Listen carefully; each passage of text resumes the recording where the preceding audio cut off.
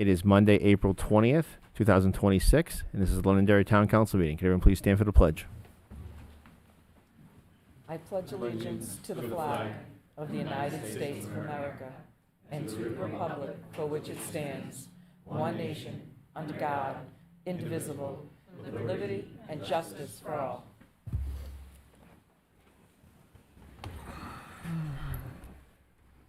We have a couple pieces of town council business here. I've received several emails over the last few weeks regarding social media issues. So I've decided that we as a council are going to provide elected officials social media training.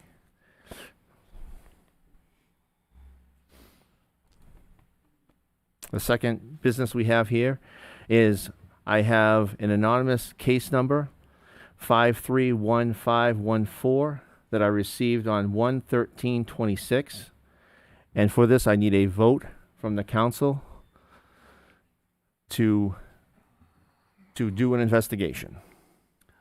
Motion to move forward with the investigation. A motion from Ted.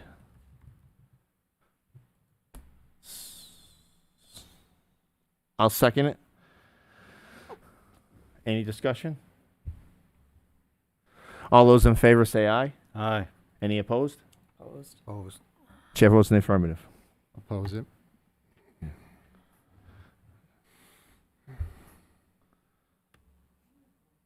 Okay. Can you just make So sure hold that's on. clear for the recording secretary as to who voted for what? Opposed. I'm sorry, I didn't speak in Okay. the mic. So you guys are saying no? Correct. We can do a roll call vote, which we should Oh, yeah, do according to the roll- I charter. just- Aye. roll call vote. Aye, Ted um, Combs. I'll abstain. Ron Dunn, yes. Dan Bouchard, no. Deb Paul, no. Okay, so that would mean the motion would fail.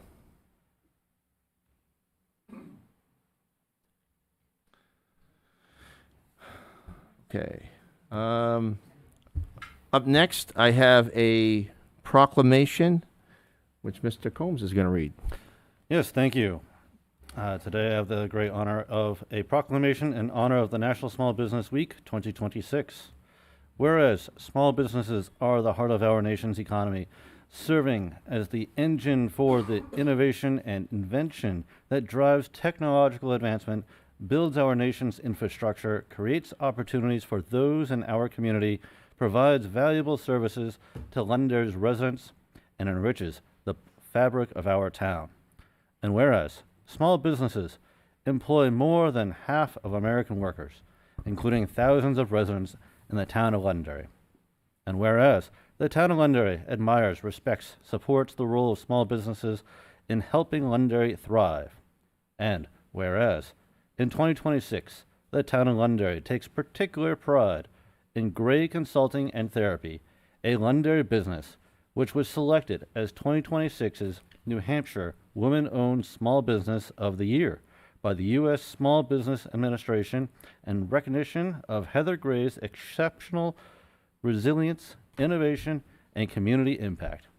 And whereas National Small Business Week has been proclaimed by the President of the United States since 1963, honoring the vital role of small businesses in creating jobs, growing the economy, and honoring our economic communities.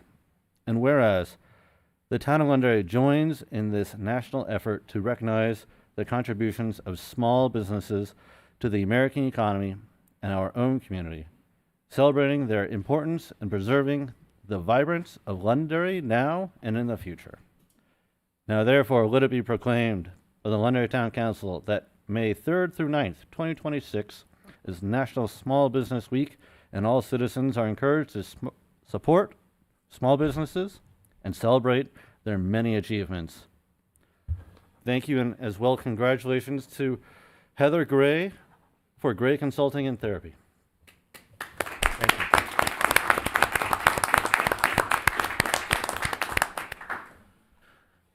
Up next, we have an update from Captain Patrick Cheatham on the Bring Back the Trades Expo that happened on Saturday. It was a wonderful event, sir. So, Mr. Chairman, members of the council, Mr. Town Manager, and the packed audience we have here, good evening. As the chairman said, my name is Patrick Cheatham. I'm a police officer and a captain with our police department. And while every day in Londonderry I think is a great day, we had an especially great day this past Saturday at the Londonderry High School, where we held our second annual Bring Back the Trades Skills Expo. Vice Principal Katie Sullivan, who is co-chair locally with me, couldn't be here tonight, but she deserves a tremendous amount of credit for all the work that she did in our event. We're very proud to say that in just the short 1 year in which we've been bringing this program to Londonderry, this year our event was attended by nearly 1,200 young people, not just from Londonderry, but from around the state, Massachusetts, Maine, and Vermont, while our target audience is our community and people in New Hampshire. We gave out more than $35,000 in scholarships to 14 different young people, so that way they can pursue education and training in anything from welding to automotive technician type stuff, carpentry, any type of trade that they so choose. In comparison to last year, we were able to give out 3 scholarships totaling $4,500, although we raised $30,000 last year. To say that we gave out a few more scholarships this year compared to last we were very pleased by the level of participation, not just from local residents, but also the Londonderry School District. Dan Black, our superintendent, was there, as well as Rick Barnes, the principal of the high school. Both were in tremendous support. And I don't know if he walked in before I stood up, but Bob Slater wanted to join me this evening as well. Is Mr. Slater here? No? But Bob Slater, superintendent of our school district, as well as a local business owner and longtime resident, has been supporting our program for the last 2 years as well. I'd also like to recognize that every member of the town council stopped in or said hello or sent a text message just checking in about how busy the parking lot was. So I really do appreciate your support as well. And next year, under Katie's leadership of the new Lancer Academy, I believe that we'll probably house this program under her tutelage going forward. One question I was asked on Saturday, and then I'll wrap it up. I know we have a busy agenda, you have a busy agenda. This is my agenda. Why is the police department involved in Bring Back the Skills Trades Expo? So a year ago, January, Katie and I were at a Londonderry Rotary meeting over at the coach stop at 7:30 on a Wednesday morning, and Shayna Brunier, executive director of Bring Back the Trades, came to share what their program was all about, looking for a donation, and Katie and I approached her afterwards and said, we need to do this in Londonderry. Last year, we had 4 months to plan our event, and it was well attended. It was a great start, and as a function of my role as the department CEO, community engagement officer, Katie and I just, ran with the ball, and I have the chief and the deputy chief support always in programs like this. So I believe we are the only police department in the country that co-sponsors a Bring Back the Skills Trades Expo, and happy to say that Londonderry leads the way when it comes to trades expos in our region. So thank you very much. I'm happy to take any questions, but I want to personally thank you and Kath for all the work you did. It was an excellent event. The governor came. Mm-hmm. Governor was very happy. Yes, thank you. Yeah, Governor said she was very happy to come to Londonderry and see how we lead the way. And Governor Aya, to her credit, she spent nearly an hour and a half at our event, and so for a woman with a very busy schedule, I think she had a personal touch with almost every business owner, indoors, inside, and outside. And thank you for sharing that. No. I don't want to. It's important that we recognize the governor as well. Anybody else have any questions? No, I was just impressed. Every time I drove by on Saturday, the parking lot was completely packed all day, all parking lot areas, not just the main high school lot. I think we might have to reserve Matthew Thornton parking lot for next year, and maybe even run some shuttles. Yeah. In all seriousness, because so. It was full, to say the least. And excellent. Thank you to all the vendors that participated, made it happen, and thank you both again. Great. Wonderful event. Thank you very much, and thank you for your time. Yeah.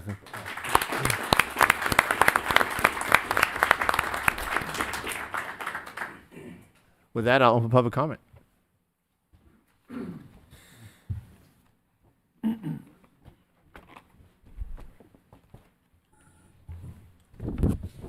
Good evening, Mr. sir. Chair. I'm great. Kevin Smith, 6 King Philip Drive. I noticed that there's some listening sessions coming up on, I'll call it the Lions Hall. Okay. And there's a reason I'm calling it the Lions Hall. So I just wanted to share with you an anecdotal story that happened between my wife and I recently. This was probably like 3 weeks ago. We were driving through the center of town, and I noticed that the Presbyterian Church had yellow caution tape up around the doors. And I said, uh-oh, I hope something's not wrong with the structure of that building. I said it would be a shame to lose both that building and the Lions Hall. And she said, yeah, and the Reverend Morrison House. And I said, yeah, that's what I said, the Lions Hall. And she goes, no, I know you said that. I'm talking about the Reverend Morrison House, the red house. And I said, no. I go, that's the same thing. She goes, no, it's not. She goes, the Morrison House is the thing, the red house down Pillsbury Road. And then she pulls out her phone and starts going on the internet, pulls up the Historical Society and shows me the Morrison House being the red house. And I said, no, that's the Morrison House Museum. The other thing is the Reverend Morrison Meeting House. And that's when it occurred to, I said to her, what did you think the warrant articles were when you went and voted? She said, I thought they were to fix the red house. She said, I couldn't figure out why we were spending $3 million to fix the red house. She said, and then the second warrant article, she said, I thought it was to fix both the Lions Hall and the red house. So I'm like, you got to be kidding me. And she goes, no. And I know it sounds like we don't talk. We do, but we don't talk about this stuff, believe it or not. So she gave me permission to share this story, Art. So then she goes, because she's a school teacher in town, she said, well, I'm going to go in and I'm going to talk to the teachers that are Londonderry residents and see what they thought. So she comes home the next day and she says, to a person that she talked to at the school, they thought the warrant articles were about the red house and not about the Lions Hall. So I share that story with you because I think for those of us that are like in the 0.5% town hall bubble, we all understand what's being talked about. But for those people who have a life outside of here, they may have actually been confused on what the warrant articles were intending to fix. So going forward for the marketing of what's going to happen there, I just think a much better job needs to be done about distinguishing what is the meeting house / Lions Hall and what is actually the museum on Pillsbury Road. That's my story, and I'm sticking to it. Thank you. Kevin. Thanks, Kevin.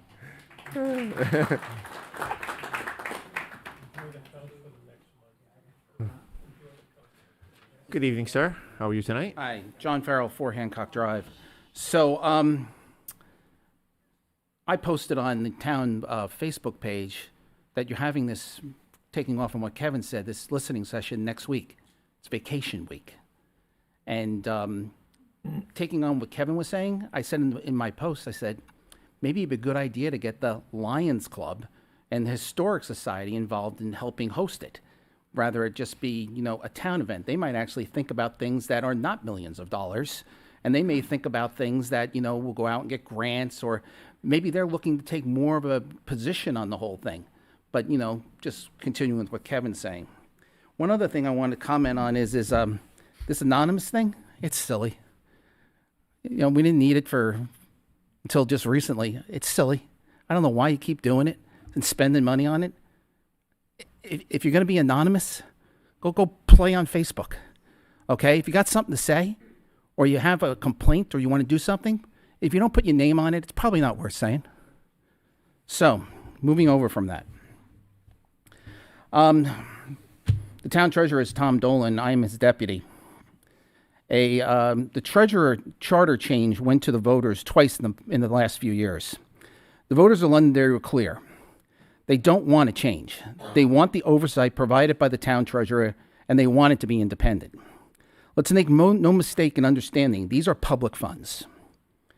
For the first time, maybe in history, the Londonderry town budget at almost $57 million is now higher than the $55 million budget being presented in Derry. And we all know how the people of Derry feel about their tax bills, which have traditionally been significantly higher than the town of Londonderry. The town treasurer has been analyzing and reviewing, monitoring the expenses.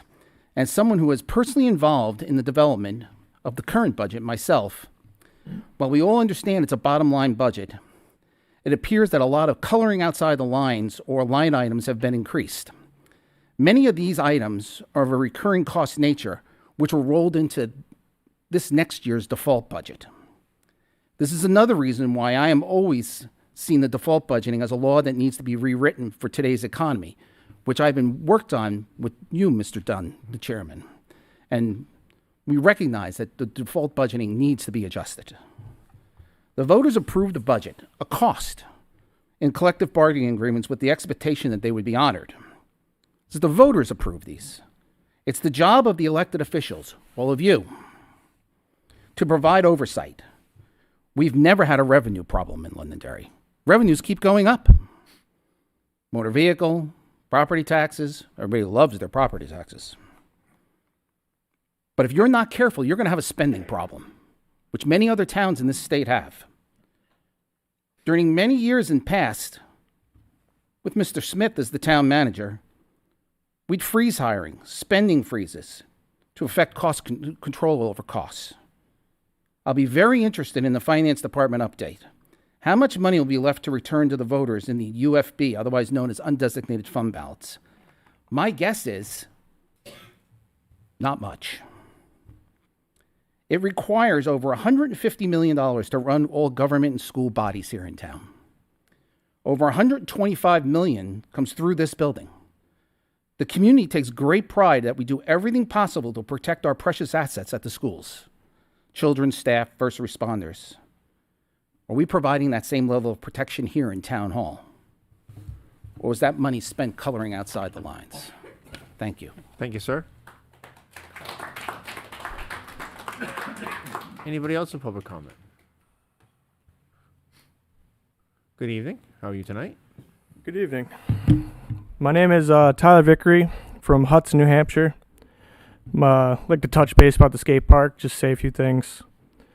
I've been skateboarding for over 20 years. In that time, I've seen skate parks come and go.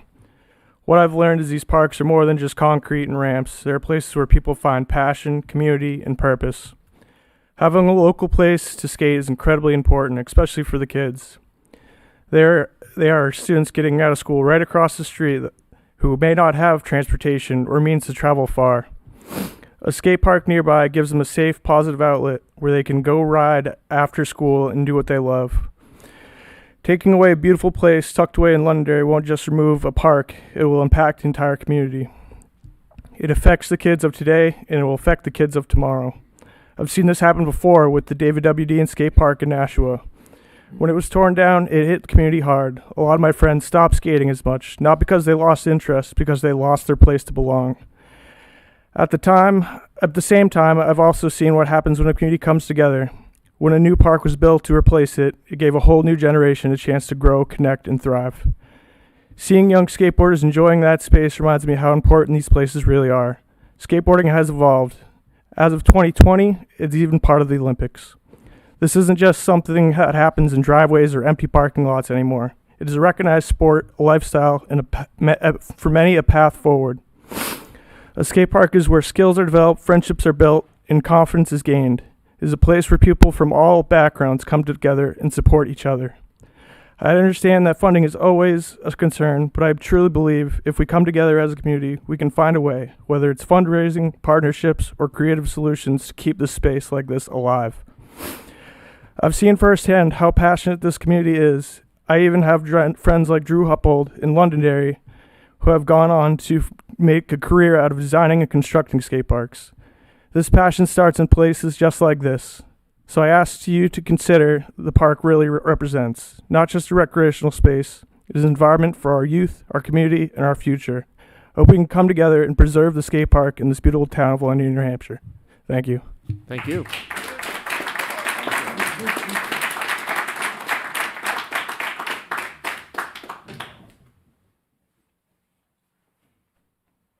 Good evening. How are you tonight? Good evening. I'm well. How are you guys? Good. So I was here the previous meeting, and it was the wrong Just meeting. Say your name and address for the. So I'm back. Yep. Say your name. Just say your name and address for the record. Yep. Drew Uphold. I'm a resident of Londonderry and have been my whole life. I'm an avid skateboarder who frequents the Londonderry skate park. I am concerned with the possible loss of the skate park as I know how impactful they can be on a community. Not only do they bring traffic through town, which is beneficial for local businesses and things alike, but they are extremely beneficial for the youth as it provides a safe haven for local kids to gather and express themselves through skateboarding and other action sports such as BMX or scooter or rollerblading. It's great for physical and mental health and also produces strong determination and perseverance in oneself. Myself, along with countless others, have used our free time to maintain and clean up the park whenever it needs to be done.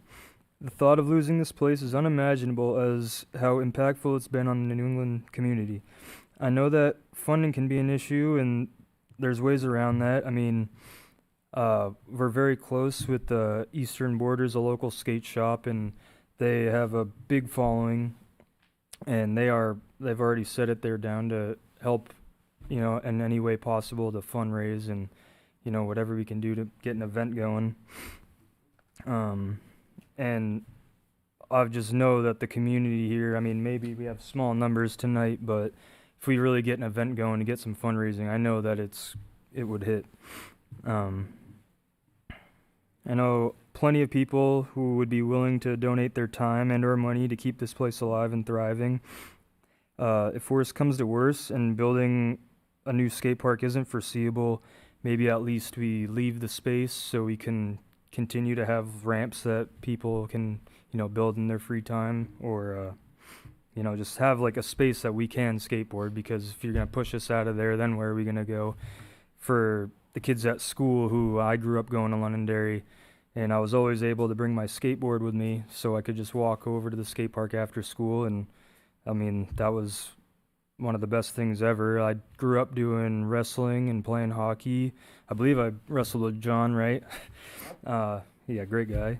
Thank you. And, it's just like skateboarding, like those are two great sports and they do a lot for someone, but for some reason, skateboarding's always stuck with me over those, and I know it's done for a lot of other people too. I work for a skate park company, build concrete skate parks, so I know what I'm doing. If we can, keep the space and maybe we can make something work, kind of just make it a skate place. I don't know, I'm losing track, but the locals alone are capable of building it. Myself and a few others work for concrete companies specializing in skate parks. We have built a few ones nearby, such as Portsmouth, Dover, Manchester, Lincoln, Nashua, Meredith. We've got one coming up in Bethlehem. Like, it's the amount of towns that are, revamping their skate parks and whatnot. It shows that it's beneficial to the community, I think. Skateboarding means so much to us, the community, and it would be unfair to take away a space like this for future generations, because the amount of friends you get, and just lifelong friends, a lot of benefits happen from that, and it's just, I don't know, it's crazy what the skateboarding community can do. And I'm not going to stand to see it go. All right. Thank you, and I don't know if do you guys answer any questions or anything, or is this kind of just a comment? This is Comment. just a comment Yep. now. All right. Well, thank you for Thank your you. time. I appreciate it.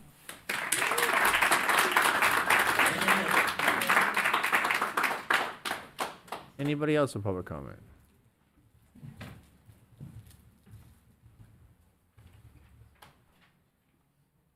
Good evening, sir. How are you tonight?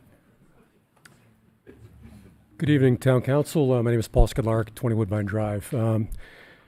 I'm back again for reasons you probably understand why I'm back, just to kind of bring people up to date. Last couple of weeks ago, I was in here to talk about the citizen petition letters, and wanted to make sure that those letters went out as prescribed in the citizen petitions. And I know now that those letters did go out, and those letters went out with one signature, not 5 signatures. I was not given any kind of reason as to why that was happening. None of you provided a reason. I reached out via email. I think 2 days after that meeting, I heard back from one person, that being Councilor Bouchard, who responded back, "Thank you." I think there might have been a period at the end of the thank you.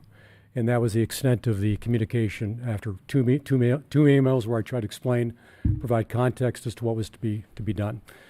To reiterate, both of those citizens petitions proscribed within the petition that the town council send letters to both the governor's office and to the state legislators and our senator, alerting them to the fact that there was a vote taken, the percentage and the number of people who voted for both petitions.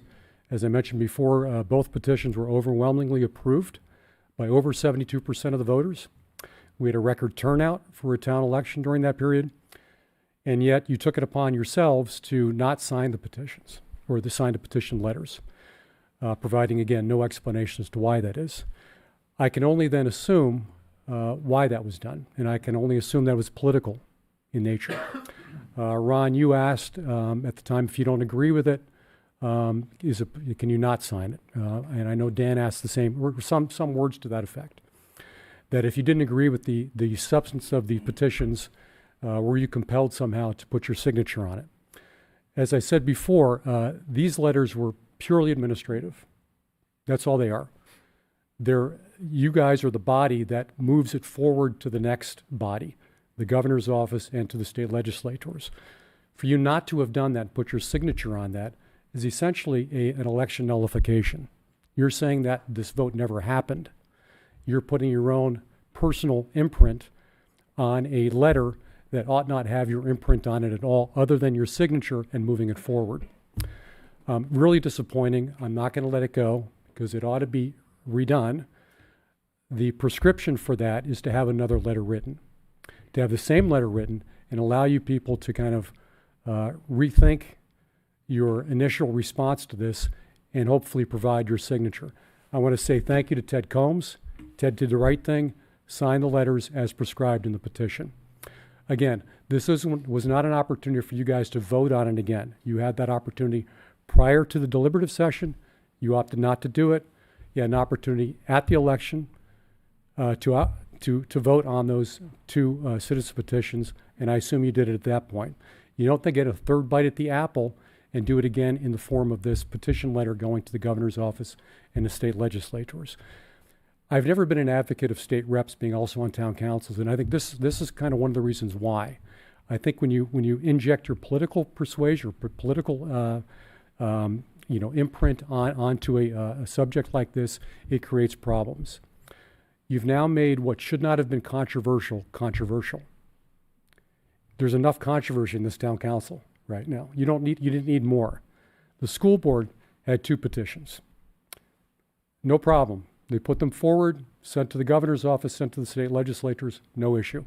No controversy, no problem. For some reason, this town council made it controversial.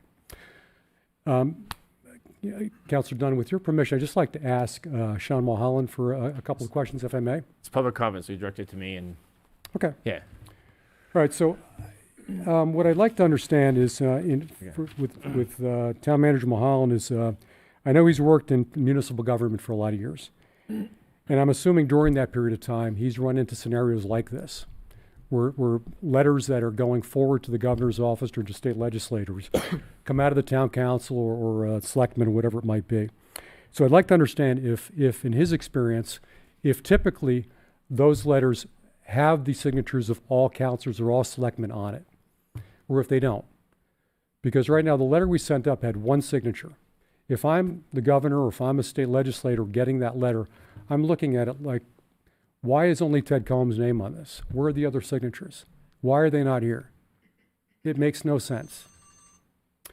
And so I think there are a few questions I'd like to know. I'd like to understand that from Sean Mulholland. I'd like to is that my time? Yeah. But, okay. But I'll personally get back to you and I'll.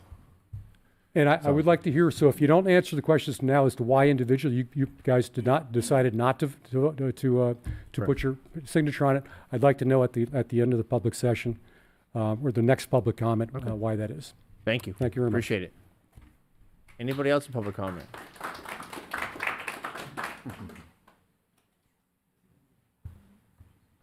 Good evening, Christine. Hi. Christine Perez, 5 Leslie Drive. I spoke to him after the meeting because I didn't understand.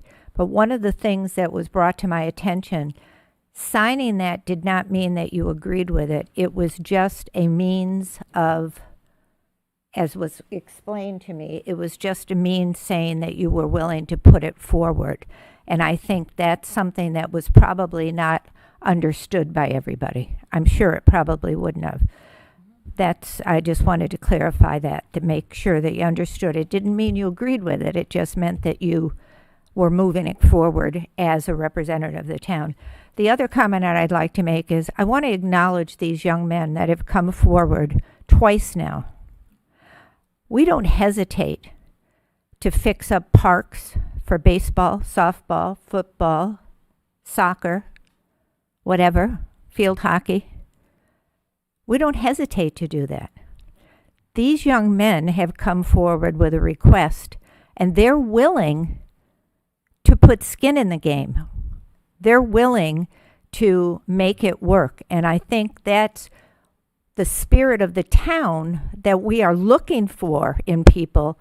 And these are young people that are willing to do what we want the town to do. Step up if they want something done, to take ownership. So I think you really need to consider all the effort that they have put into it and that they're willing to put into it and how important it is to them. Thank you. Thank you.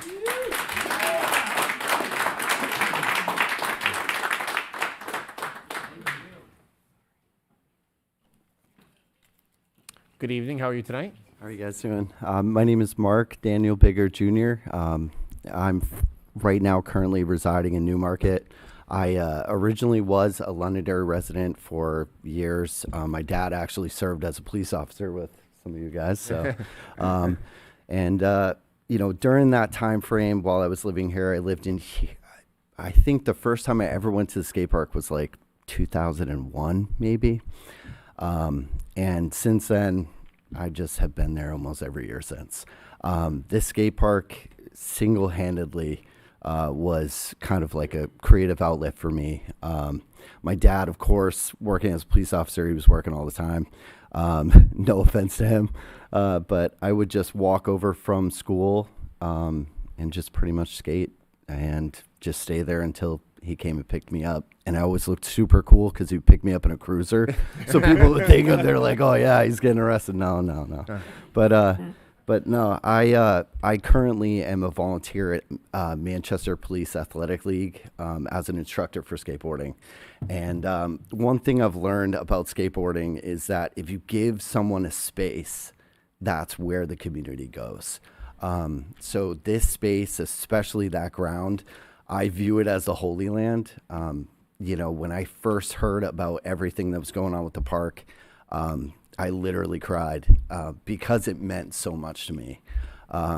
Going there, seeing all of my friends, most of them are right over there. Mm-hmm. You know, the amount of tricks that have gone down there and just all of us being able to be together, it's like church for us. So to have that space and make sure that that space is maintained for us. I live in Newmarket and still drive out here. I have two little girls that are itching to skateboard, and most of the skate parks, they're so busy. And the one thing I loved about Londonderry was that it was busy, but it's so spread out that little kids can actually go and skate, have the chance to learn and have the, you know, the creative outlet that I did.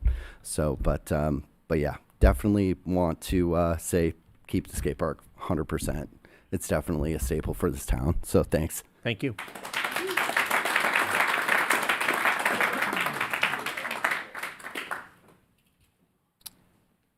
Good evening. Good evening. Martha Smith, 38 Shasta Drive. I just want to reiterate what Paul Skudlarek said too. I think that that basically you were just certifying to the state and the officials at the state who represent us what our vote was. It wasn't saying you agree or disagree. It had those who disagreed there were represented and those who agree were represented. So I think it would be very weird. If I was receiving that letter, I would be saying, where are the other signatures? Did the town of Londonderry make a mistake when they sent this up here? And, you know, was everybody else absent? What happened? So I think is very strange. I would like you to reconsider as well. And as an older person living in the town of Londonderry, I would like to put my vote in for the skateboard too, the skate park. That I don't believe that we have enough for the young people in town, and I think that's a great outlet for them, and I commend them 100%. Thank you, Martha. Thank you.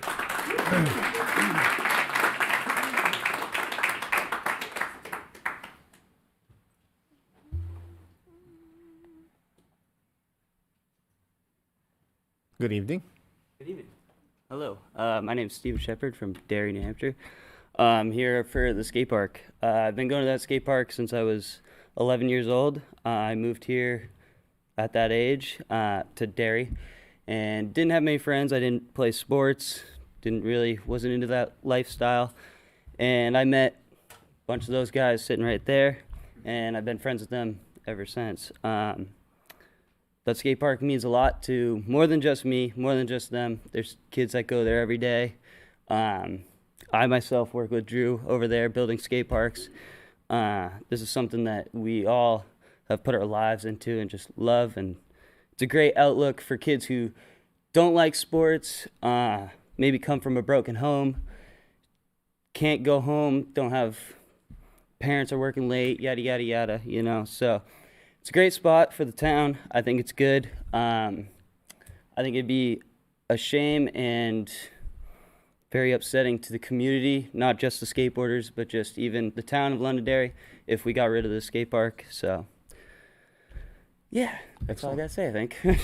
Thank you. Thanks for coming out.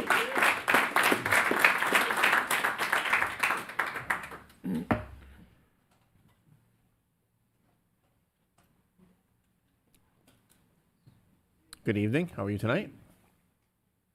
So my name's Nick Castelletto. A little bit of a different perspective. I'll keep it short and sweet.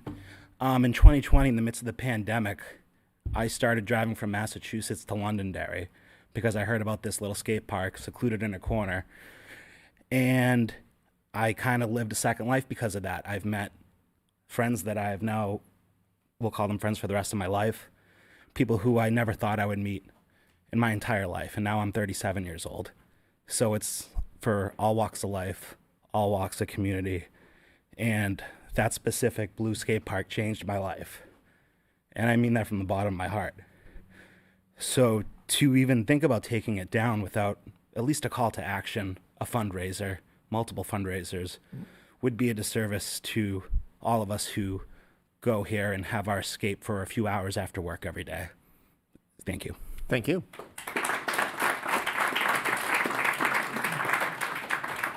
Anybody else in public comment? Seeing none, I will close public Ron, comment. Yep. if I may, I was wondering if we could have at least the recreation director come and speak upon the skateboard park, as we had a We have an investigation. agenda item. We actually have it further It's coming down? up, yep. It's on the agenda Thought- tonight. I didn't actually see it on the Yep. agenda. Yeah, it's- Thank you. No, absolutely, we'll have to do that. Mr. Chair, I Yep, got a couple thank you, things. sorry. Okay, go ahead. On March 16th, I asked that we put retirements and resignations on the agenda. I still haven't seen that on our agenda. Also on March 16th, the emergency management director position came up, and it was said that we were going to address it at our next meeting. We still have not addressed that. And my last thing is, what is being done regarding complaints that have been filed and are not anonymous? When will these be made public? We do have some complaints that have come in, signed by individuals or written off by individuals, and I'm wondering, when are we going to address those as a council? Okay. All right. Can I get an answer on any of this stuff, or is it just going to? I thought you said that was the new rule. We were going to Yeah. answer all questions at public comment. We're going to answer them in the next meeting. So, I don't, as far as the retirements, I just have to find out when it's going to be put on the agenda. I just have to ask the lady, when she's going to put it on, okay. that's all. And the emergency management director, that was supposed to be discussed at the next meeting after March 16th, and we've had that meeting, and Okay. that has still not been addressed. Correct. We're just falling back to the current one for now.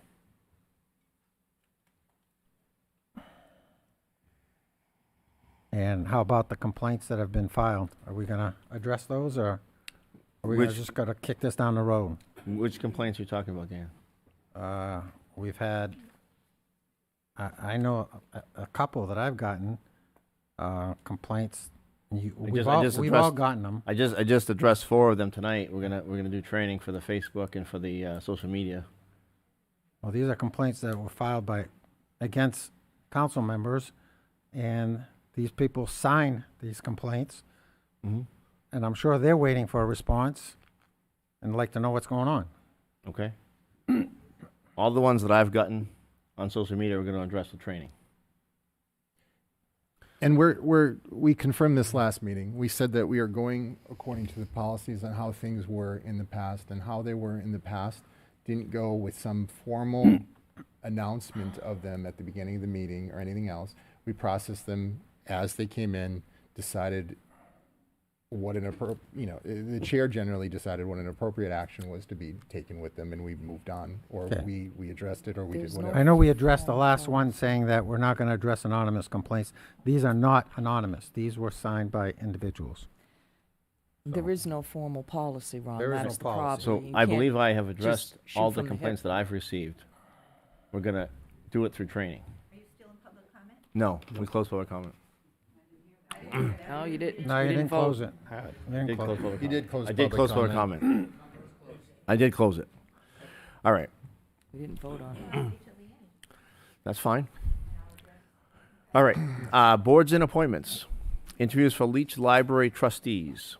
Up first, we have Linda Lampkin.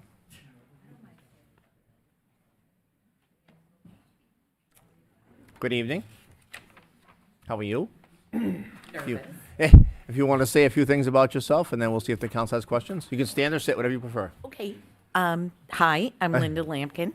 I live at 4 Griffin Road in Londonderry. Lived here since 1998 in the same house, same place. Spent the last 2 years on kind of retired because my school closed. But before that, I spent 27 years working either in the Londonderry School District or the Derry School District as a librarian, library assistant, something in a library. Questions? Any questions for Linda? I don't have any questions. You were up in front of us before. Yes, I was. Yeah. For a very long time. Yes. When we were looking at alternates, we were interviewing people for alternates, so I'm all set. Yeah, no need to be nervous. We're old friends at this point. Oh, yeah. I'm still nervous. I'm sorry. Any other questions? All right. Thank you Great, for applying. thanks. Thank you, Linda. Have a good night. Yep, thank you. The next applicant, Mary Ann, I believe she's not here, correct? And you had a statement to read for her? That is correct. She is not here. She did ask me to read a brief statement on her behalf. She sent me an email saying that I serve as head circulation librarian at a public library where I manage daily operations, oversee circulation workflows, and work closely with the public. In addition to my operational duties, I review and update library policies to keep them relevant and fair. I also help develop the library's strategic plan and action plan, turning long-term goals into practical steps. I also have experience in collection development and data-informed decision-making, including tracking usage patterns and improving systems to better serve patrons. I regularly contribute to monthly reporting and collaborate with colleagues to maintain efficient and transparent operations. I value public service and would bring a thoughtful, collaborative approach to the board. Excellent. Up next is Russell Legou. Good evening, sir. If you want to say a few things about yourself. Sure. Russ Legou, I'm at 2 Fidelis Ridge. I don't have library experience, but I'm approaching this from a little bit of a different angle, more thinking of boards and trustees as similar to companies that have board of directors. The board of directors typically tend to come from outside the company with all kinds of backgrounds and just bring in different perspectives. I've been in town since 1986. I had my own small business as well, actually, an environmental consulting company.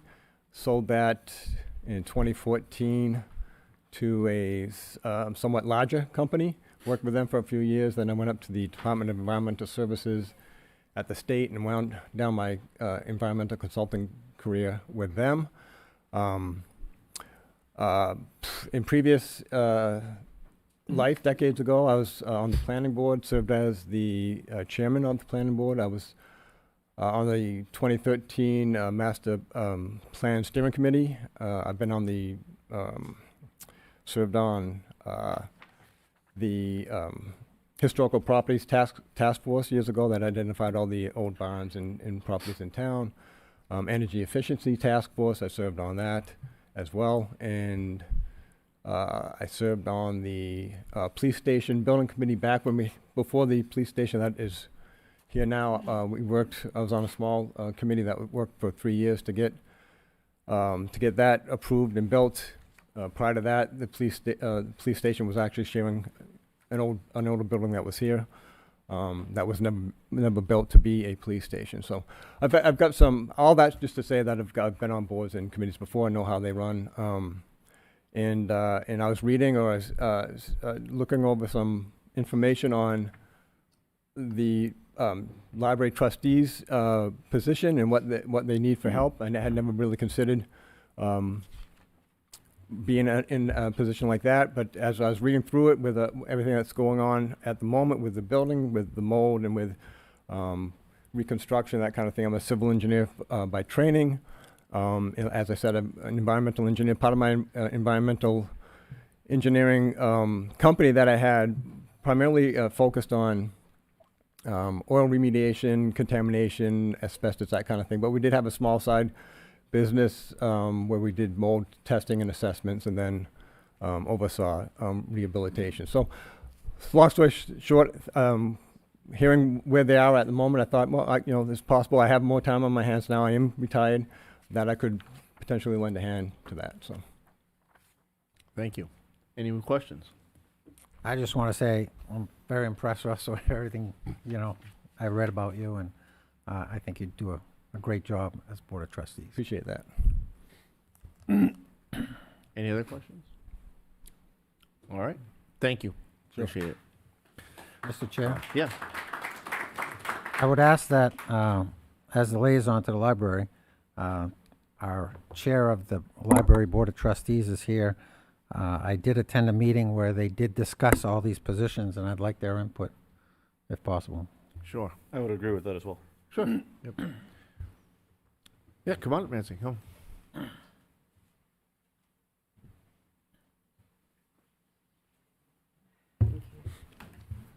Thank you for that, Dan. Thank you.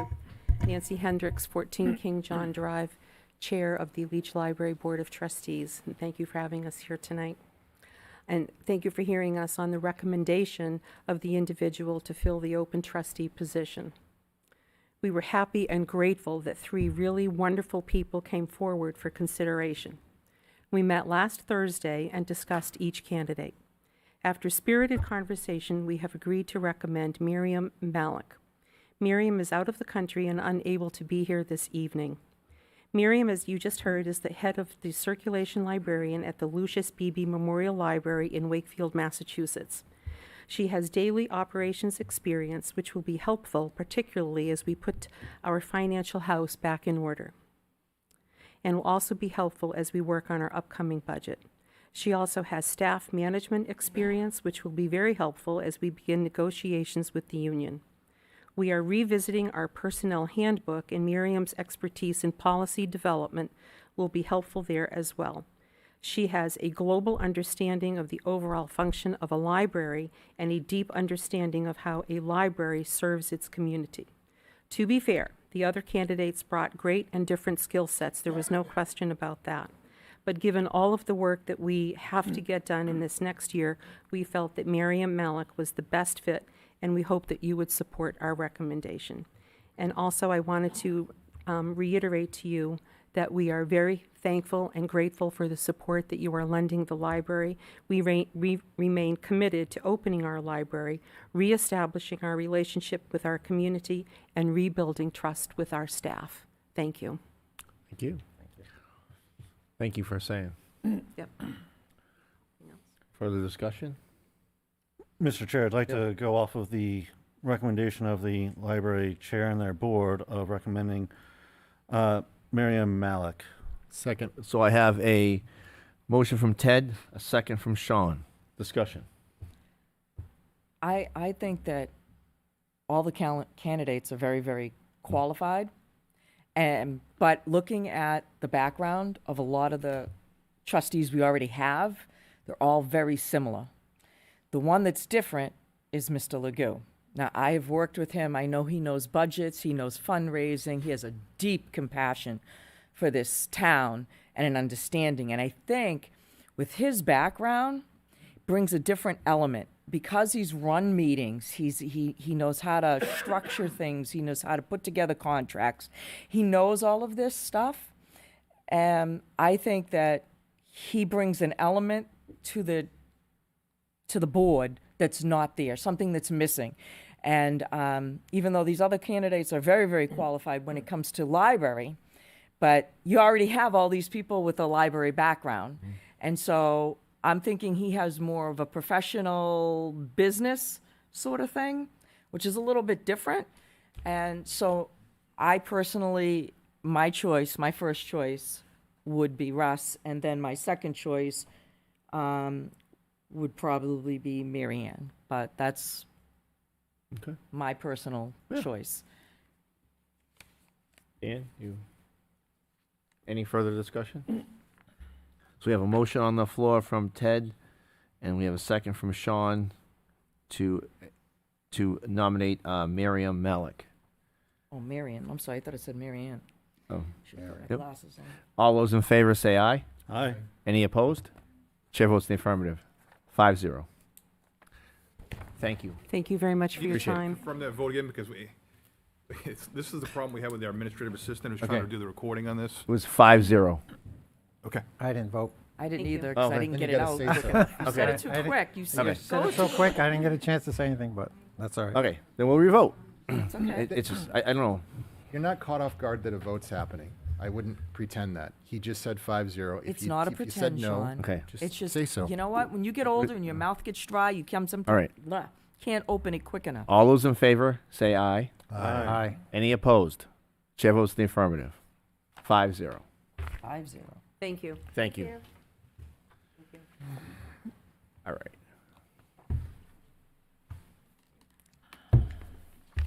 The next three positions, we're going to interview all the applicants first because there's a couple applicants that have applied for different positions. So we'll apply them all and discuss each one separately afterwards.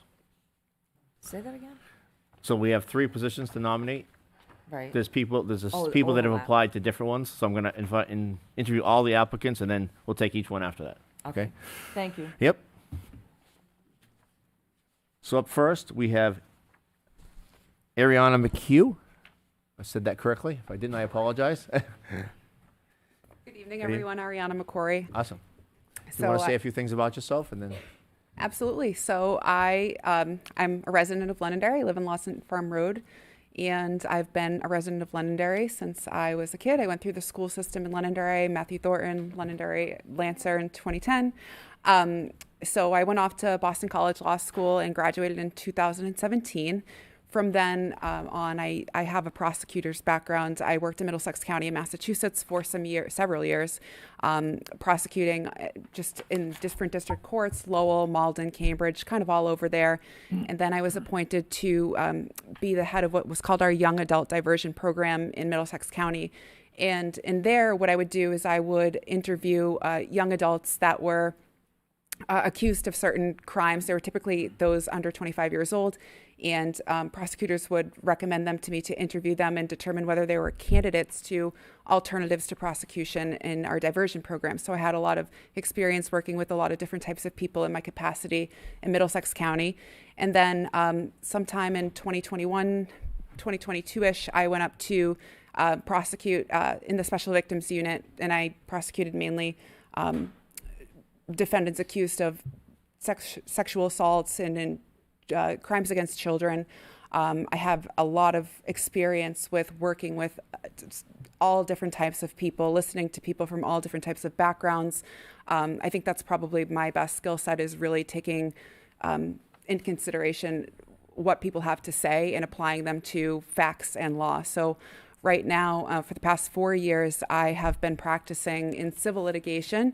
My main practice is in real estate. So right now, my main practice is really property disputes and municipal land use and planning. So over the past few years or so, I've had an extensive opportunity to represent clients all over the state in front of zoning boards of adjustment, planning boards, select boards, whatever, municipal matters they may bring to me at my firm. But I've developed a very good understanding of those sorts of matters. I think I'm very well qualified to take any given set of facts before that may become before the zoning board of adjustment to sort of consider not only does that meet the criteria in our zoning ordinance, but really the statutes and law in New Hampshire, which is what really governs everything. So I have a lot of experience in just reviewing those types of matters from my own perspective and representing clients, and a very good grasp on the law and how to apply facts to law, and just generally in terms of the procedure that comes along with that, in terms of appeals. I've handled appeals all the way to the Supreme Court in New Hampshire for those types of matters. So I think I am pretty qualified. I'm a Londonderry girl through and through, and this is the year that I've decided that it's really my time to sort of branch out and join different committees. I've been, just this past year, I've joined various committees in the Bar Association. I've been appointed to what's called the New Hampshire Leadership Academy through the Bar Association. We do a lot of different continuing education about like leadership skills and things of that nature. And also the Women's Bar Association New Lawyers Committee, where I assist new lawyers with developing skills and getting connected with other attorneys. And with that comes with planning events and kind of coordinating things of that nature. So this is a special interest of mine. I love practicing municipal law.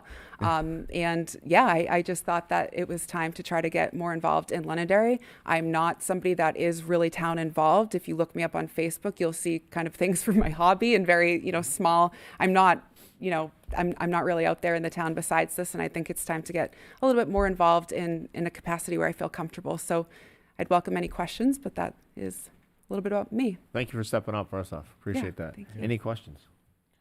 The fact that she loves law I know. makes her a perfect fit, because you really need to stick to those 5 points of law. And, that's really important with the ZBA. Yeah, you got to remove emotion and Yeah, your no personal emotions. feelings, and it makes the job much easier to confine it to the law. And this is your first choice, right? This is for the perfect. ZBA. Awesome. Yes. So thank you. Thank you. Thank you. Any other questions? No. Thank you. Thank Appreciate you. it. Jennifer is not here, correct? That is correct. And she's Jennifer asked was to unable make be it. put on a future. Yes. Okay, perfect. All right, up next is Kevin Kohler. Good evening, sir. Good evening. Thank you Kevin for stepping Kohler, up. Londonderry, Anthony Drive. I got kids coming to school age, and I'm just trying to get involved with the town.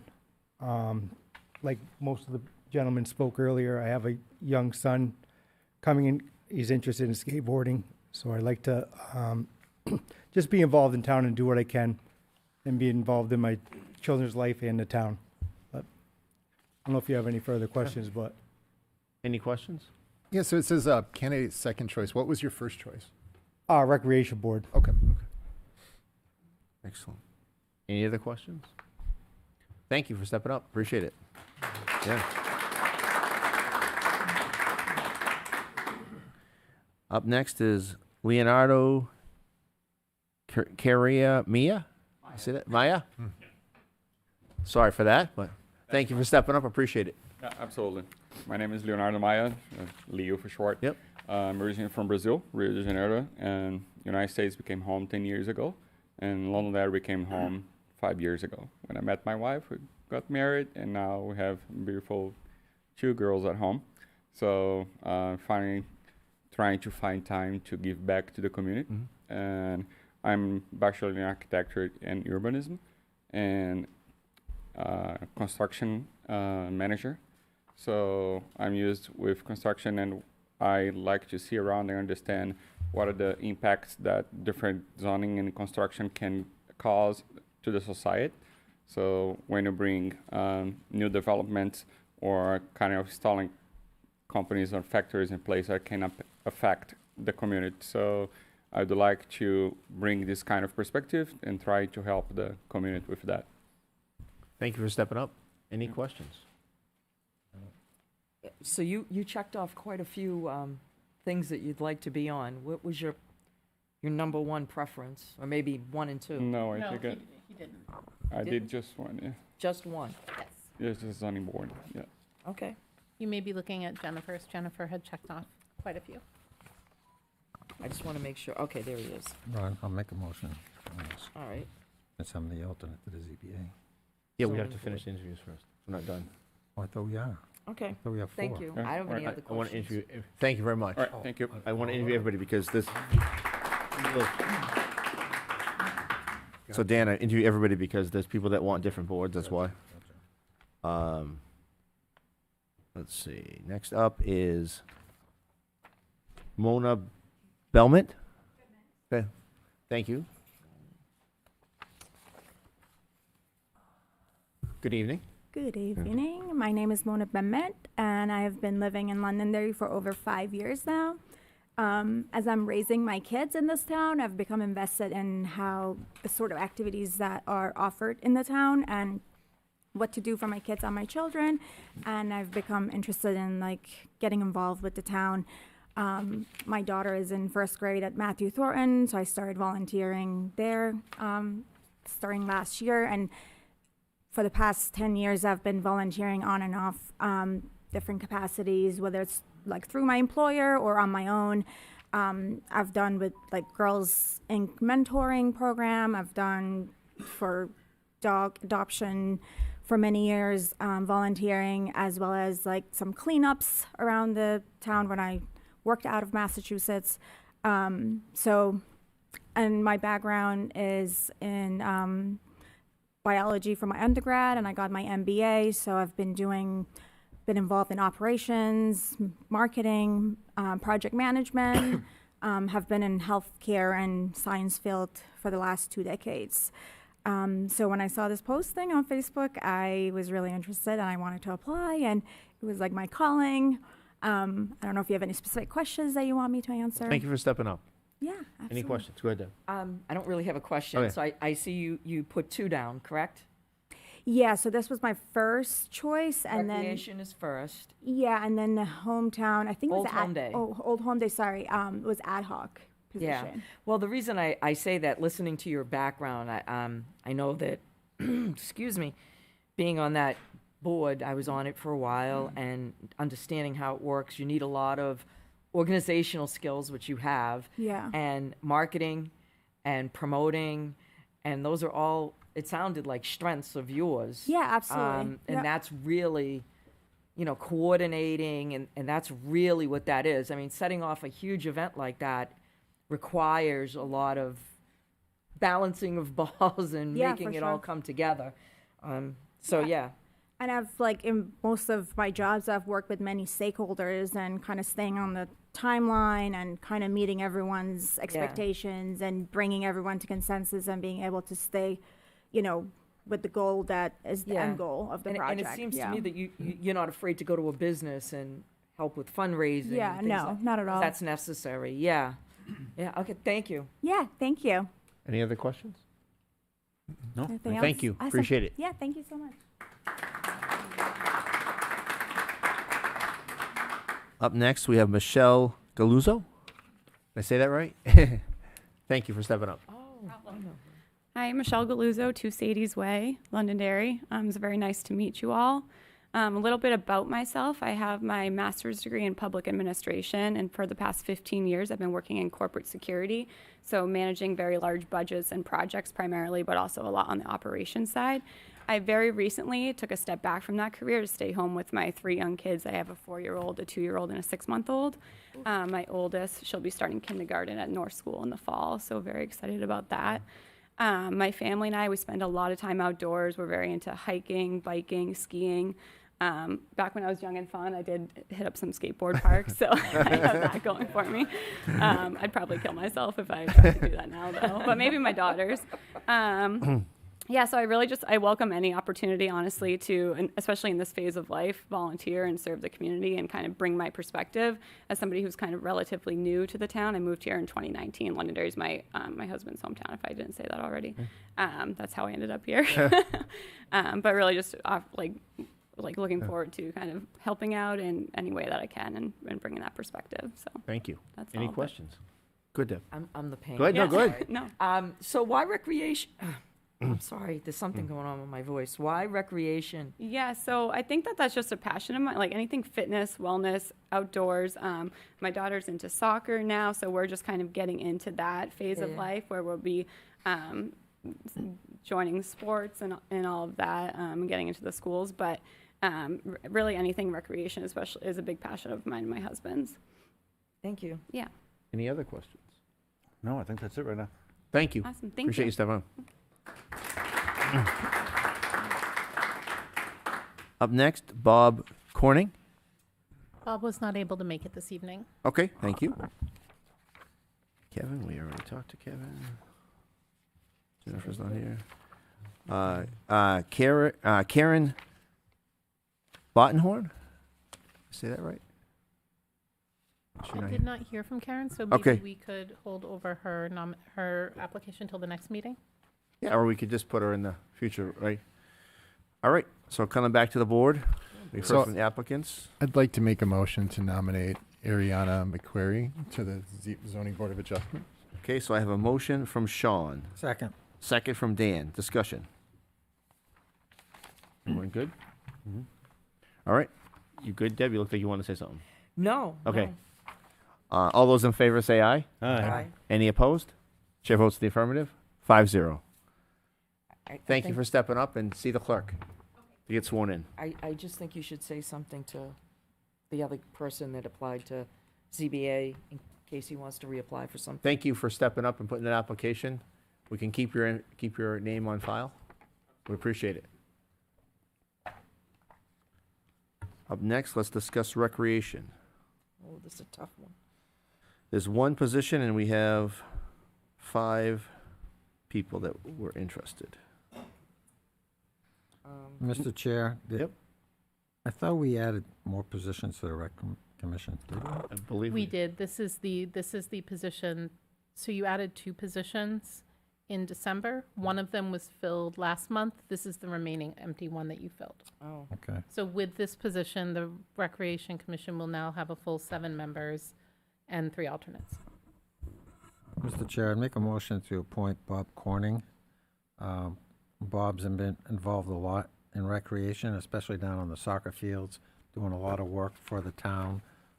Saved the town a lot of money down there on irrigation systems and stuff. So. I have a motion from Dan.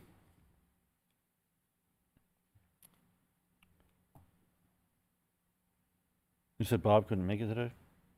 Yeah. That is correct. He was unable to make it this evening. I'll second Dan's motion. All right. Second by Deb. Discussion. We have so many great candidates. I know. This is really hard. Makes And that's sense. why I brought up Old Home Day, because I felt that Michelle Galuzzo,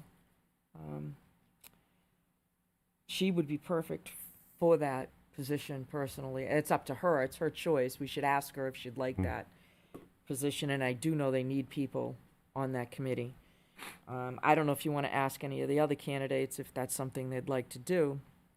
Well, Deb, we have I we have 1, 2, 3. We have 4 candidates that made it their first choice. We I have know, that's Kevin, what I'm Bob, saying. Michelle, and Mona that wanted it as their I first know, choice. So but and we can only can pick one. Yeah. And they're all good. And they're all good Yeah. people, they're all talented. My point is, we still have openings. That's why we should ask them if they, is there something else they would like to do that we have an opening for? This way we don't have to pay to put it back out there and do all that stuff. They made choices on the sheet, if you look at the sheet. Yeah, no, I I'm just saying did. that way. I did. What? So we have any further discussion? Okay. So the motion is from Dan, the second from Deb, to nominate Bob Corning. All those in favor say aye. Aye. Aye. Any opposed? Chair votes in the affirmative. 5-0. Bob, see the clerk. And For to all those the of other you who did candidates, apply, thank I'd you like very to much. encourage you to stay involved and come up again. I believe we may have more positions that will be turning over at the end of the year. I'd like to see more young people step up and want to be involved in town. So please do so. Up next, we have Beautify Londonderry. Jennifer couldn't make it tonight. Karen, We have 2 full-time positions, correct? yep. I'd make a motion that we appoint Jennifer and Karen to both of them.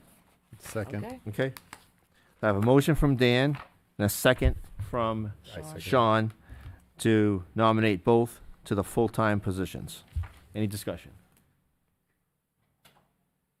Seeing none. All those in favor say aye. Aye. Any opposed? Chair votes in the affirmative, 5-0. I need Jennifer and Karen to see the clerk, please, to get sworn in.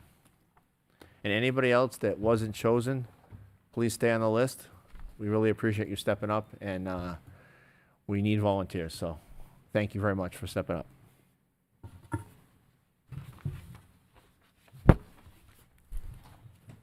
All right, up next. Up next, we have a public hearing. Receive public input, discuss and accept unanticipated revenue from New England HIDTA in the amount of $30,000.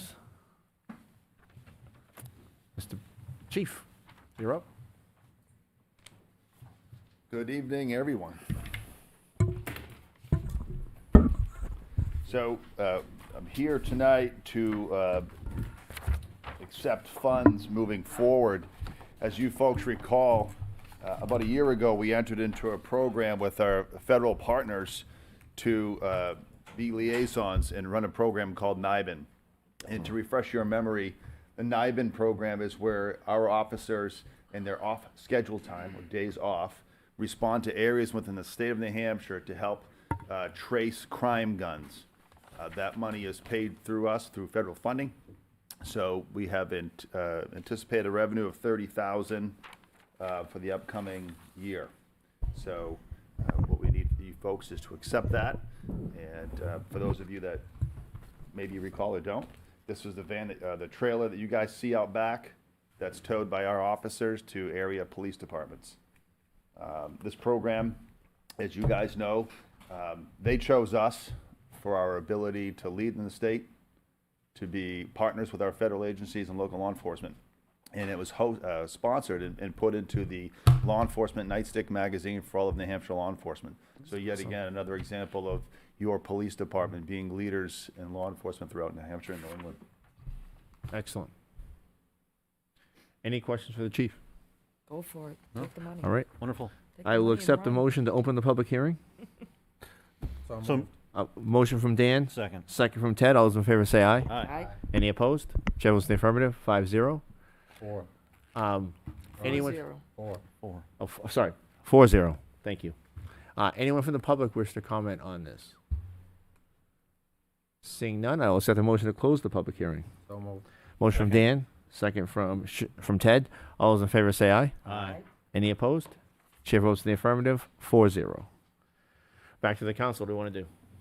It was wonderful to see the funding come in from the federal government for this again, and to be able to keep this program moving forward. Thank you guys for doing this. This is, Londonderry leads the way, right? That's what they say. Yeah. So, I will accept a motion to receive these funds. Motion to approve receiving these funds. Sorry. I have a motion from Ted. Second. Second from Deb. Any discussion? Good. All those in favor say aye. Aye. Any opposed? Chair votes in the affirmative, 4-0. Thank you. Thank you.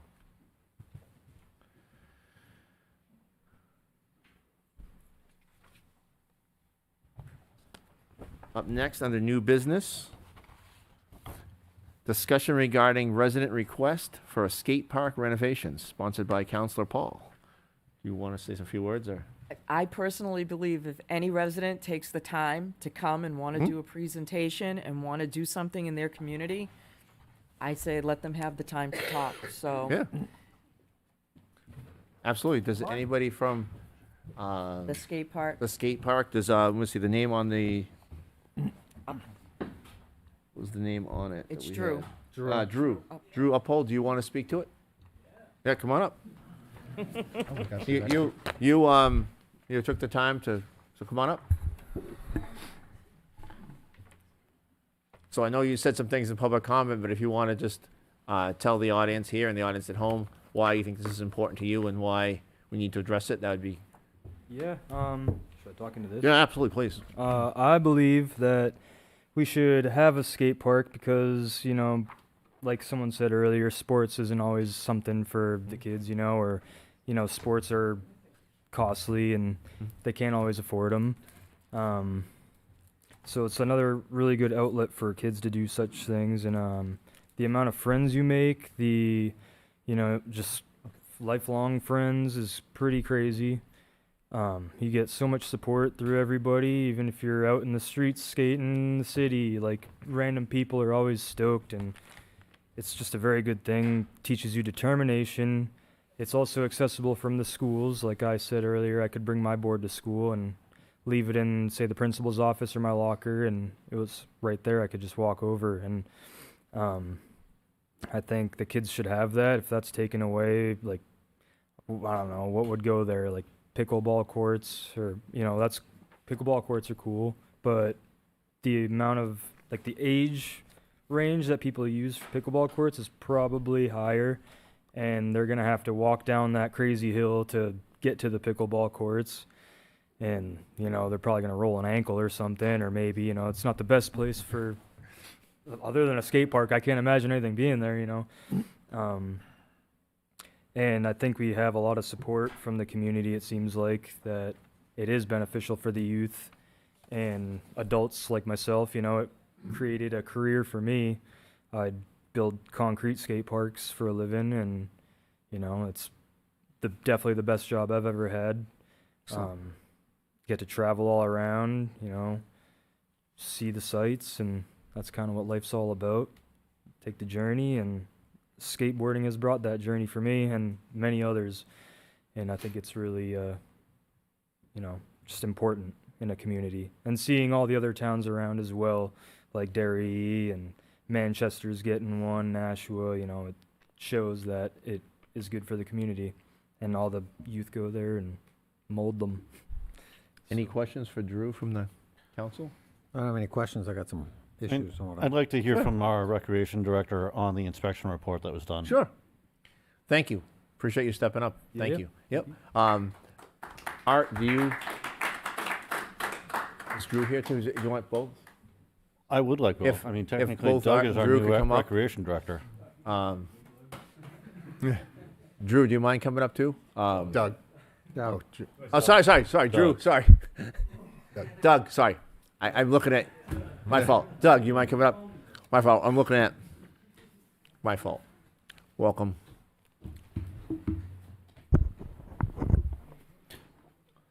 Now, I've gone through the inspection report, and I have a tour with Doug at the site. There seems to be quite a bit of deficiencies, and they've labeled it as a failure from the inspection report from our insurance company. Is that correct? Mr. Chair, may I just kick this off from staff from the beginning of this? Yeah. Obviously, we have a situation that the structures have been determined to be unsafe by our insurer, Primex. We have a risk pool that does that work. You've seen a copy of that report. So I've ordered that the place be chained up so nobody can access it, so no one will get hurt. That's the issue that we have there. We have a park that has existed for quite some time there. It is not per se managed by the town, it's on town property. We are responsible for the liability insurance on that. If you look at similar structures like the playground, we have to inspect that to make sure that it's properly maintained and there are no safety issues. And we clearly have a report that indicates that we have some significant safety issues there. And you've got the cover sheet that I provided. Certainly, these folks can talk about more about that. But I've asked them to look at what the options are. The structures do need to get removed because they are unsafe. These are the type of skate parks that we had all over the place. I used to use one of these myself when I was younger, and I did get hurt a couple of times because I really didn't know what I was doing. But anyway, they were a lot of fun. And they were made of wood generally, and they had pieces of metal in some cases put over them, but those are pretty much all gone. And as Drew indicated, he builds the ones that are the ones that meet the standards now. And they those do get inspected to make sure that they're safe. I've seen those in a number of communities. They're obviously expensive like everything else. Like playgrounds used to be rather simple, and they were rather low cost, and the playgrounds we have now are super expensive, as you probably know. Thousands and thousands of dollars, not a simple swing set like we had when we were younger, which was a long time ago. So anyway, I've asked them to assess the existing property, to give time for wherever it is that wants to use that space, whether it be a skate park, whether it be pickleball, wherever else has an interest in athletic activities that could be used at that space. I've asked them to do that assessment, work with those people to come up with a proposal to do that. We can't have a situation where we had before where people were doing things down there that we had no control over or we weren't supervising. That puts us at substantial risks. And that's a problem that cannot continue to happen there. So there has to be a plan, and of course this is going to cost money. They can tell you what the cost of these parks are of the communities that built them. They're not cheap because the standards have changed. Thank you. Gentlemen, go ahead. Did you have some specific questions? Ted, you want to? No, I just wanted to add into that I've seen all these structures. They're rotting away, the wood's rotting, the metal is rusting and sharp, the screws are popping off all over the place that are becoming tripping hazards, and I'm surprised no one's gotten more hurt there already. I'm concerned with the inspection report from Primex that with the failure rating that they gave it. I don't want people to get hurt there and then it become our liability. The problem we have, we had it inspected. Insurance company says it's a no-go. It's too dangerous.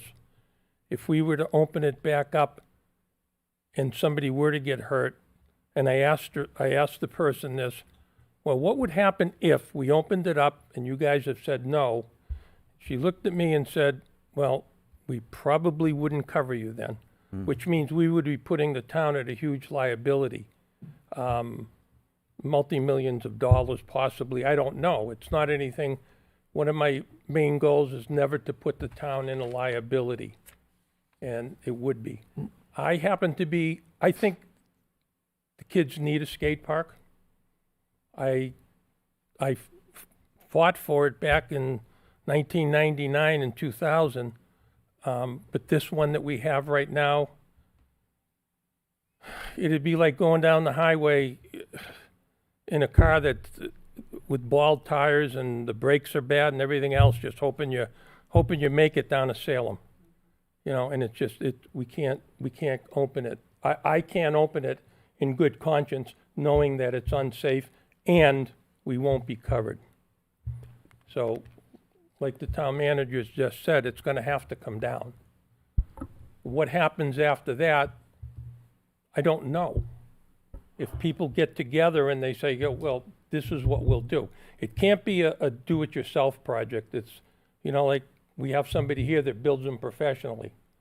Do you want Doug and I to go down there and build one, or do you want somebody who does it professionally? Those are costly. The Bedford put in a warrant article in the last election for a new skate park, and their tab was $800,000. I don't know where that goes. It's probably somewhere between $400,000 to $800,000. I don't know. It's a lot of money that very difficult to come up with candy sales and bake sales. So Ron. That's why we bring it to you guys, because it's gonna be a big ticket item. I think it's worth it, but I have a slanted view because I think we should be doing that stuff. The only objection I have is, somebody got up here and said that skateboarding is good for kids who don't like sports. But it was just an Olympic sport, so it is a sport. You know, it's not a ball sport. It's not a team sport, but it is a sport. And then I think it's a worthwhile activity. Before we had the skate park, we would have kids going down Mammoth Road from the town common down the hill to Max, 35 miles an hour, I don't know. We had multiple complaints from Shaw's and every other store that was up at the little mall because kids were skating there. You know, so I give them a place to go, but that's going to be up to you guys, and it's going to be up to the voters. And I certainly think that we should have a park. It just seems like what we have right now is in unsafe conditions. And especially with the report and your communications from our insurance company that we would not be insured anymore and face a serious problem if we did open it back up. So I'd like for us to come to a solution at some point in time, but clearly it cannot be at this time with that park, with how it stands. No, I think the park's it's got to be taken down. Everything in there's got to be taken down. Then we go to step 2. What's next? And if we get a group that comes together, then we'll do that. I was a little miffed that somebody said, well, somebody had spoken a few meetings ago about it shouldn't be taken for another sport, and I don't know where that came from. Doug and I we hadn't talked anything about that, what we're going to do with it. But we do need to take it down. Dan had a question for you guys. Now, just a question. I got a few things. Okay. I reviewed the report from the insurance company and all the deterioration of the ramps and structural components, the rotting material, missing fasteners, and various damage. The liability to the town and the individuals that use it. That's my concern. I know that not too long ago we were looking at putting lights up on the common, and we didn't want to have just anybody do it because of liability. It's not safe, and we should remove all the unsafe structures. Last Wednesday, when I was over there doing some work, some of the out-of-town girls that had skipped school in a neighboring community were trying to gain access to it. And I'm concerned that somebody's going to gain access to it, even though we have it locked up. I'd like that we have we direct the town manager and the recreation department to take a look at the location and come back with recreational options for this area. Perhaps it's a skate park, perhaps it's something else, I don't know, but a survey of the residents that live in this community would be nice to see what they want to see the town move forward with. You said 800,000, Art. I think we'd have a hard time selling the community on $800,000. But I also look at what the gentleman did on the basketball courts. They saw a problem, and they came forward, and they addressed it with you, and they raised the money. They got people together, and now we're going to get new basketball courts.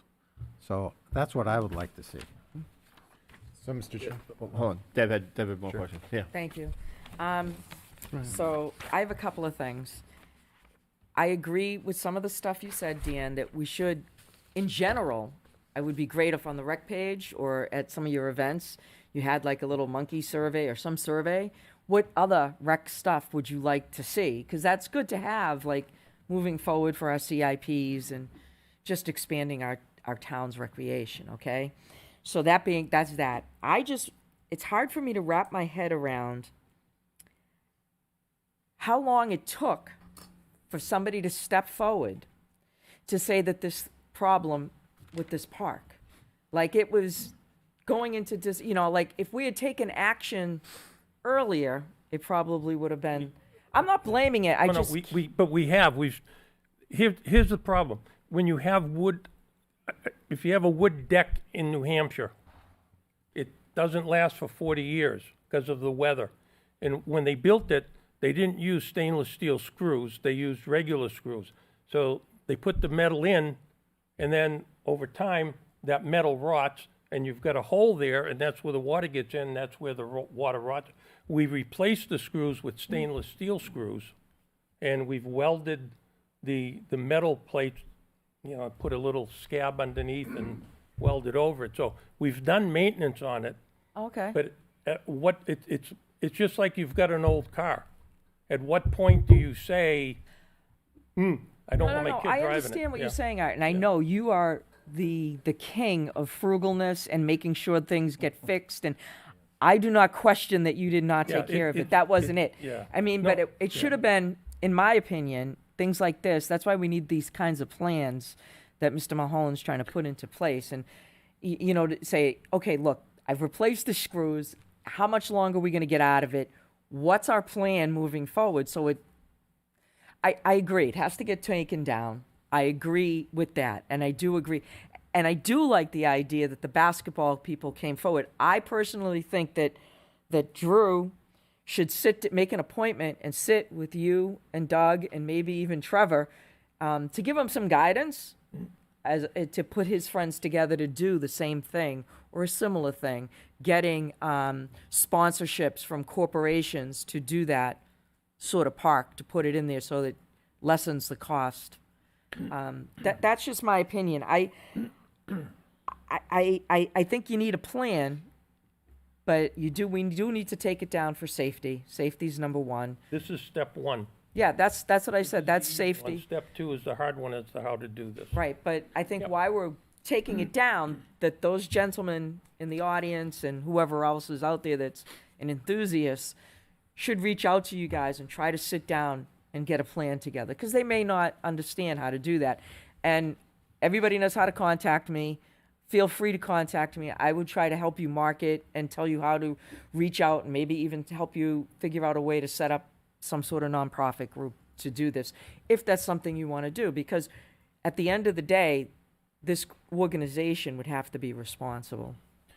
But I think really where a lot of this comes down to is we set up buildings, we make recreational facilities, but we then don't go the extra mile and set up a plan, maintenance plan for them and put aside money for these facilities so that we can either make the Band-Aids or the repairs when need be, or we then have a kitty of fun to then redo the whole project as it should be, as a safety measure that it should have been done for. Exactly. But you know, this is a failure that we've been encountering over the past 25 years, that we should have been putting money aside for these recreational facilities. And it's something that we've really been abandoning all this time. And now we're set with a problem that's going to be $800,000-$900,000. Agreed. I Sean, agree. I had a question. More or less just a comment on the situation. I just want to thank everybody who came. It's just a great showing of support. Skating meant a lot to me when I was younger. You know, you have those hard days with your parents or other things going on in your life, and there's nothing better than the cool night air as you're skating around somewhere just on you. So I just want to reiterate some of the points they made, because I think this is really important, and I think this is a community need that we've got to find a way to address. You know, having something near the school with somebody, the ability to access that, so kids after school, you know, not everybody wants to do all the regular after-school programs there are, but here's something that's just, you know, is self-done that people can go out and get to, and you know, the whole place to belong really means something, because people always say the young people in this town don't have anything to do, and here we've got something that they can get out and do and enjoy doing, and gathers a whole community around it that we don't address, and that hasn't been addressed by some other traditional things. You know, it's something where, and I agree with your Art, when they said not a sport, I'm like, I mean, seeing some of the things they do out there, tell me that's not a sport. That's something else. If we don't have something like this, and I've seen this in other communities, and we used to do this when we were skating when we were young, because they didn't, you know, in my day, we didn't have skate parks everywhere. So we were off on curb stops and everywhere else, and there'd be no skateboarding signs up here, there, and everywhere. And we move on to the next skateboarding sign. Some of the other people just ignore those skateboarding signs and run when something But came. not you, though, right? Yeah, not me. No, I was always in the approved. But it draws it into a safe place where there's people around, where there's proper lighting, where the equipment is safe. It's not just an ad hoc thing. It's not a rail down by the library, or down a giant flight of stairs. It's a safe place designed for that. And I just think it'd be a shame if we got rid of this and we didn't do anything to address that need. And it's this community we've got here. We say we want more youth involvement. Well, we saw what draws them out. Let's give them a reason to come back. So, And I think probably our long-term solution would be we have 5 acres of land right next to the police station between here and Pillsbury. I think using that land for recreational purposes is probably the best use of that land being in the center of town. And going forward with either a warrant article for the money to reduce, to build that park, and or, potentially having concrete companies that are in town who may want to donate time and labor to help put forth to reduce that warrant article as well. I think that would be the right use going forward. well, and building on that, I think that if you look back a couple meetings of what the people who brought forth the basketball courts, that's a great blueprint about how to get something done and go through. Wonderful basketball courts. They did a great job on that. And I think if we don't get traction on that, we go to a warrant article too, or maybe do a combo. But it's something, there's people willing to help and try to help get this through and get a solution that works for everybody. So, yeah, I agree with you. I'd like to echo both your comments. I think it's wonderful everybody that showed up tonight. Really, really good support for skate parks. To come here and show us you guys is important to you means a lot to me. So thank you all for coming out tonight. Means a lot to me that you guys took the time to come out. So you did your civic duty tonight. So very happy. We just need a direction. I don't. Okay. I already told you the direction. Yep, that we're okay. going, so they'll produce a report and the options Excellent. and give these folks a chance to be able to do some work on that, and then we'll come back with what that'll be. So, The question- all right, would you be okay if Drew got in touch with you and you guys? Here's the question I have. Yeah. In theory, you all support, the kids need things to do. Mhm. But the question is, it's going to come down to a vote where you're going to have to vote to spend some money. And that's where the rubber hits the road, and we can have the most wonderful plan, but if you five don't back it, it circles the drain and goes down quickly. So it's going to cost some money. I don't know how much money it's going to cost. As far as, everybody says go out and get people to donate, but the same people are getting hit over and over and over again. And I'll say this again, probably my last time in front of the board, but I think kids should be able to recreate. People should be able to read a book.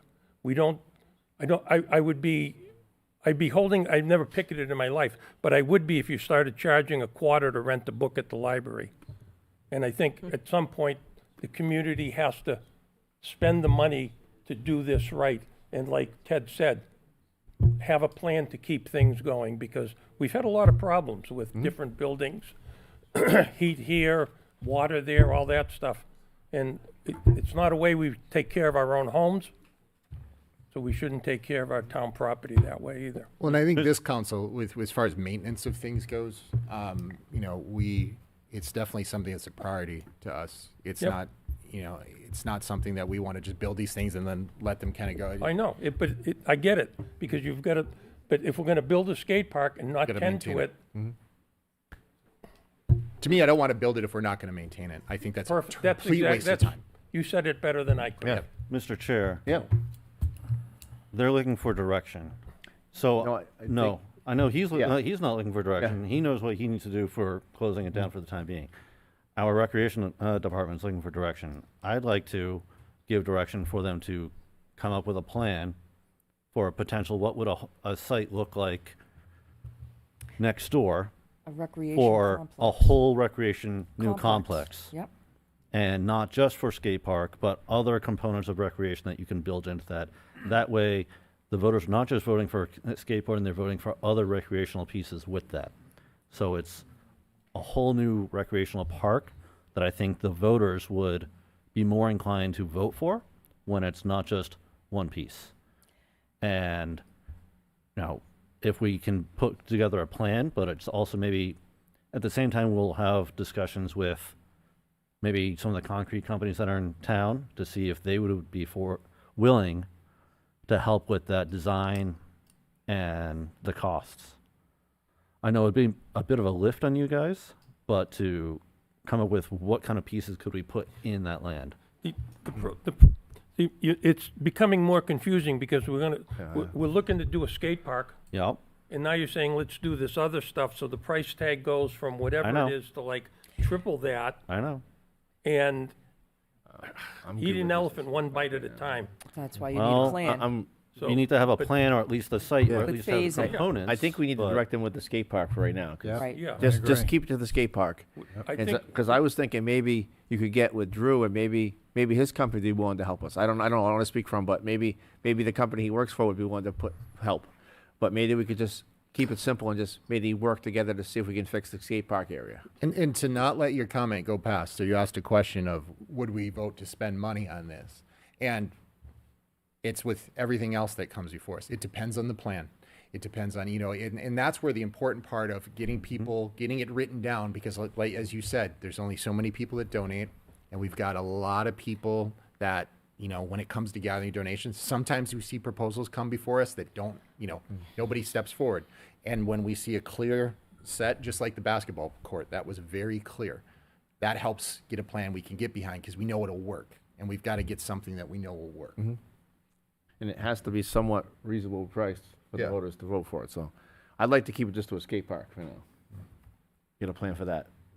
I'd like to see more of a long-term plan as well, though. That should be part of our strategic Yeah, plan. it should be in the It should be. I think maintenance the is part of recreation. anything we do. Well, no, not just maintenance. No, recreation. I'd like to see a new recreational complex Yeah. and a long-term plan with that. So this would be like a municipal/recreational complex if you took all the land in this area with paths and trails and it connects to the schools. So it's creating a center, really.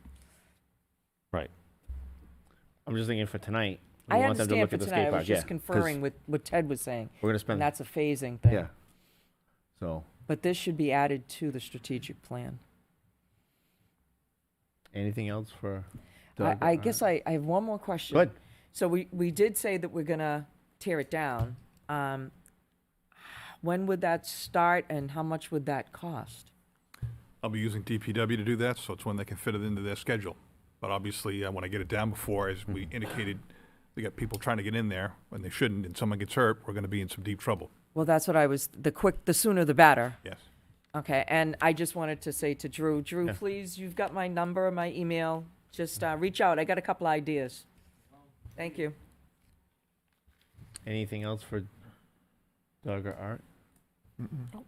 Thank you. Thank you, And folks. thank you again to everybody that showed up tonight. We appreciate it.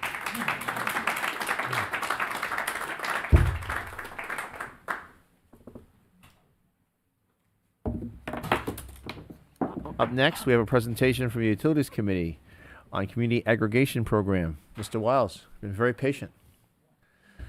Oh, Martha, all right. Bring in the big guns. All right, yeah, got Martha. Thank you both for being patient. Our pleasure. Good evening, Mr. Chair, members of the board, manager, staff. I was up here back in February to talk about the Community Choice Aggregation Program, just to give you an idea of where we were at that point in time. And since then, lots have happened, and I just wanted to brief you on that, just to bring you up to speed and talk about some of the next steps. So I'm Lynn Wiles, 46 Bartley Hill Road. I'm the chairman of the Energy Subcommittee, a member of the Utilities Committee, and with me tonight is Martha Smith. I am chairman of the Utilities Committee at 38 Shasta Drive. So the quick story up front is we're live. We went live with the program on April 1st. And that was right on the schedule that we presented back in February. When I was here in February on the 17th, we were looking forward to launching the CCA on the Londonderry CCA website. We've done that. We did the mailings, the opt-out card mailings. They went out. That was in February. That was in March, actually. We had a public information session over at the high school on a Saturday morning. And when we closed out the opt-out period at the end of March, we had really fulfilled all of our duties or all of our regulatory requirements to go live with the program. And so that we did. Customers will see the effect on their bill, the lowered effect on their bill with their May bill coming in. The program was effective with the with an April meter read date, but that would be reflected in your May bill. So just to give you kind of a big view here of what we are looking at. So in Londonderry, the data that we received from Eversource, there were 14,080 individual meters. And this may be households, it may be small businesses. A lot of households and small businesses have multiple meters at their address. So it doesn't really correlate to customers out there. It's just the number of meters. Of the 14,000, 10,756 were eligible for this program. And that meant that they were Eversource customers for the most part.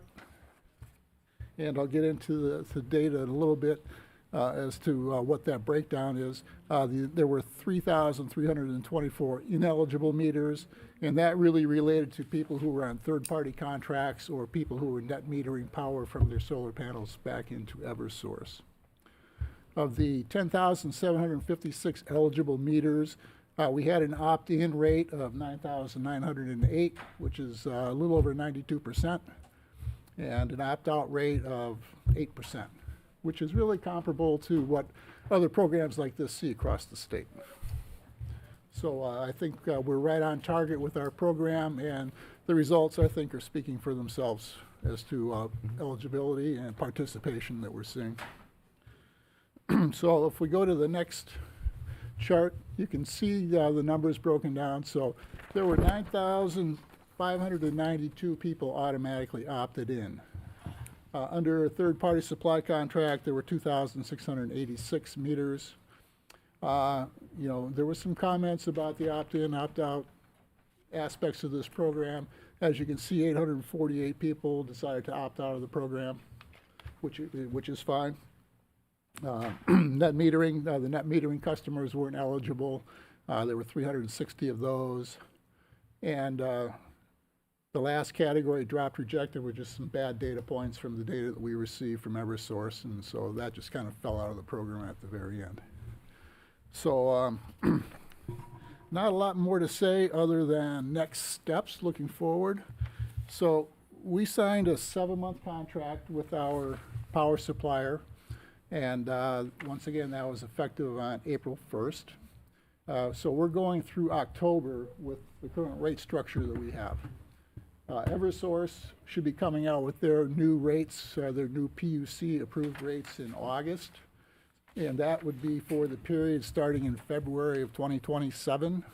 So that'll give us, so the August to October timeframe gives us a little bit of a nice negotiating feature. We can really start looking at rates as soon as we know what Eversource is going to be doing for rates. We can start looking at rates on the open market for our program. And then when we get to a point where we think we have a good rate for a good period of time, we can sign it and lock it in. But I think we have a little bit of time there to react, and I think that's a great thing. Anything else to add, Martha? No, I'll just say that we're hoping that we'll definitely see reductions in the electric bills on the supply side only. And everyone out there should understand that there's a supply side, there's a distribution side. This program deals with the supply. And, you know, as we all know what's happening in the world today, the whole energy market is in turmoil. We have no idea where this is going to be going for the rest of the year. All I can say there is, you know, we're watching it. Our third-party partner, Freedom Energy Logistics, this is their business to watch the markets like that. So, you know, the other side of the coin is Eversource has the same issues when they're setting their rates too. So, but I think the program, I know we had some comments coming back. I think most of the negative comments we received were regarding the opt-in, opt-out aspect of the program.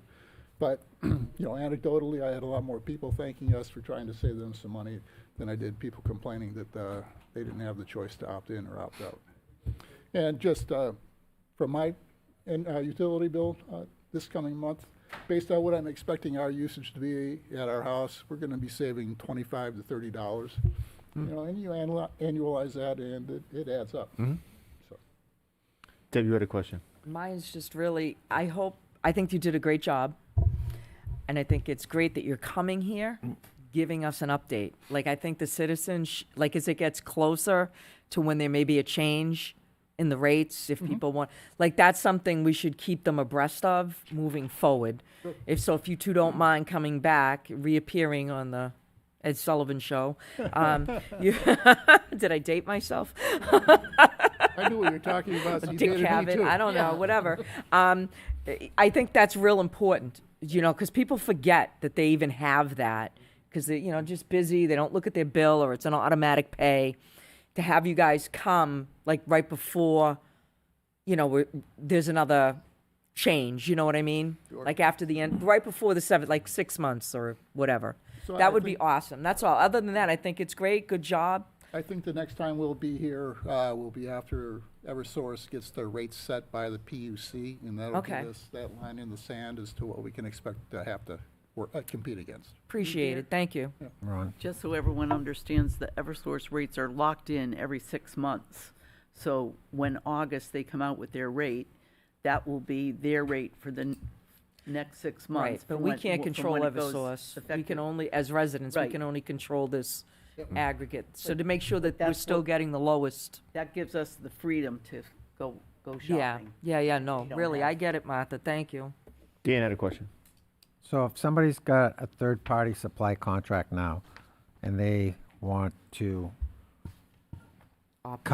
opt in, can they do that? So they can certainly do that. Anybody can opt in or opt out at any time with no financial penalty, understanding that it becomes effective with the next meter read. It doesn't Sure. become effective the day that they make a phone call. Right. Yeah. The only thing I will caution anybody with a third-party contract is understand what that contract says about canceling it early. Right. A lot of those contracts, you know, used car salesmen put those contracts together, right? There's charges for canceling early, and, you know, you just got to really pay attention to know what you're going to be canceling from. Thank But, you. but given that, as soon as they cancel the contract, they can opt right in. Mr. Chair, Yeah. Good. do you know from our CCA program if we're able to convert more of the third-party people on over into the program, if they might be able to get a better rate because there's then more users in the program? So I would think from a user's, you know, an economies of scale type question, Ted. Right. Probably not make that big of a difference, if Okay, at just all. wondering if that would be more of an incentive to try and get some of the that 2,686 people who are still, or businesses Yep. who are still on third party to move So- on over.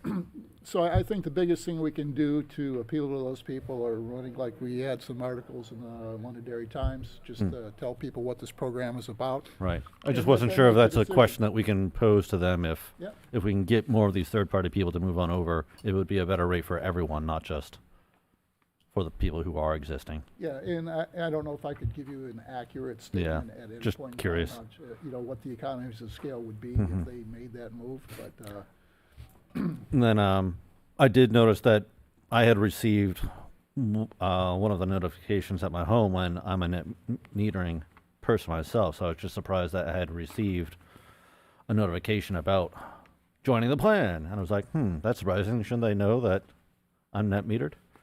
So they do.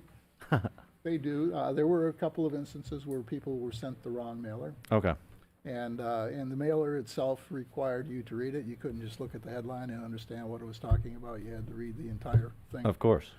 And it talked, in the mailer that you should have received talked about the fact that you were net metering back and you were not going to be eligible for the program. You could join the program, but it's not going to be in your best interest. It would not, no. financially. And I also found it interesting from here that we have 360 solar homes in town or properties. I think that's pretty interesting to have as a factoid. And once again, that's based on data from Eversource. It's not based on data from the assessor's Of office. course. So we're just, but that's probably a pretty accurate number. Any other questions? Well, I want to thank you both and the utility committee for all your hard work you've done on this. I know you guys put a lot of time into it, and I think it paid off very well for the residents. I think they're going to be very happy when they get their bill. Yep, excellent. So And, thank you and both. just to plug the utilities committee a little bit, I think we have some very passionate people on the committee, and we're certainly involved in water and energy are the two focal points. Solid waste is becoming another focal point for the committee too, but I think we're doing some really good work with there's some very good work being done by some very passionate people. Thank you both. Appreciate it. You're welcome. And I believe Procopia asked to be put off until further notice, correct? They did, yes. Okay. So up next, we have discussion and authorize the town manager to execute a memorandum of understanding for Pillsbury Realty. Ms. Karen. So actually, I'm going to grab it Okay. for her. So just a few things on this. Obviously, we've had a PUD that's been in effect for quite some time, and you get, at least the planning board gets updates every year in terms of the status of that and the cost share pieces of that. And obviously, the town has continued to grow throughout the town, and those pressures in terms of traffic have mounted on different roads in the municipality, especially Pillsbury Road in particular. And of course, it would have been helpful if we had the Procopia discussion, which you folks are familiar with, and that addresses a lot of those with the developer. It was a good relationship working with the developer as well as Pillsbury Realty to come to a resolution on that, to be able to deal with those infrastructure issues that we are faced with across the entire town. So we have worked on this MOU with Pillsbury Realty to how we're going to move forward from this point. It's important that we have good baseline data, and that's an area that we have some degree of weakness in our town. We talked about that. That's one of the reasons we had the warrant article before the voters, the transportation, that will allow us to get some traffic counting devices and get some real-time data and permanent data and year-over-year data, which we don't have. We have presently 4 devices, and 2 of them haven't worked in years, and the other 2 we can't collect the data out of them. So that's not real helpful. So in terms of this, this is a framework to be able to allow us to start moving forward with what needs to be done, in particular with Pillsbury Road. And we had talked, I worked with Kevin, as well as our engineers, on doing a corridor study of what I refer to as Pillsbury Road East, from the intersection of Route 128 of Mammoth Road all the way to the Derry line. That stretch of road, that corridor of that roadway, all the way to the Derry line, and all the intersections that are involved with that are impacted by the traffic that is resulted in from the growth that's occurred in this community, some of which is Woodmont, but not all of it. Because I drive through every day, and I'm one of those new people who moved here months ago, and I'm one of those people adding to that traffic problem, and that's a development that occurred over on Gilchrist Road. So we worked on this proposal to put this together, and you saw pieces of that with the Procopia agreement in terms of the cost share on that, but it has to be proportional. It has to be directly related to the impacts caused by the particular development. We have to be able to articulate that. We have to have numbers to be able to do that. You cannot charge them for things that they have not done. It's only the impact that they actually create. So we met with Kevin and his engineer as well as our engineers, and we have a proposal that we're working on through HTA that will do that corridor study. I don't have a price on that yet. They're still writing up the scope on that. And the plan is that will move forward. That will also be in our CIP. There'll be 3 corridor studies that I'm proposing. Litchfield Road as well as Auburn Road. And in the case of Auburn Road, I expect the developer to pay the cost for that one as well, and that's that large PUD that's being proposed up in that area of the town on the Auburn line. and also the installation of permanent speed and traffic counting devices so that we'll again have that data that I spoke about earlier that we don't presently have. We should be making decisions based upon data, not on guesswork or old studies in many cases. So we had a study from 2013 that was done in terms of the planning board approval for the PUD, and then it was refreshed in 2016. So we need to take the data from both of those, find out what was projected and what the actual traffic is out there, and how much, to the extent that we can, how much of that actually comes from Woodmont, how much of it actually comes from other sources. We have certain intersections that we know, based upon the VHB study that was done that Procopia paid for, that are at level F, level of service F. It goes A through F. F is the lowest level of service. That means the intersection is not adequately handling the traffic flow that's coming through it. Certain times of the day, certain days of the week. Not every time, not all the time. It's probably crickets out there right now. But in the morning, and in particular the evening, actually, certain legs of those intersections are not performing at an adequate level because they can't handle the traffic volume coming through there. You mean F is not for fantastic? Say again? F's not for fantastic? I missed it again. I said F is not for fantastic. No, it's not for fantastic. Yeah, and it's not for fun if you're in a traffic queue waiting to get through. For fun, Yeah, yes. yeah. Yeah, so it's, and of course that will get worse over time if we don't do something about it. Woodmont has been working with us on this. They recognize this issue and how we're going to move forward. So the first step is going to be the corridor study. And then that corridor study will also provide us with conceptual plans at the different intersections and stretches of roadway as to what our options are, whether it be a signalized intersection, roundabout, or some other solution to those problems, to be able to deal with those various intersections along that way. Exit 4A, I think, will also contribute to that. People used to follow the main roads in the old days as they are. Now GPS tells them where to go, and depending upon the time of day and day of week, it's going to tell them to go a different route. And a lot of times that's back roads, cut-through roads. And there's more development, as we know, that's planned in Woodmont. So I view this as a partnership with Woodmont to be able to develop this framework. And then as each project comes online, when I say online, when they submit a site plan application, we'll be assessing the cost of that, the infrastructure needs on a application-by-application basis. But working with Woodmont will at least come up with a framework and what the plan is for that corridor. That's what I'm talking about here today. That's what this framework does. Councilor Paul asked some really good questions today, and I provided a lot of feedback to that. I was well done in terms of the questions that were asked. And again, I provided a lot of feedback on that. So, Any other questions from the council? Well, I have Go ahead, yeah, go ahead. my little thing here. Please, Deborah. So I get a little nervous doing this, believe it or not. But I don't believe I it. think this is You're it's not nervous. true. No. It's true. Well, you know what? I have dyslexia and I have anxiety, and then it all comes to a ugh when I'm here. That's why I have my worry rock. So I read this, and I think it's a fantastic first step.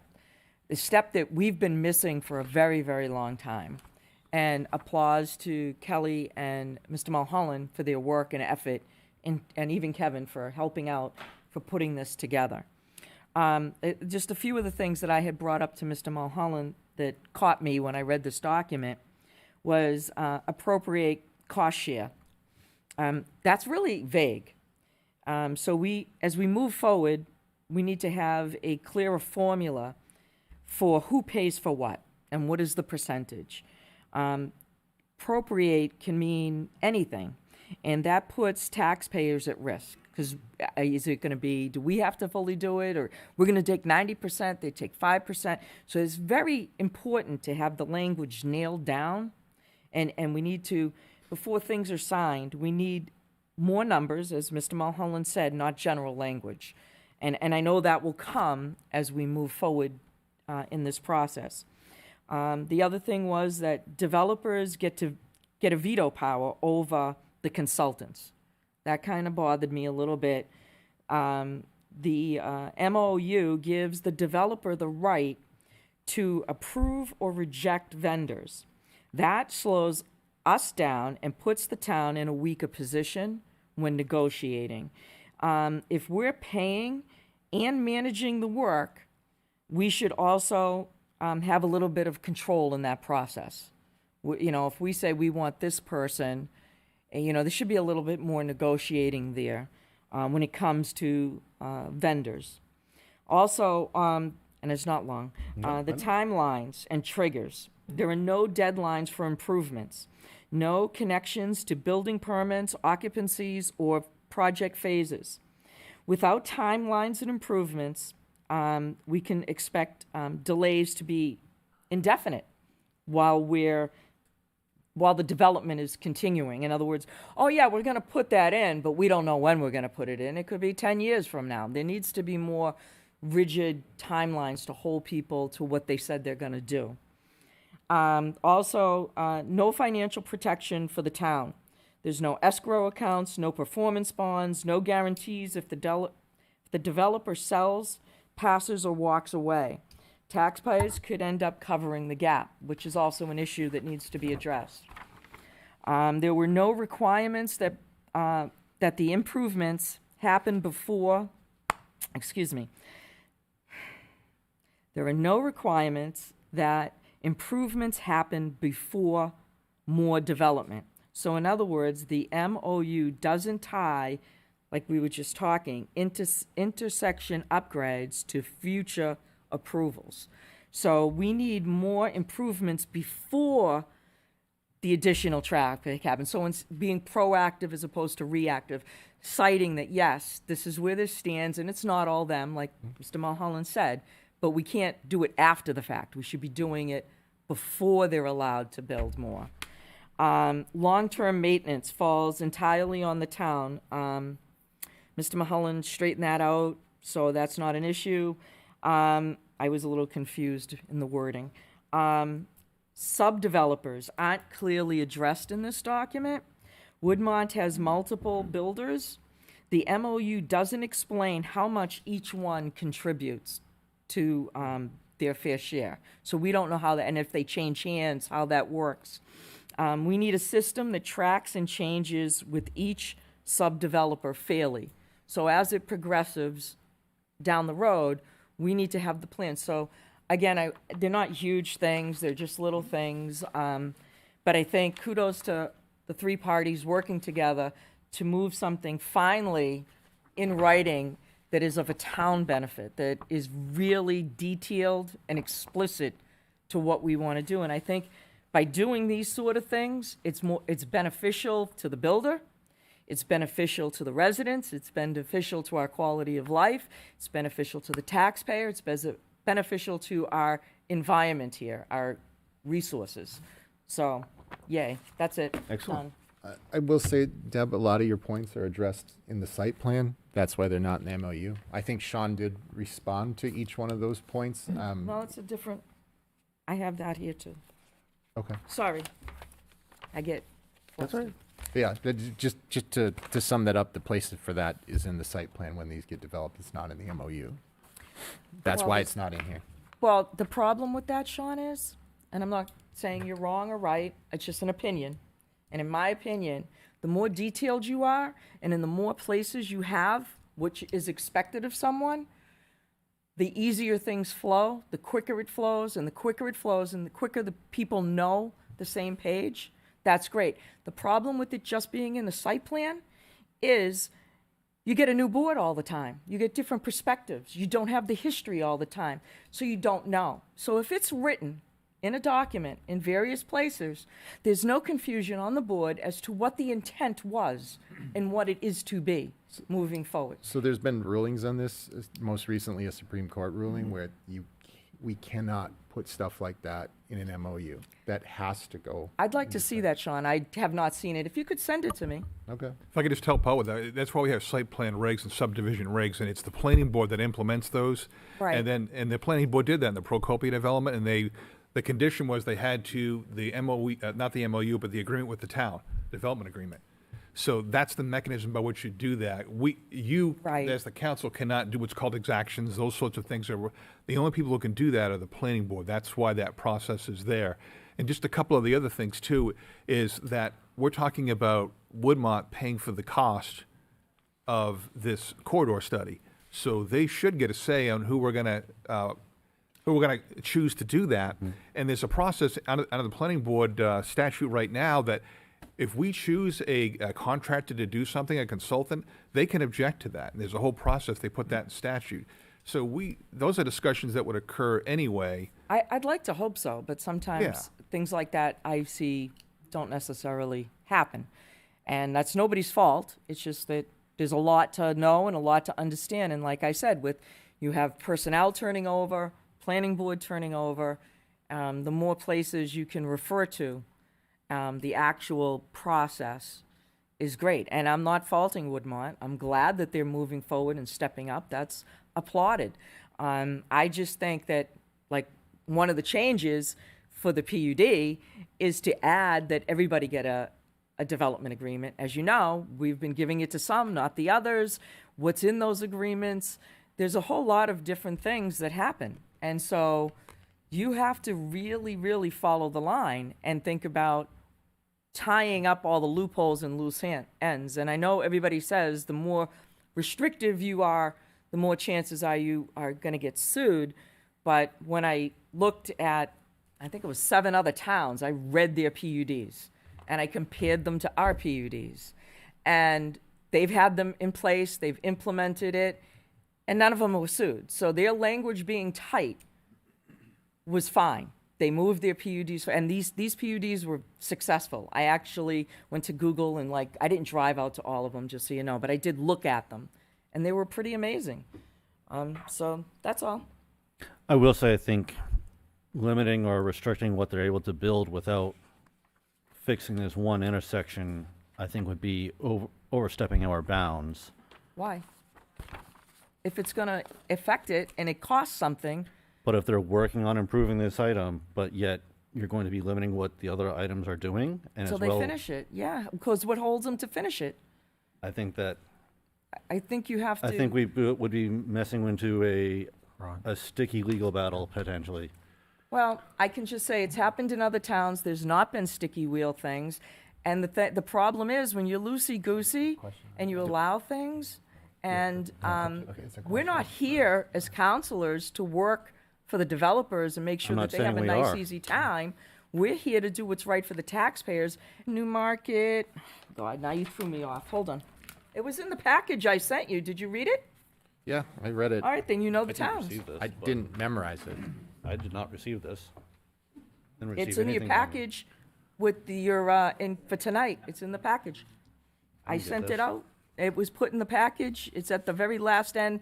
It comes in with the PUD stuff with Greg Carson's. He had like 2 or 3 pages of suggestions as well for consideration. Yeah, we discuss the PUD later, so just we'll stick on the MOU. No, For now, I was we'll stick answering on his the- question. Yeah, I just wanted to ask because it was brought up. Bedford, Merrimack, Dover was one of them, well, 3 of them. And then there was New Market and Lebanon. Lebanon had a great one.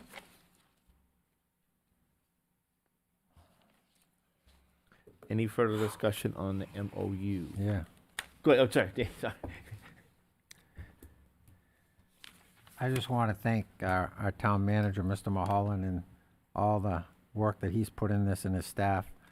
I want to thank Kevin, for working with the town. For years, we've heard a lot of negative stuff about Woodmont impacting this, impacting that. It's nice to see, Pillsbury Realty come to work with the town, try to address these traffic issues. It's easy to sit up here and say, yeah, we got to address traffic, but this is one way of looking at it. I've been involved with the working group, traffic working group, and I think this is really going to help us. And I just want to say thank you, Kevin. Thank you, Mr. Mahal. I think this is a great idea. Good way to move forward. Things change from day one when they first proposed that, and we need to make changes as we move along. In favor, say aye. Aye. Any opposed? Chair votes in the affirmative. 5-0.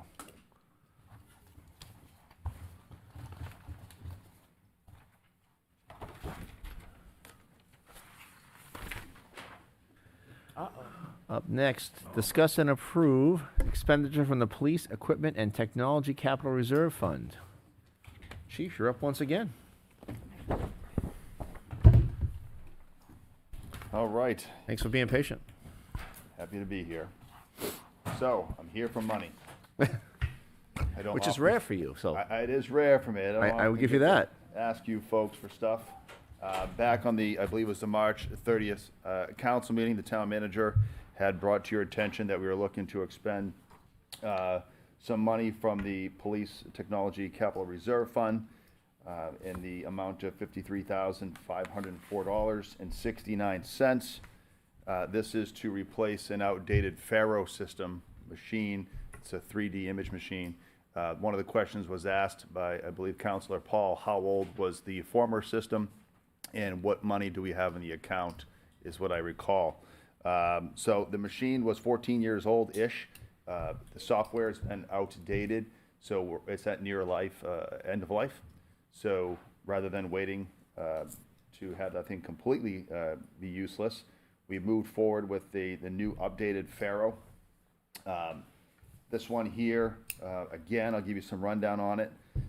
This is for scenes such as fatal motor vehicle accidents, homicides, suicides, crime scenes, etc. We use it for mapping buildings, town halls, schools, libraries, and so on. It also provides us the ability for better presentations in courtrooms.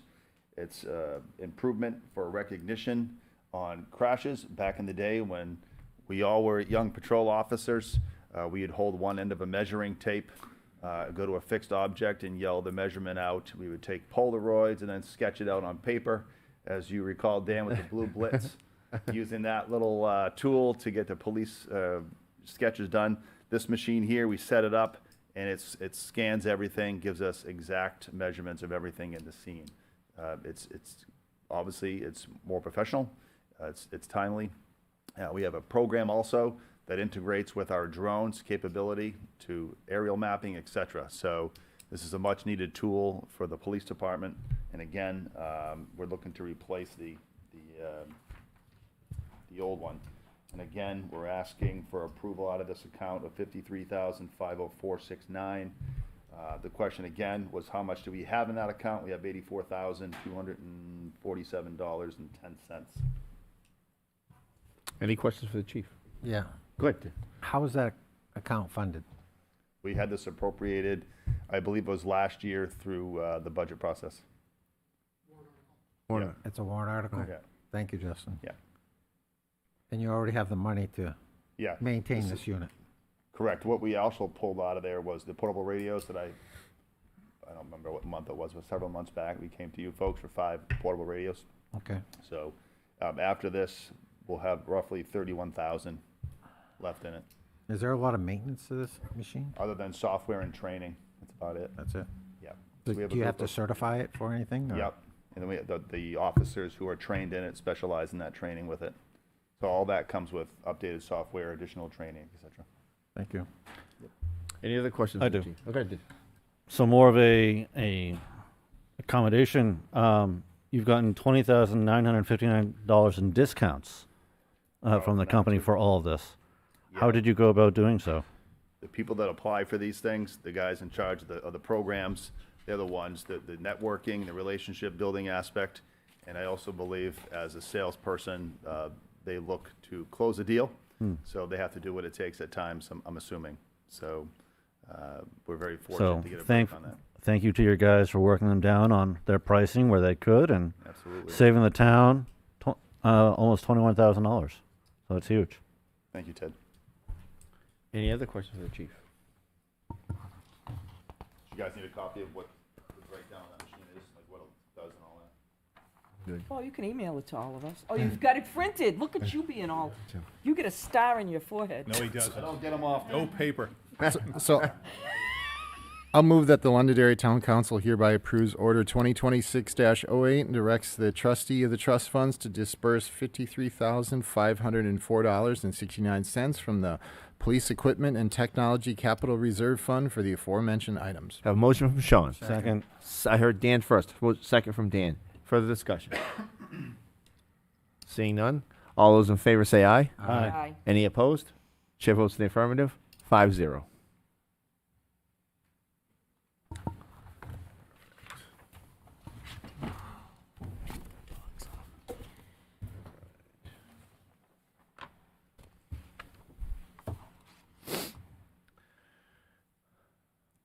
Up next, discuss and approve a withdrawal of $33,870.76 from the Cable Equipment Reserve Fund. Is Drew going to do this, or you?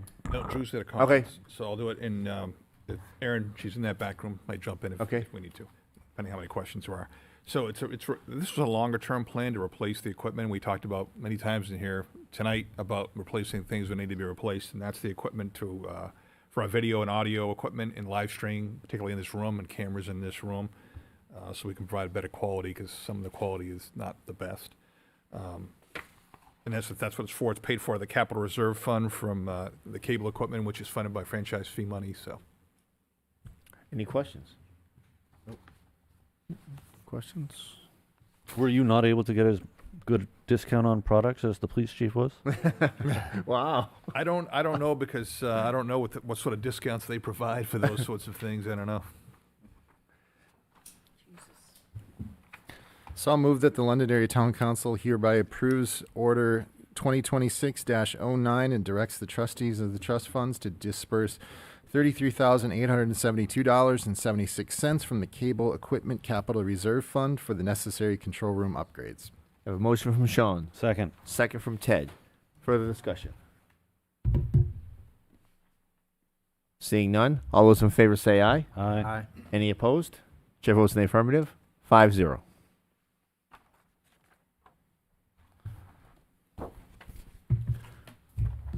Up next, receive a quarterly budget status update. Mr. Campbell, thank you for being patient with us. Absolutely. How is everybody doing tonight? Good. All right. So I provided you guys with the normal format that I give to you regarding the quarterly updates and what we've done. So you can look through and see that at this point of the year, we're about 69.13% of the budget is spent when we should be at 75.07. Oh, that's good.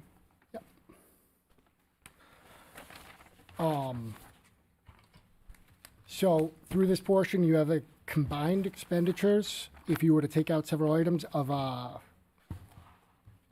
sorry, hold on a second. I skipped ahead to the debt service. So debt service is currently at 83%, which this is one of the ones where they are scheduled payments. So even though it's ahead of schedule, we know that we don't have a random debt service payment coming up, and it's on track. Capital outlay and transfers, those are pretty much done throughout the year. If you were to look, you'll see that we have 641 under expended. That's the rail trail warrant article that is going to be taking process over the next year or so. You also will see that we're well over in capital other. That's because of the warrant article for the water from last year. So it's carried forward, so it doesn't actually impact the budget, because the budget is appropriated from last year and carries forward, but the expense occurred in this year, so you'll see the expense there.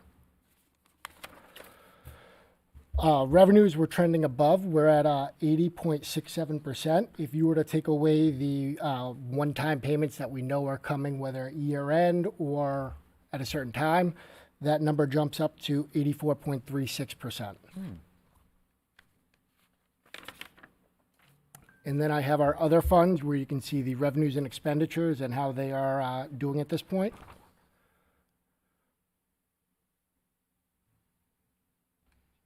So that's a high-level overview. I can continue further in detail or answer any questions that you may have. The So- continue water will answer at the end. We'll do that. Or? What's I- Is he, Answers. I think he is done, right? Oh, he's done? That covers everything, Okay, all right. high-level Yeah. overview. Mr. Chair. Yeah, please go. So, Justin, I guess one critique I have for you is under the revenue area. Make it bigger. Well, font slightly bigger, maybe, yes. No, the dollar amount Well, bigger. hey, I mean, he's doing pretty decent. I guess flipping around the over/under instead of putting the over in brackets, put the under in brackets. Because usually, if you're negative on a number, that's usually in brackets. Yep, I can do that. That's how I'm used to seeing it, and at least in financial reports usually. Yep. But it's nice to see that our interest and costs on late property taxes is quite high. I'll be honest, that's one I'd like to see a little bit lower, because that means people are paying on time. Well, I guess there's that. But we're collecting more money if they're Yep. paying late, right? Zoning review. What goes into that number for revenues? So that would be your zoning plans. Give me 1 second.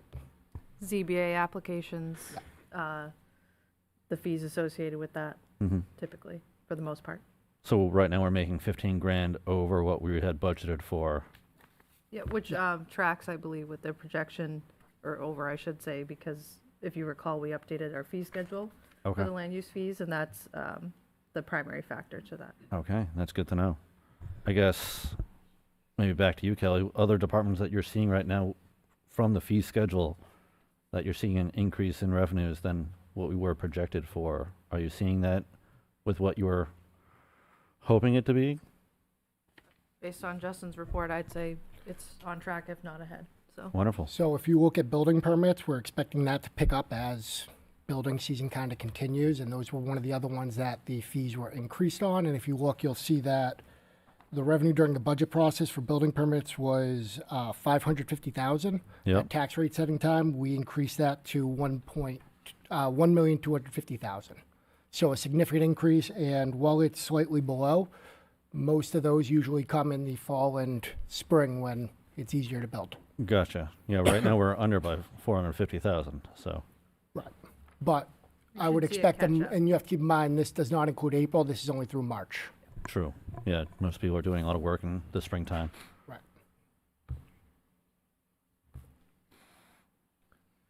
Any other questions for Justin? Do we have a ballpark projection of what UFB is going to look like? On maintenance this year, and what we want to do with some of the lingering items out there, I would say we're looking between 200 and 500,000. And that depends again on the projects as well as any unforeseen that may happen. I say it in jest, but we literally had to deal with a plane falling out of the sky one year. That's on the appropriation side. That was only a year ago. I So- mean, come on now. Just so we're clear, UFB is a combination of what's left over for surplus. That is, yeah, that does not include the revenues. That is only a projection. Excess revenues, that goes to UFB, so that's, yeah, just a different number.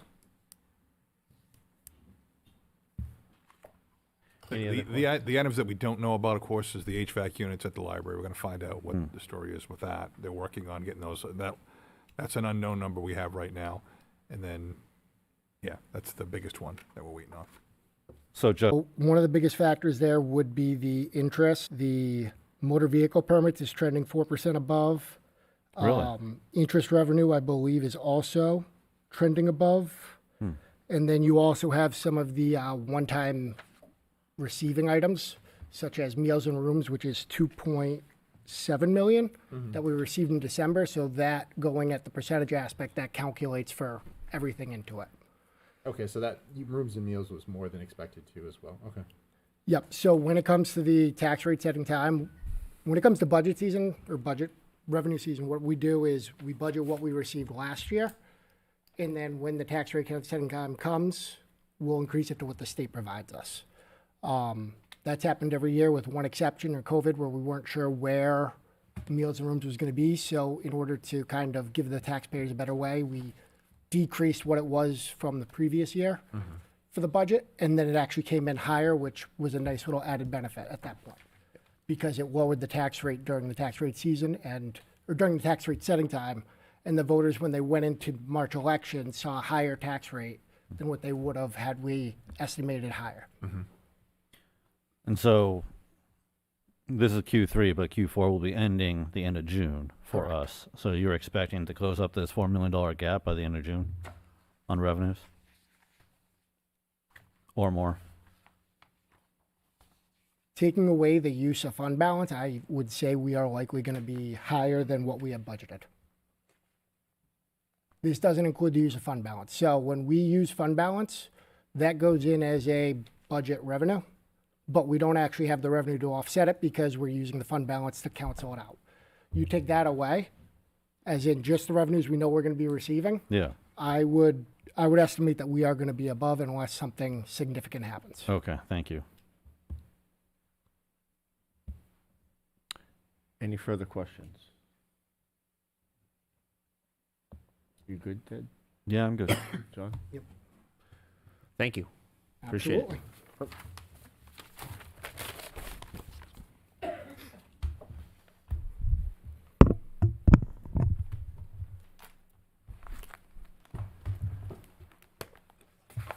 Up next, we have old business, continuing discussion on the PUD. Ms. Karen, did you want to start us off, or was it? Or do you Just wanna- to note that I did make the update per your consensus from the last meeting, which was section 526C about ownership and requiring all PUDs to have development agreement. So that's reflected in this most recent draft. And I'll answer any questions you have. Deb, did you want to start us off? Yeah, Yeah. I have a little Yeah, no, it's fine. thing. Thank you. I didn't know if Tom. Kelly had anything to say, so I wanted to ask her first, so, but yeah, please, go. No problem, no problem.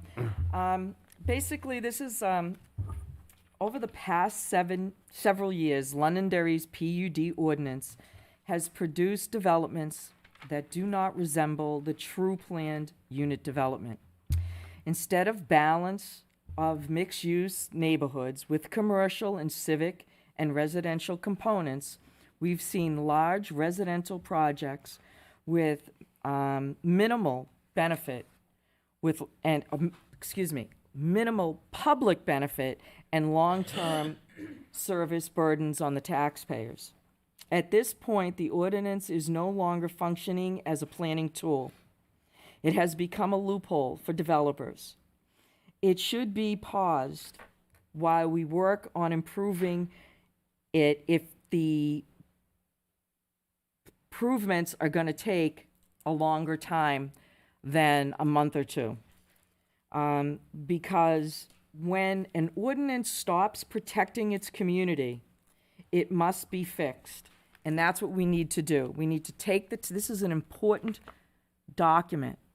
We need to take the time, bite by bite, and digest what is being said and look at what is in the best interest of our community and our town.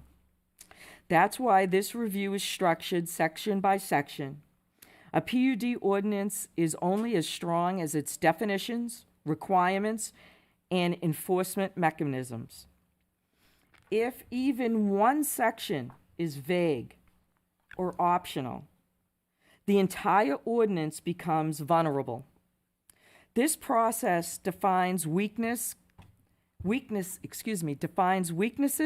compares our standards to successful PUDs found in other New Hampshire towns, and recommends clear, enforceable improvements. Every change I am proposing serves one purpose and one purpose only: to restore the original intent of a PUD and protect the taxpayers, the infrastructure in our town, and the long-term vision of what this community means. It's been said that I am against building. That is not true. If you're not building and growing, your town is dying. And that is not what Londonderry is doing. But there is something to be said about fast, rapid, large growth. It becomes unsustainable when your infrastructure is falling apart and you need water. And you need to think of your services, fire, police. These things are all important and all need to be thought about. Growth is wonderful and can create a marvelous community with all kinds of recreational everything that you could possibly imagine, when it's done smart and done in a way that is systematic, written, and brought forth. So that is my little intro. I don't know, starting at the bottom of page 5, section 5.2.6b, tract size. The town says it allows parcels separated by roads, utility corridors, or waterways to count as contiguous unless the planning board decides otherwise. My suggestion for best practices is the minimum tract size for a planned unit development shall be 100 acres of contiguous developable land. Parcels separated by major roads, utilities, corridors, rail lines, or other significant barriers shall not be considered as contiguous unless the applicant demonstrates through specific independent traffic study, safety, and infrastructure analysis selected by the town and funded by the applicant, that the parcels function as a single unified development without creating adverse impact to traffic, circulation, emergency response, or municipal services, wetlands, steep slopes, and protected natural resources shall not be counted towards the minimum acreage requirement. Why this matters? This closes the patchwork PUD loophole that aligns with Bedford, Merrimack, and Dover's best practices. This is merely a suggestion. If you want, I can just keep going, or we can stop. How would you like to do this, Mr. Chair? I think if you want to present your whole case, then we can talk about it. Okay. After you finish. Section 5.2.6D, Utilities. The town draft summary requires PUDs to be served by public water, sewer, and says service must be reasonable and consistent with sewer facilities master plan. The suggested rewrite: all PUDs shall be serviced by public water and public sewer systems. Sewer and water capacity shall be verified through independent engineering analysis selected by the town and funded by the applicant. Services shall comply with the town's sewer facility master plan, and no PUD shall be approved unless adequate capacity exists or the applicant funds all the improvements necessary to achieve the compliance for adequacy. So basically, why this is important: it removes vague language, prevents approvals without infrastructure, and ensures capacity is verified independently and built before the occupancy. Section 5.2.7, permitted uses. A planned use development shall include a balance of mixed residential, commercial, and civic use to ensure economic sustainability and align with the town's master plan. The following minimum use requirements shall apply. Number one, the commercial component. A minimum of 30% of the total floor area shall consist of commercial use that is generating employment, services, or tax revenue. Storage only on low packs shall not satisfy this requirement. Number two, civic community space. A minimum of 10% of total floor area shall be dedicated to civic or community unless accessibility to the public, with accessibility to the public. Number three, residential cap. Residential use shall not exceed 60% of the total floor area with the PUD. Number four, mixed use integration. Use must be designed as integrated, walkable environment with coordinated circulation and shared infrastructure. Number five, master plan consistency. All permitted uses shall demonstrate clear consistency with the town's master plan. Section 5.2.8A, parking and loading. The town's summary draft requires parking to generally comply with site plan regulations, but allows planning board to approve shared parking or reduce ratios with parking analysis. The rewrite: off-street parking and loading shall comply with the town's site plan regulations unless modified through the PUD plan approval. Any requests for shared parking, reduced parking ratios, or alternate parking arrangements shall be supported by an independent parking analysis. Basically, this matters because under parking protection, neighborhoods are ensured and reduce our base independent data, not from the developer. We just seen this on Hardy Road, and I know that's not a PUD, but one of those 7 new houses that they built had a party, and they didn't have any parking, and they were parked in the street, and it was causing major problems going down the road. Section 5.2.8B, building height. The town drafts limits building height to 50 feet unless planning board authorizes more than that for the airport overlay compliance. The rewrite basically says it limits not to exceed 50 feet unless approved, and that the houses next to it are relative. So in other words, you can't have a hotel with a little tiny house being built next to it. And that's basically what the suggested change is saying, that all structures shall comply with FAA requirements and that they shall be consistent with and compatible with the surrounding development. Why this is important: it ensures height increases are tied to safety, compatibility, and emergency access, not simply a developer's preference. Section 5.2.8C, residential density. Sorry, my mouth is very dry. The draft sets a baseline density of 6 units per acre and allows density bonuses based on community benefits, and I put that in quotes. It does not require infrastructure capacity analysis, nor does it tie density to commercial or civic delivery. The rewrite: residential density within a PUD shall be directly tied to capacity of existing and planned infrastructure, including roads, schools, utilities, and public safety services. Baseline residential shall not exceed 6 dwelling units per gross acre.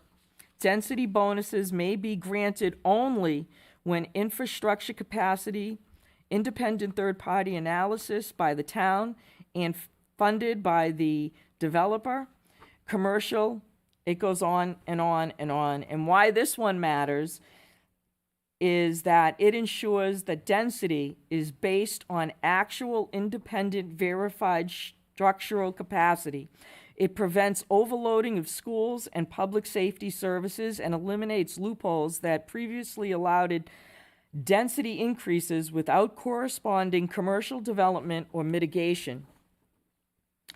This section was added by me because I saw it in another town and I thought it was very important.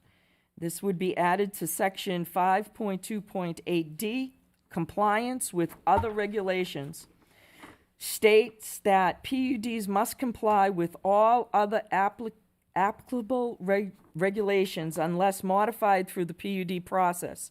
This section is mostly does not contain loopholes. So the rewrite for this basically is, and why it matters. I'm going to skip right to the why it matters, or we'll be here to midnight. So why this one matters is this prevents the PUD process from being used to bypass core regulations and ensures any flexibility is justified with objective evidence, not subjective claims. This is another section, is open space, 5.2.8E. The town draft requires open space but allows flexibility in what counts. That does not require permitted protection, does not prohibit counting wetlands or unusable lands as total open space. Basically why this change matters, and you can read these if you want, it matters because it prevents loopholes from counting unusable land as their open space. This ensures that we get usable open space for the people who live there, and the civic activities to participate in will happen. This is something that New London, Lebanon, and Keene have in their PUD. I added this as well, environmental protection easements. And basically, this is a very long one, and why this matters is it eliminates all the loopholes that allow COD buffers reductions and ensures environmental impacts are independently verified and protected. Londonderry's water resource and natural systems are very, very, very important to our community and to our existence. The next one is 5.2.8, circulation transportation. Why I made some changes here, again, I'll just summarize because it's very long. These changes that I made would ensure traffic impacts are independently verified, prevents cut-through traffic, requires mitigation before occupancy, and protects emergency response times. Please keep in mind these changes do not affect the 3 PUDs that we have in place right now. These changes are for anything new coming in to our town. Section 5.2.8H, agricultural and site designs. Again, I really feel bad reading all of these, and it's boring to you people, I'm sure. Why these changes that I've suggested are important is it creates an enforceable design standards, prevents inconsistency or low quality development. It ensures that the PUD delivers a comprehensive, walkable, and attractive built out environment, which is something that Londonderry should hold dear for its standards. This also is another added section, phasing. And why the changes I've made and added to this are important is it prevents developers from building all of the housing first. It ensures that commercial and civics uses are actually materialized and generates infrastructure is in place before residents are ready to move in. This again protects us so that developers will not just come in, build all the residential, and then we don't get everything else that was planned. This is another section that I added. This one here is 5.2.8J, public amenities and community benefits. This one, the rewrite is public amenities and community benefits provided as a part of the PUD shall be clearly defined, measurable, and the impacts should be held to a following standard. And then I go through the definition of eligibility and whatever. But why this one matters is it prevents vague and low-value benefits.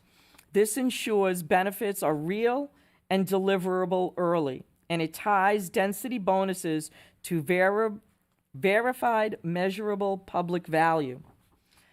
The next one is also added. This one is stormwater management. The changes that I've made, which is almost a page long, helps prevent flooding, protects water quality, ensures independent verification, and requires stormwater systems be built before residents move in. This is also added. 5.2.8L, utility and infrastructure. Oh my goodness. Again, this provides that. This one here is landscaping and buffers. This one here had a lot of changes. I added it. Perimeters, minimum of 50-foot landscape buffers shall be provided along the perimeter of a PUD where it abuts existing residential neighborhoods, which is what we have already. Then I added some more, another section, which was lighting and signage. Lighting and signage within a PUD shall be designed to ensure safety, minimize glaze, create a cohesive look of visual for the environment. The following standards should be applied: dark sky compliance, which we already have in our ordinances, but this puts it all in one spot to put it into their master plan. The next section is also added, which is public safety and emergency services. Rewrote the whole thing. That one speaks for itself. This basically is to make sure that all the new residents that we would be obtaining would be protected, and that the cost of that protection would not fall on the taxpayer. The fiscal impact and municipal services, which is something else that I had added. Also went on to add another section, which is the town has, which is 5.2.9, restrictions and easements. Right now, the town does not require enforceable standards, does not require the town to improve of legal documents, that does not require maintenance of funding of mechanisms, does not require consistency with the PUD master plan, does not require obligations run with the land. It leaves us loose and weak and unenforceable documents. I rewrote it, and why this matters is it gives us insurance on long-term enforceability. It prevents maintenance, and it protects the town from inheriting private obligations, and guarantees that all commitments made during approval remain binding on the future owners. So we've had developments that went in a long time ago, and they were supposed to take care of the roads, and then they went through different people, and next thing you know, we have the roads, and we have the maintenance, and we have the cost. So to prevent those things from happening in the future, it is very important to have these things nailed down.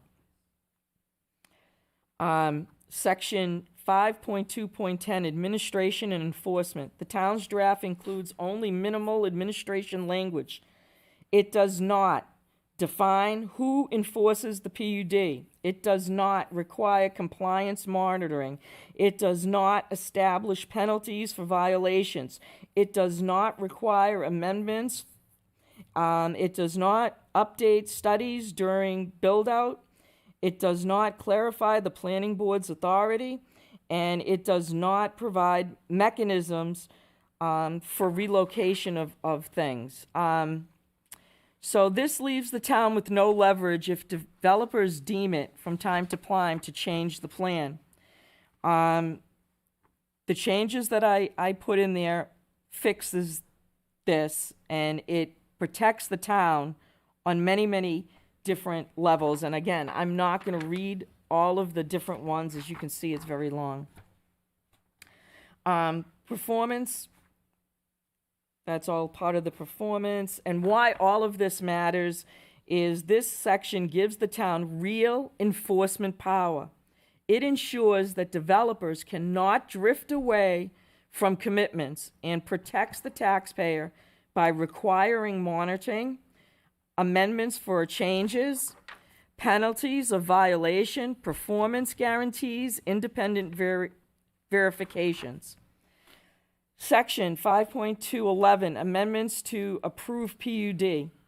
The town draft includes no clear amendment procedure for PUDs. This is a major gap. Without a defined process, developers can attempt to A, shift uses, B, increase density, delay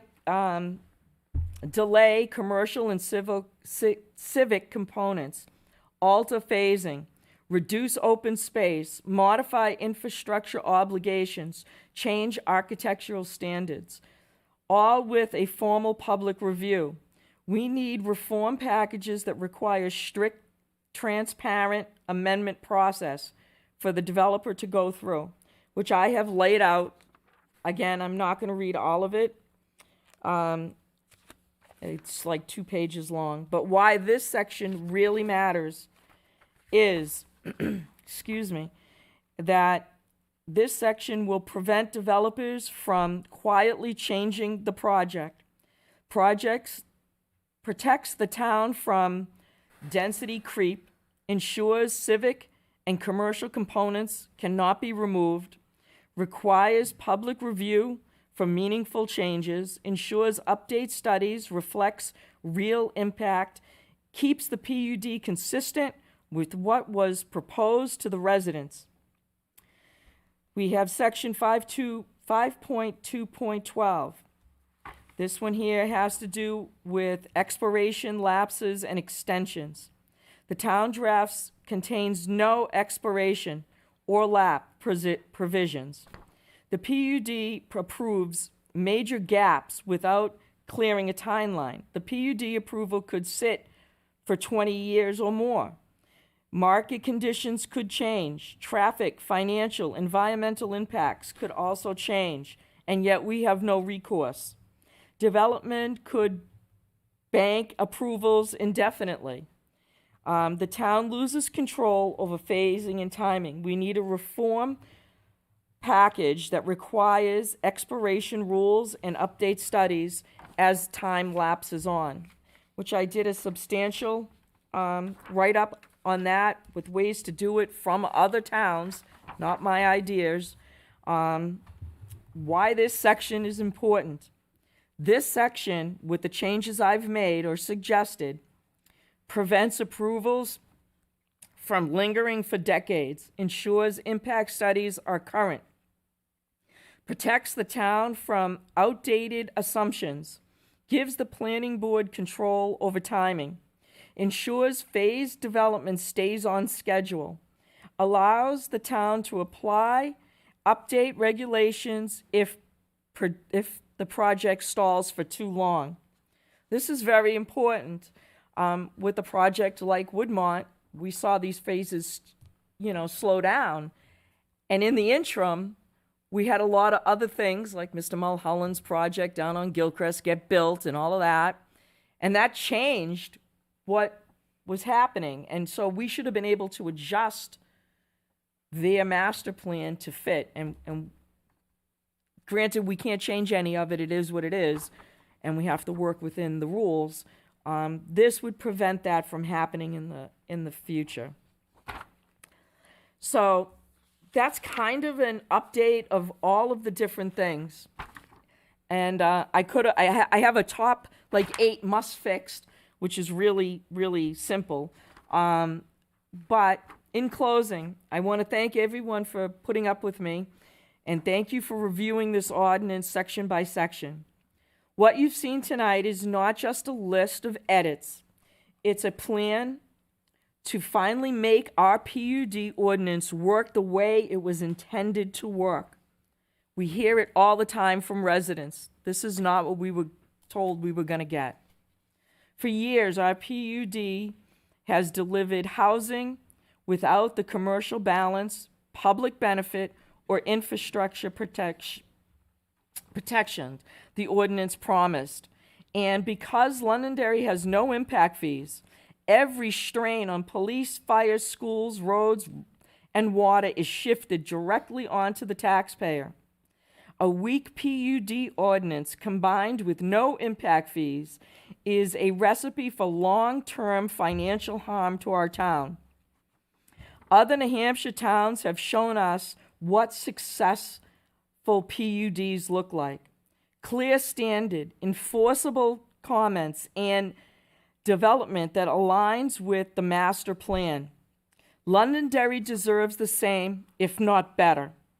These changes ensure that any future PUDs must deliver real mixed use, real public benefit, real infrastructure mitigation, and real accountability. They close loopholes, straighten enforcements, protect taxpayers from carrying the full cost of large-scale developments. This is our opportunity to correct the course and put Londonderry on the path toward responsible, balanced, sustainable growth. These changes aren't just improvements. They're necessary. So please, if we have to take a long time to do this, press pause for more PUDs to be added so that the new ones we get are done correctly and stop doing damage to our town. Let's get it right. Our citizens deserve it. Thank you. Thank you, Deb. I'll start off with a few comments. I think I did the same as you. I met with residents, I met with planning board members, and I think that our old PUD needed to be updated. And I think the document that the planning board sent us is a compromise. I think it's a document that I won't speak for the planning board, but I think the majority of them would want it looser. And I think they sent it to us a little more restrictive because they knew what the council was looking for. I feel like with the amendment that we made. The one I made? Yeah. When you, I Shawnee, made it to the planning board. Whoever made it, I think that gives them the flexibility for future changes and allows them to put a lot of what you said into that agreement and make each PUD more individualized and have them have more flexibility and be able to be more workable. I would like to know who you spoke to on the planning board, because I also spoke to planning board people and I got a whole different perspective. Okay. Which made me delve even deeper into what I delved into. Okay. So I'd like to know who you talked to. Yeah. But I think that this document is more or less a compromise. I don't believe so. If you read the old one and the new one. Please let him finish. Yeah, I think that. Can you excuse me, Mr. Chair? Yeah. Sean, this is a conversation between Ron and I, and please, you'll get your opportunity to speak. Be a big boy and wait a minute. You're speaking over the top of others. I am not. Waited a long I am time speaking. For you to speak. I Hold am on. He speaking can with speak. Ron, and Ron and I are having a Speaking. civil conversation. I'm sorry you can't deal with that. So I just feel like the planning board did a lot of work in this, and a lot of things that you said can be put into the development agreement and can fix those certain areas where you have a concern. If a property has something where, it has an understand. issue with. I the understand. septic. The problem, I'm just going to bring this Yeah. forward. We need to find out then clearly what can and cannot be put. Because I think that, do you know? Did they tell you what can and cannot be put in a development agreement? Most of these things that I said cannot be put in a development agreement. So I just want to go on the record as saying that. The other thing is, I don't believe that this is a compromise. What can't be put in development agreement? I'm speaking to Ron. Excuse me. I'm asking a question like you're asking a question. I You said a haven't lot of finished these speaking. things can't. What can't? You just want to be controversial. Can I Yeah, finish please, my let Deb- conversation with Ron? Great, Deb, finish it Thank on. you. Go ahead. I'm not sure. Kelly would know. Mr. Mulholland would know the exact things. It is my understanding that the things I am talking about here cannot be put, all of them, into a development agreement. I also think that when you have change of boards, things get lost. I want to do what's right for this town. I feel that having no time limits on things, lapsing, I don't believe that you can, and the thing is you're being upfront. To me, when it's in the ordinance, you are being upfront and forthright and transparent with the developer. They know exactly what they're buying. They see the car, they test the doors, they kick the tires, they know exactly what they're getting. When you come in backdoor on the end with the development agreement, with there's a negotiation, it's not us telling them what to do, it's us working with them to get there. It's already too late. You now have wasted their time, our time, and we're only getting a quarter of what's in here. And I think that this is why I took the time to do this. And I did go to the public workshops that the planning board had. And I think they did do a lot of work. I mean, poor Kelly had to write this thing from scratch because the other one was so bad. So that being said, there has been monumental work done.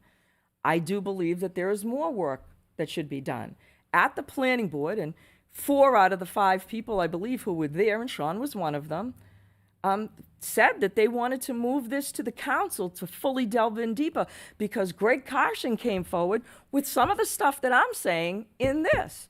I did what the planning board said to do. Take the data that the residents brought forth, which I did, took my own opinion, which I did, took Greg Carson's opinion, put it all in, and put it together. That was what was requested by the planning board at their last meeting. So I did it. You did. And I think that it deserves more conversation, more look at.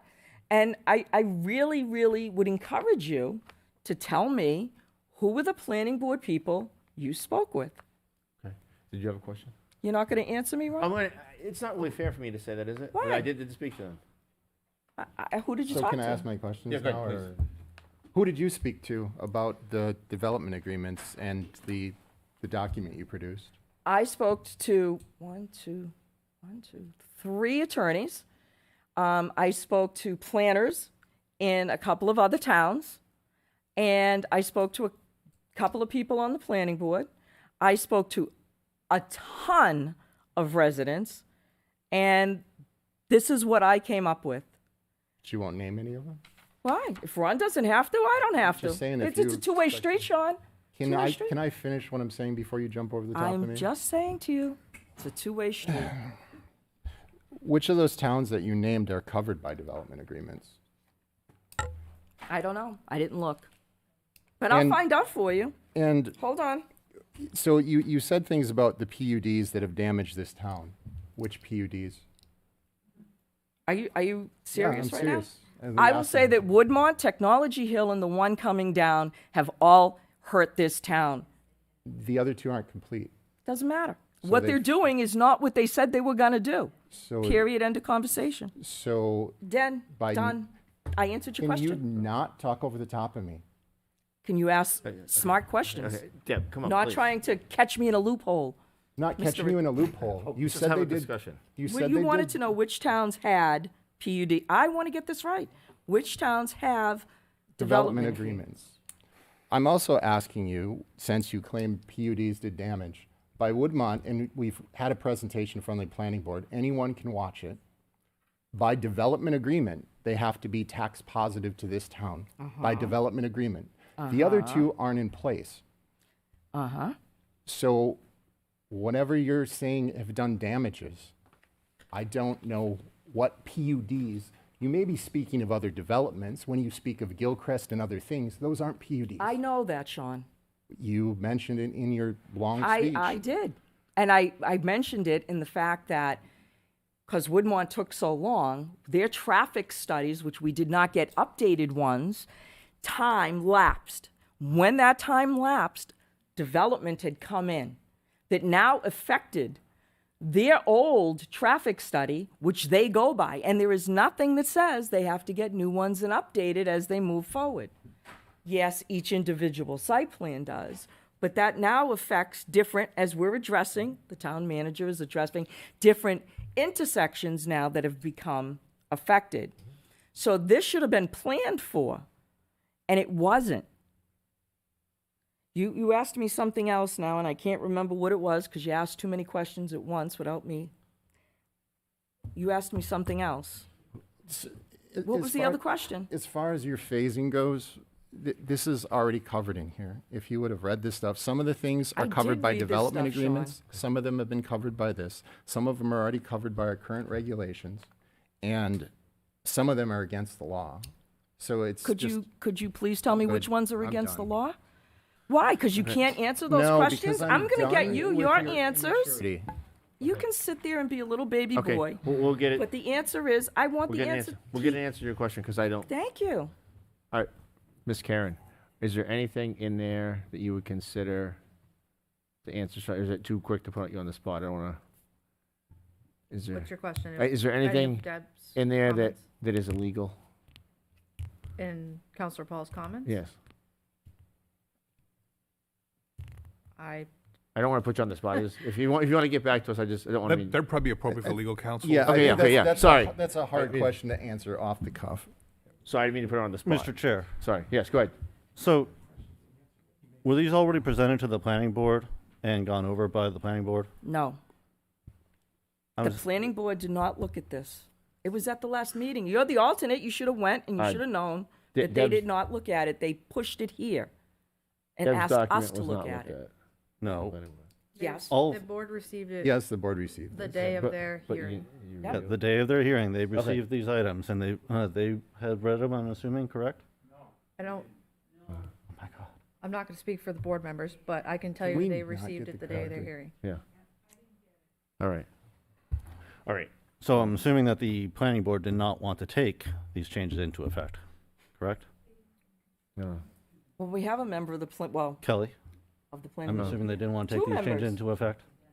Do you want me to speak? Yeah, absolutely, sir. Absolutely. And please speak, Ms. Karen.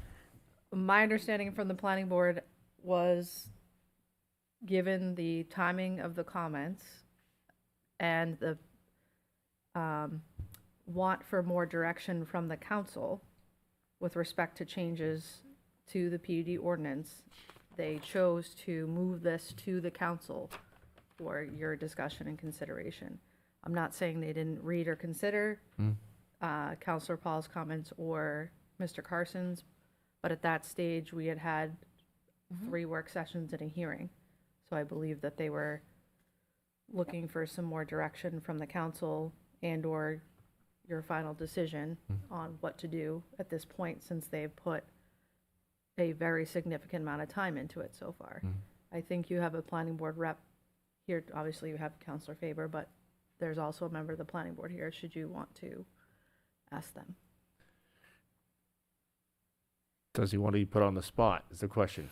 That's not really fair. Well, Ann's here too. Okay.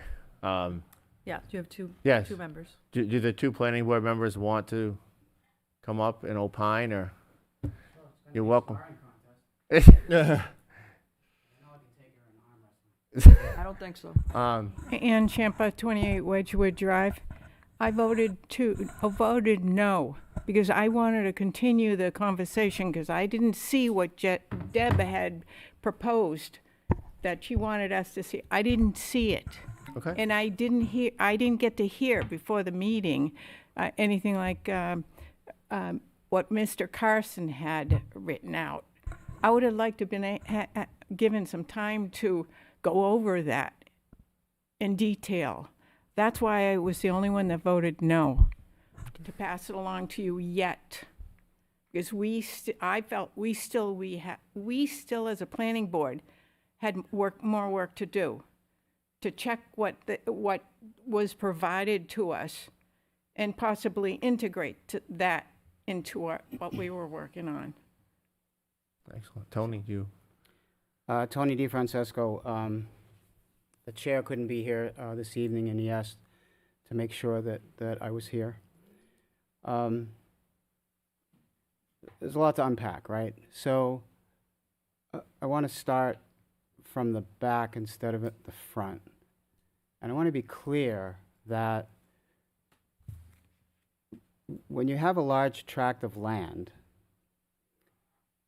that's owned, the owner can do whatever they want with that land as long as it meets the underlying zoning.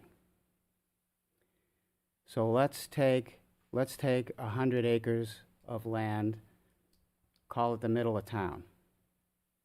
Someone buys it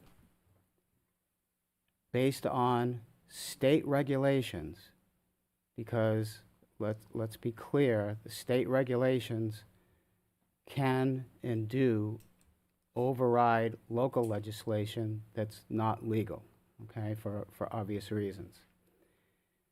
We'll take that 100 acres of land, and that developer can decide what they want to put on it. Let's say it's AR1, okay? So we're going to call it AR1.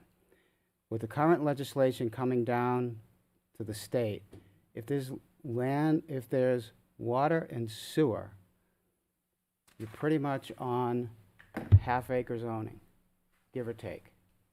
Not 1 acre, not an acre and a half, and the town can't legislate that, okay, based on the new legislation that came in by the state of New Hampshire. So 100 acres, you could get 150 houses in there. Done. Who's gonna plow the roads? The town. Who's gonna fix the roads? The town. Who's gonna, if the drainage, something happens to the drainage, culverts get washed out or whatever, who's gonna take care of that? The town. There's a whole bunch of other things. 100 acres of land, you're probably talking about at least a couple of additional DPW employees. You're talking about more trucks. You may be talking about additional things just for the roads and the infrastructure of those roads. Now let's take a PUD for that same 100 acres of land. the roads have to be built to certain standards, right? The developer pays for that. When everything is done, the town has no responsibility because it's a PUD and because there are also other things that are built in town where the town is not responsible for the roads either. But in the PUD specifically, the town is not responsible for those roads. If a culvert gets washed out, it's basically a condominium setup, right? It's a condo setup somehow. They have to deal with it. If the road gets washed out, they have to deal with it. The road gets potholes, they have to deal with it. They have to plow it. They have to sand it. They have to do all of those things that the town will have to do if there's no PUD, if there's no agreement. Okay, so I had to get that off my chest, but it's because it seems to be a missing element that the average person doesn't understand that the land is going to get built on. It's a supply and demand economy, right? If the houses are going to sell, a developer is going to come in and build houses. The question is, does the town want to have some control over the land, and does the town want to sign off on those roads to somebody else for maintenance and upkeep and whatever? Now, as far as all the other stuff, first of all, I want to clear up one thing. All that stuff was in our packets for the meeting that's in question. It was in the packets. Who gets the email when? That's beyond anybody's control. Who doesn't look at their emails until the start of the meeting? Who looked at their emails the day before? Who worked on it the weekend before? That's up to individual folks. My opinion is, if you're not prepared for a meeting, shame on you. Because when I took the oath, I took it seriously. And when my email doesn't work, I'm here in this building making sure that someone fixes it, right? If it doesn't come through on my phone and ping me when I'm out of town, I'm here making sure that it gets fixed, right? And so that's up to individual people. Other than how I do it and how I operate is all I can respond to. How other people do it, that's up to them. It was in the packet. Whatever. Now, the planning board specifically sent this product to you for input and for changes, because the contemporary wisdom at the time was this needs to be a combined effort. Not a planning board does it, Kelly writes it all up, a planning board makes some changes, whoever's checking on who's checking what, whatever. Fire department's queuing in, police department's queuing in, whatever. Kelly handles all that stuff. This is too big a thing, right, for just the planning board. Mm-hmm. And so we wanted you all to look at it. The document that we gave you is an excellent document. Mm-hmm. The document that we sent you could be used with 0 changes, but we expected some changes. The biggest change that we wanted you to do was the one you already did, was to put in the everybody has to have an agreement, whether it's one owner or 100 owners of the property. They all have to do a development agreement. What I know about development agreements is, as long as you're meeting the RSAs, there's nothing that can't be agreed to in the development agreement. Now, I'm getting nods, but I'm not a lawyer, right? There's lawyers that deal with these contracts between towns and developers. That happens at a different level, right? So when you do the development agreement, it's important that the sitting board at the time is the one that makes some of the decisions. If you write a document that's 100%, tie it with a bow, it is what it is, 100%. Now, to what was said earlier tonight, things change, things do this, things do the other thing. Well, now you have a legal document, a municipal document that was written 10 years ago, and things have changed. Well, if you leave it a little bit, if you leave a little bit of movement in there, the board that's going to sign the agreement with the developer has some wiggle room to say, well, you know, the spirit of how that was written is different today than when it was written. Am I making sense with that? Okay? So that's where a municipality gets in trouble with cast in stone. That's where they get in trouble with a definitive line in the sand. And I will tell you, listen, if you all decide that you want to have these parcels that are remaining, and there aren't too many of them anyway, but if you want to have these parcels totally untethered, have at it. There's no skin off my back. You know, it isn't. But my opinion is, and again, I took my oath seriously when some of you were on the board that appointed me. I take my oath seriously to help protect the town. And one of the ways that you protect the taxpayers in the town is to have a PUD. That's how you do it. And I will say that, Councilor Paul, you did a great job of homework. However, I haven't had a chance to look at it. That's fine. But there's That's why I several, thought there should be some there's discussion. several inaccuracies in there that I will respond to at a later date. But I just- welcome it, just- Tony. That's what I wanted tonight. I got this. Thank you. I got this. I know. I'm It's just rhetorical. thanking you. It's rhetorical. You're Okay. welcome.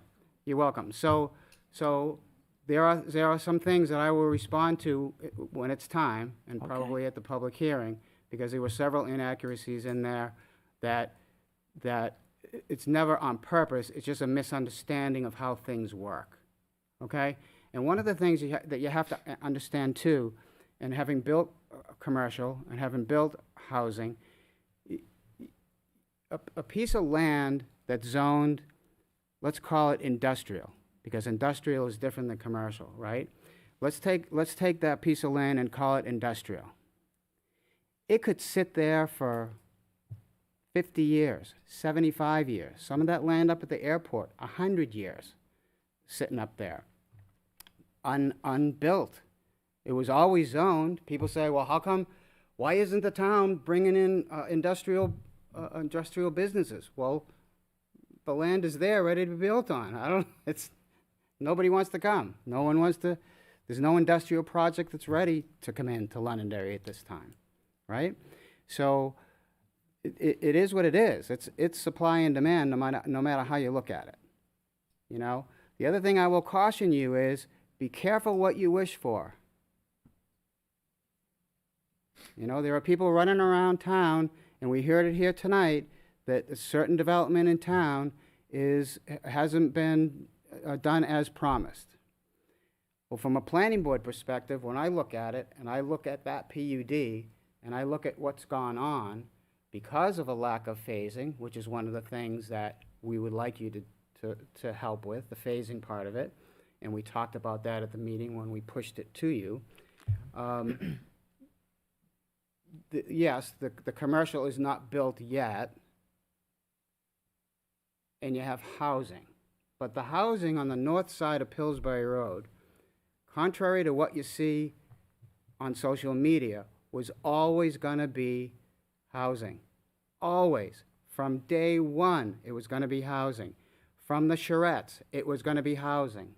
It was always going to be housing. So you know, some of the rhetoric that goes around when you look at the documents, you go, phew, well, yeah, it was gonna be housing. So the northeast, whatever it is, of 4A, that's where the commercial industrial is gonna be, right? So that's that. Questions for me, please. I think Any I've questions for I've Tony? Just have pontificated enough. one Yeah, quick yeah. comment. There is some commercial there. I just want to make sure, like, for people watching, it's not like there's no commercial. There's Market Right. Basket, there's 603 Brewery, there's two medical places that one of them just opened up. Yeah. There's like 30,000 feet of commercial space in there, so there is some commercial. It's not none. Yeah, And we and- we do address the phasing in this document at the planning board level. We were working on this. Yes, correct. And just to be clear, there are spaces in the I call it the tower. At the current building now, I call it the Market Basket Project. In the tower where the rentals are, the rentals. On the bottom was supposed to be the commercial part, right? The little businesses. They're there. They're but they're empty. But the space is there. It's supply and demand. You can't. The building was built. The spaces are all there. There's a bunch of empty spaces in there that aren't occupied. That's nobody's fault. They're not occupied. What do you do? We can't dictate supply and demand. Correct. That's my Can't point. force a business into there. That's my point. And so how do you, when you get to that point, what do you do? Well, and we've been told time and time again from Woodmont presenting to us in the past that multiple times they've been told by restaurants and other commercial entities that they want to see the residential before they come because they want to have the walkability, they want to have the guaranteed residents that will be potentially using their space or going to their business. Sure. And as I see it, we cannot dictate supply and demand. Right. We cannot say you can't build residential until your commercial industrial is built. That just sounds like we're dictating, and they have the rights to build on their land. What's ability for their land? Well, And we can't One control comment that. On that, so to Absolutely. the point about phasing, so actually this draft ordinance, it doesn't quite do it to that extreme, but that's the intent of that section, is it's phrased as active and substantial development, specifically for the commercial piece. That is what the board spent a lot of time discussing. And to Kelly's point, that was a piece that I hammered on. How do we get it so that there was a situation in Bedford that I detailed that it was supposed to have this and it turned into that. Well, how can we make an ordinance that does that? You kind of can, but again, it's supply and demand. Things changed. What do you do? But the other thing too is when I didn't finish this, completely my thought. Be careful what you wish for. Make sure that you get on social media and you take a look at what's going on in the town south of us with the very large PUD. People are not happy. Police department is not happy. The fire department, ambulance, safety, whatever you call them, medics are not happy. The residents are not happy. There's nobody happy. So be careful what you wish for is all I'm saying. When you have a project that big, there's a lot going on. So Tony, thank get a you. better question for you. Yeah, it's Oh, not really a question. So I'm not against PUDs, Tony. I'm really not. Never said you were. I just wanted to clarify that because I'm not. I just want to make sure that we're doing what's right. And that takes time, and it takes a level of discussion and going back and forth. And yeah, I might have interpreted it one way, you interpreted it another, but that's why you should go through it and do your due diligence and get it done correctly. That's how I feel.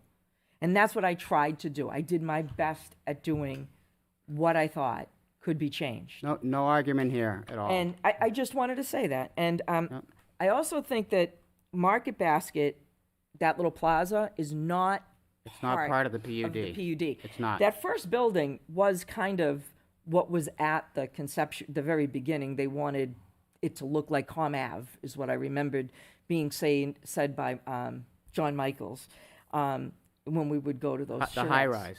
You're talking about the high rise? Apartments with the buildings underneath. That's With the commercial underneath? yes, Right, yes, yeah. or even on the second floor of the, Right. Level and then second floor, or if we had basements in the basement, Yeah. whatever, and then apartments on the top, Yeah. which was what was brought up. I do remember on the north part where Procopia is going was supposed to be there had been talked about a golf course with a restaurant. Yeah, there was. Oh, I went to every charrette meeting. There was never a golf. And it course was gonna supposed put to in. be Mr. Kettenbach's brother-in-law that was going to do that at one point. But Yep. that's beside the point. I just wanted to address, when you were talking about 100 acres and, half-acre zoning, and you're going to get, so even if you got, I don't know if those 150 houses includes the roads you would have to take, the setbacks, the unbuildable land being pulled out because you can't build on it because it's so much ledge or it's wet or whatever. Even if you got 100 houses on 100 acres, that's like 200 people, maybe 400 people added to the town. When you talk about high density and you talk about just Woodmont, 1,400 times 2 residents coming to the town. Yeah, that's a lot of people. That's a lot more. That's school, fire, police. Okay, we might not have to take care of their roads, but we still have to take care of those people coming, that amount of people coming on to our roads that are already, to me, what's been missing in this town for a long time, and I've brought it up, I don't know if you remember, I've brought it up at meetings many, many times. We're so behind the 8 ball in infrastructure. We should have been doing this all along. I had come to meetings many, many times, planning boards, zoning boards, I've said the same thing.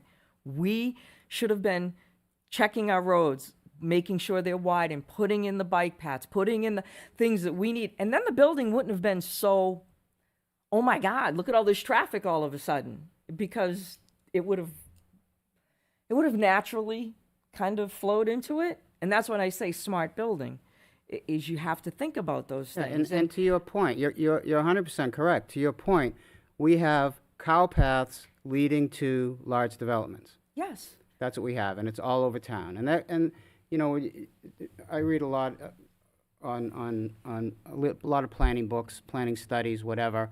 And part of the problem that Londonderry has is we have one center for commerce at exit 4. And everybody in town needs to come to that. And the new theory of developing a town, if a perfect world where there was nobody and you could start all over, would be a town like Londonderry having a minimum of 2 centers, like we have at exit 4, and maybe as many as 3. Correct. And now, there's nothing we can do about that today. We can do our best. And could you please stop?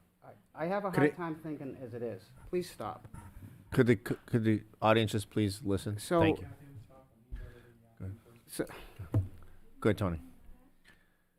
Good, Tony. Okay. Ann, please. Tony.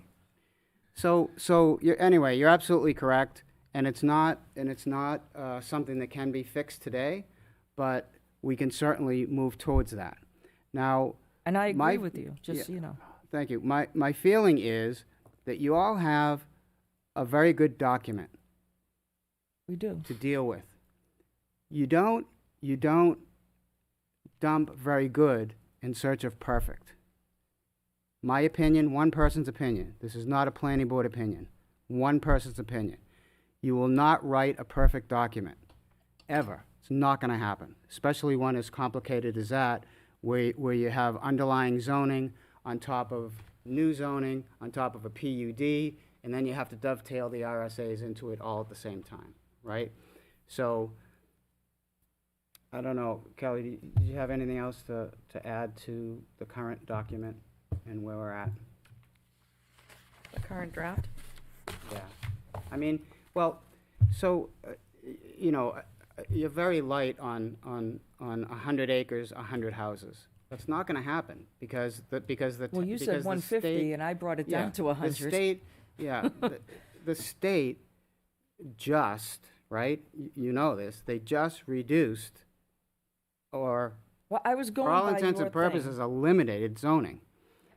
And so they can kind of put, other than green space, if there's water and sewer, you're going to almost have 0 lot line zoning like you've had in Manchester for 75 years or so. And so it's going to be a lot more houses than that. And you know, I'm still going to fall back on, I would rather that a development owns the roads and maintains the roads than to have us have to, at the taxpayer's expense, hire DPW people and vehicles to do it, to take care of them. And, you know, I would rather control it with a development agreement, having the two sides get together. I personally, when I become king, it's gonna happen, and it's gonna happen eventually, because the older I get, the more I'm king-like. But, Oh, but Madonna mia. But when I become king, and all of this stuff happens, I want to control the land. I don't want a developer to come in to buy up a whole bunch of acreage, has 100 acres, and says, okay, here's what I'm going to do, bye-bye. I want to be able to control that developer. You do that with a development agreement and a PUD. And that's what I'm trying to do with this, is so that we can control agree. it. And I think it should be, I think somewhere in here, and I never put it in here, that maybe this needs to be looked at every 4 or 5 years. As an ordinance, we should put it in there that all of our ordinances should be looked at and evaluated and updated. We do it to our master plan, you know, Yeah, we should be 100%. doing it. I mean, 100%. All it takes is staff about 2 to 3 times bigger than what you currently have in this building, and a whole bunch of money. That's all it takes to do that. And every time those understand. suggestions are made, the cash register goes off in my head because that's what it takes to do that stuff.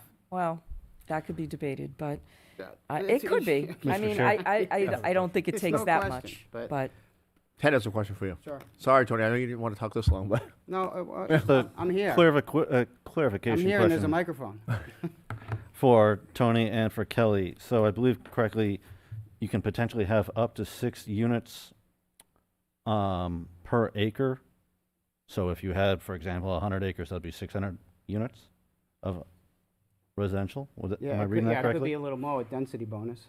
yeah, In it the- could in be the draft, 7.5. Okay. Depending on if you utilize the density bonuses, it's up to 25%, but it's capped at 1.5 times, so it's capped at 7.5.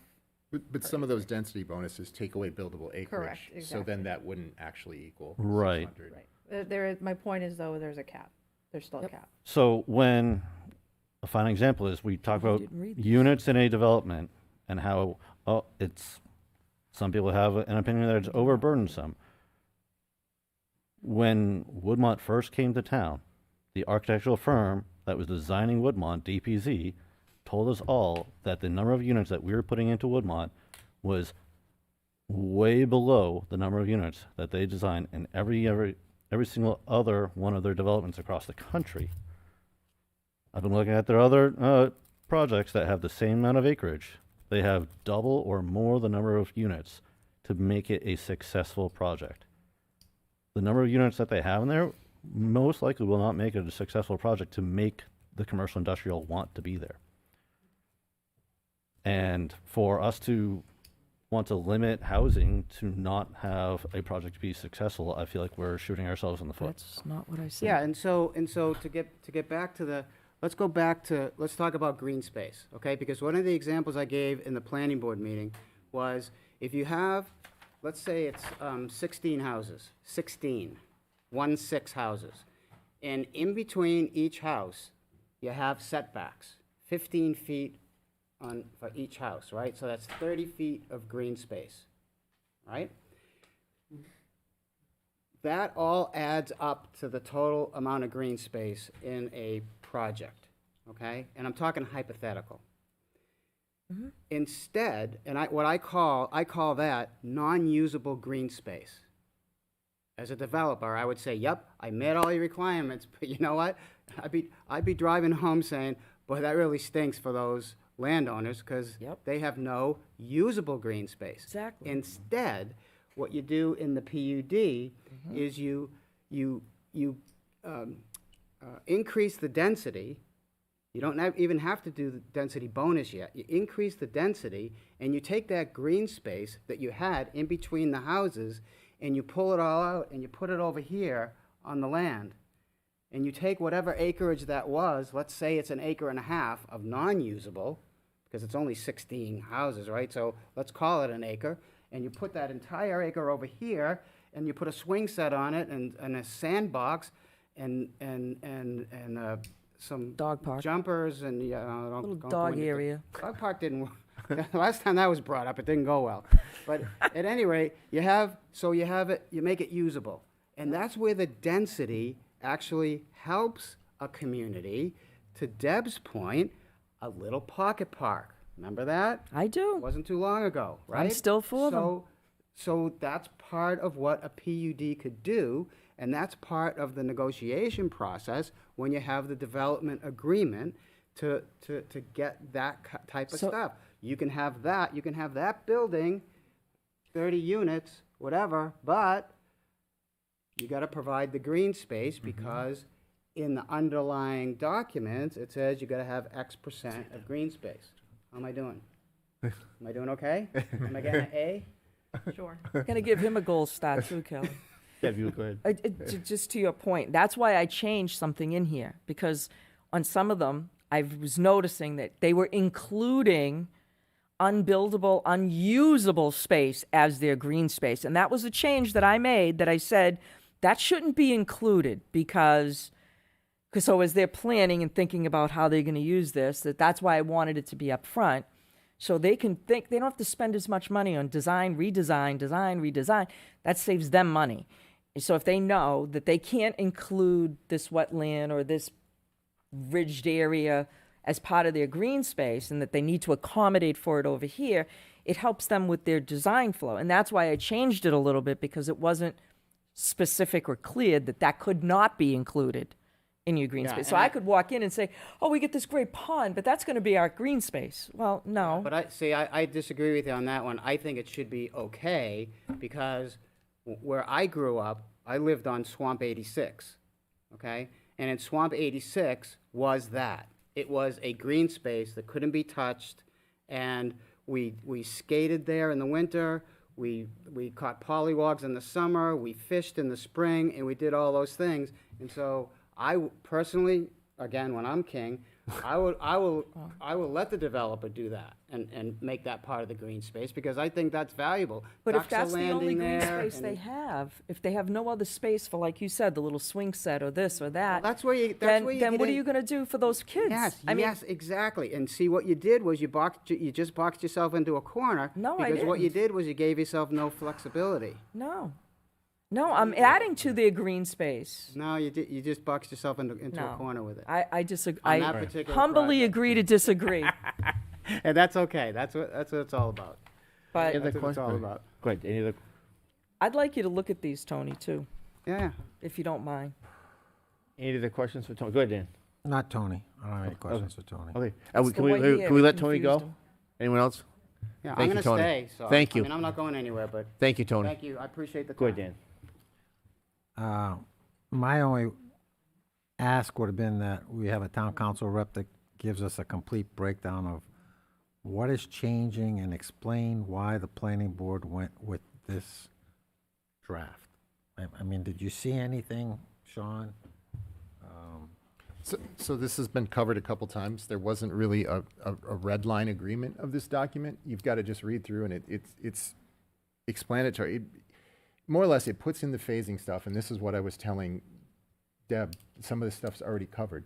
And if you watch the discussions, and that's part of it. Well, that's what we have you there We for. do, but I can't relay a hour-long discussion to you in 5 minutes. I can't. It's better for you to watch it, take it in, see the discussion, see the points that people are making from their own mouth, because I could mischaracterize them. And then you're seeing exactly what they're saying. And you don't have to watch the whole planning board meeting, just watch the part about the discussions. And it goes through this. We were, as a planning board, really concerned with the residential coming before the commercial. We've got, I think, the best way to legally address that and make sure that we can get through this stuff where we actually get commercial and not just get a bunch of residential and get it dropped on the town. We wanted to make sure that there's a development agreement, and you know, through the conversations of the planning board, we came up with a development agreement for everything then. So this takes it also, one aspect of it to describe it further to you is the density bonuses for doing the right things. So in her commentary, Deb had asked for, we need usable things for the town. Those are outlined in a chart within there. And then you get further density bonuses if you do this and that are beneficial. And we had a long discussion over the language not being specific enough. And so we adjusted the language as the course of these discussions went on to make this specific enough, to make it actionable. There were some things that got thrown out. There were talk originally when this came up of changing the definition from 100 acres down, and we decided to keep it at 100 acres. Off the top of my head, those are the big ones. But I would encourage, and I'm not trying to not tell you, but I just gave you a couple minute update, and that doesn't even begin to cover the discussions, why people felt that, how we got there. This wasn't just one simple meeting. It was a lot of meetings to go over this, a lot of feedback taken in, a lot of discussions back and forth. So there was a lot to go through on that. But that's the best summary I can give you. Okay. My personal opinion, I don't like the original PUD. I think it's terrible. And this is tighter than that, for sure. I think this is tighter, but It I is. think It can be still tighter. could be looked at, and maybe address some of these concerns that Councilor Paul had. I don't know. That's my concern. Okay. That's my statement. I really would love Kelly's input. Any on what I further? did. I mean, I watched the whole entire public hearing that the planning board had. It's like a 4 or 5 hour meeting or more. I thought all the commentary was worthwhile from the board, and the changes that were made and need be. Certainly this is a better document than what we had before, but I also don't think what we had before was a bad document. I was at every single planning board meeting back when this was originally being put together back in 2010, 2011, 2012. And those meetings went on till 1 a.m. And there was a lot of things that were being considered and went through at that time that they spent a lot of time going through. The only thing that I wish that was a change is that they had the architectural of the buildings be the same throughout, to have it be a consistent plan. That would be the only thing that I'd want to have be changed or fixed, because And I made you that want to have a change. cohesive looking project. That's the only big change that I would want to have be seen. And certainly I think Technology Hill is doing that. They're having a cohesive architectural look throughout their buildings. Now, they're commercial industrial, and they're those buildings, they may have a different look to them, but the residential buildings and their smaller commercial, they have a cohesive architectural look to them.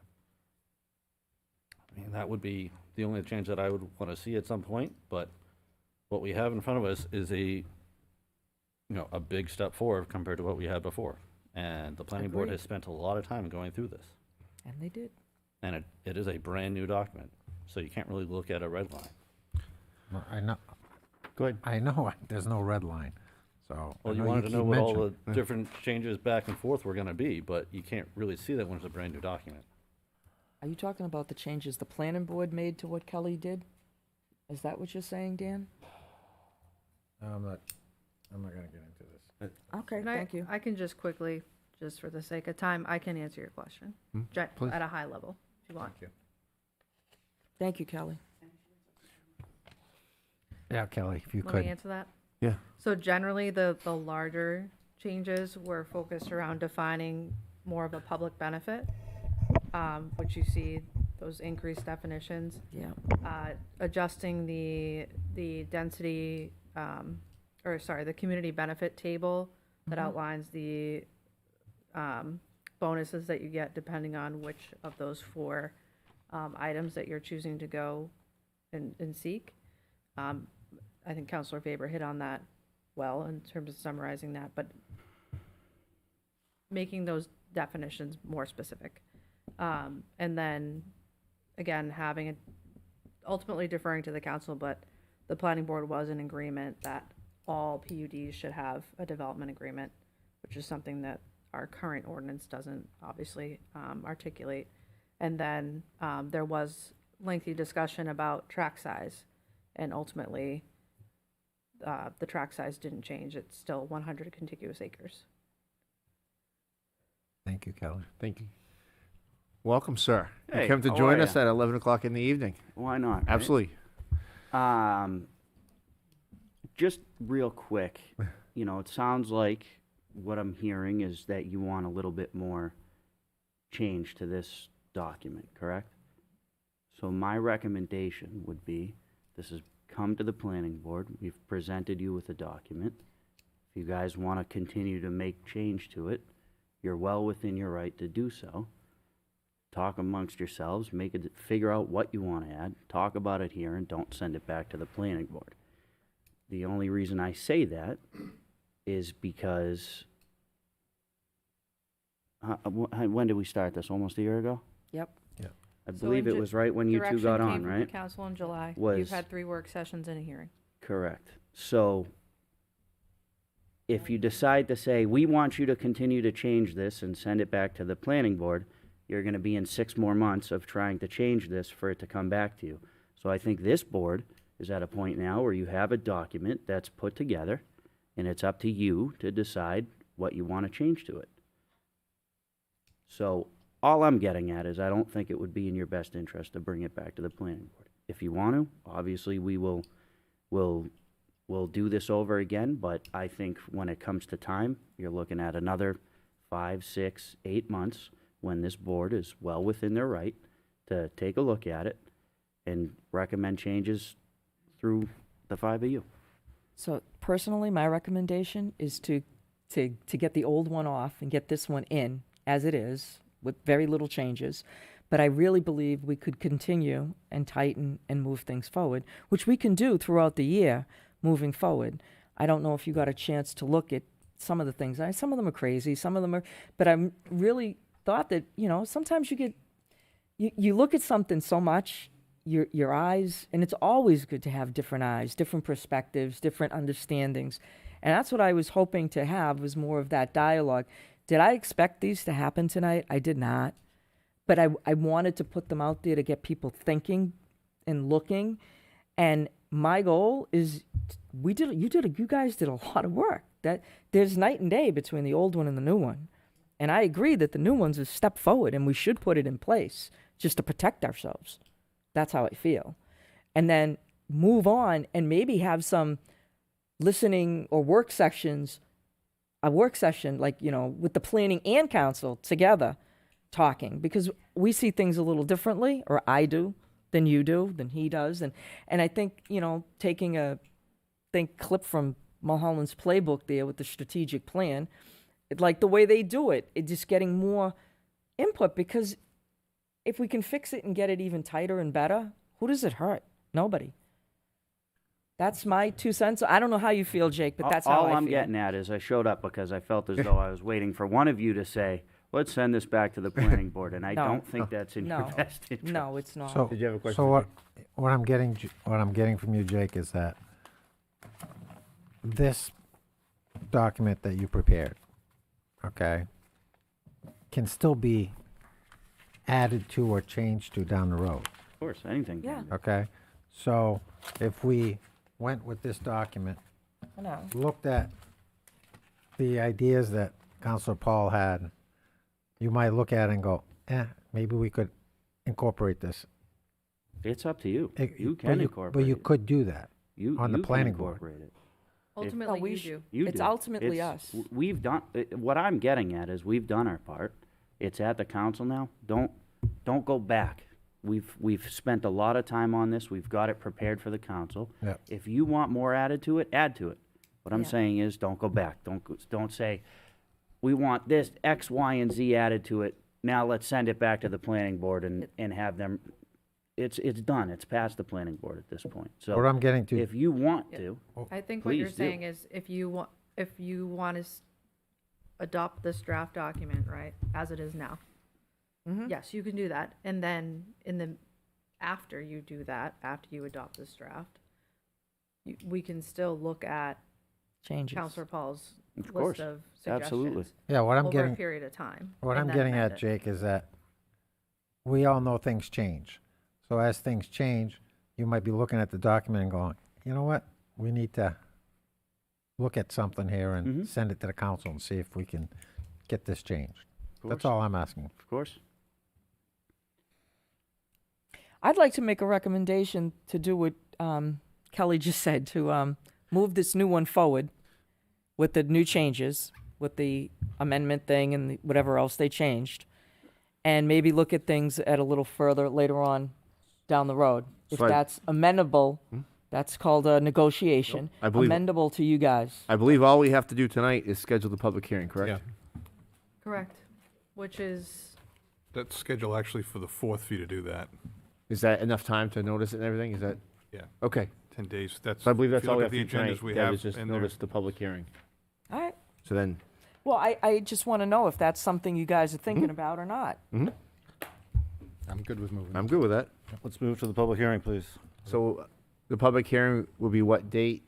The next meeting? May 18th. May 18th, so That's the second date one. of the public hearing, Okay, perfect. if you schedule it. All right. Well, Yes. thank you to everybody that came, planning board members that came to discuss. Much appreciated. Up next, we have approval of consent items. Oh, Mr. Chair, I have a issue with Okay. the minutes of March 30th, Sure. line 26 and 28. Hold on. What 26 page? What page? What page you on? Page 1. Page 1, line 26? 26 through 28. 26 through 28, okay. Okay. It says it's a 5-0. I did not vote for this. And as you know, we had a citizen come up questioning why we didn't sign stuff. I did not also sign the contract either. Not that I don't think that the tax collector deserves it. I think she does. I did not vote for it because it was not fully disclosed to the public. And I'm going to explain something. On March 16th, the contract came up. Councilors Faber, Dunn, and Coombs moved to cut the proposed pay, and you voted on it and passed it. Now, Mr. Chair, I'll quote you as you said, we're trying to get everyone at 5%. Everyone treated fairly and not unfairly. That translates to a 5% in line with what the town manager was proposing. Not being unfair, staying with 5%. So Council Faber moved that the Londonderry Town Council hereby approves the terms of the contract between the town council and the tax collector.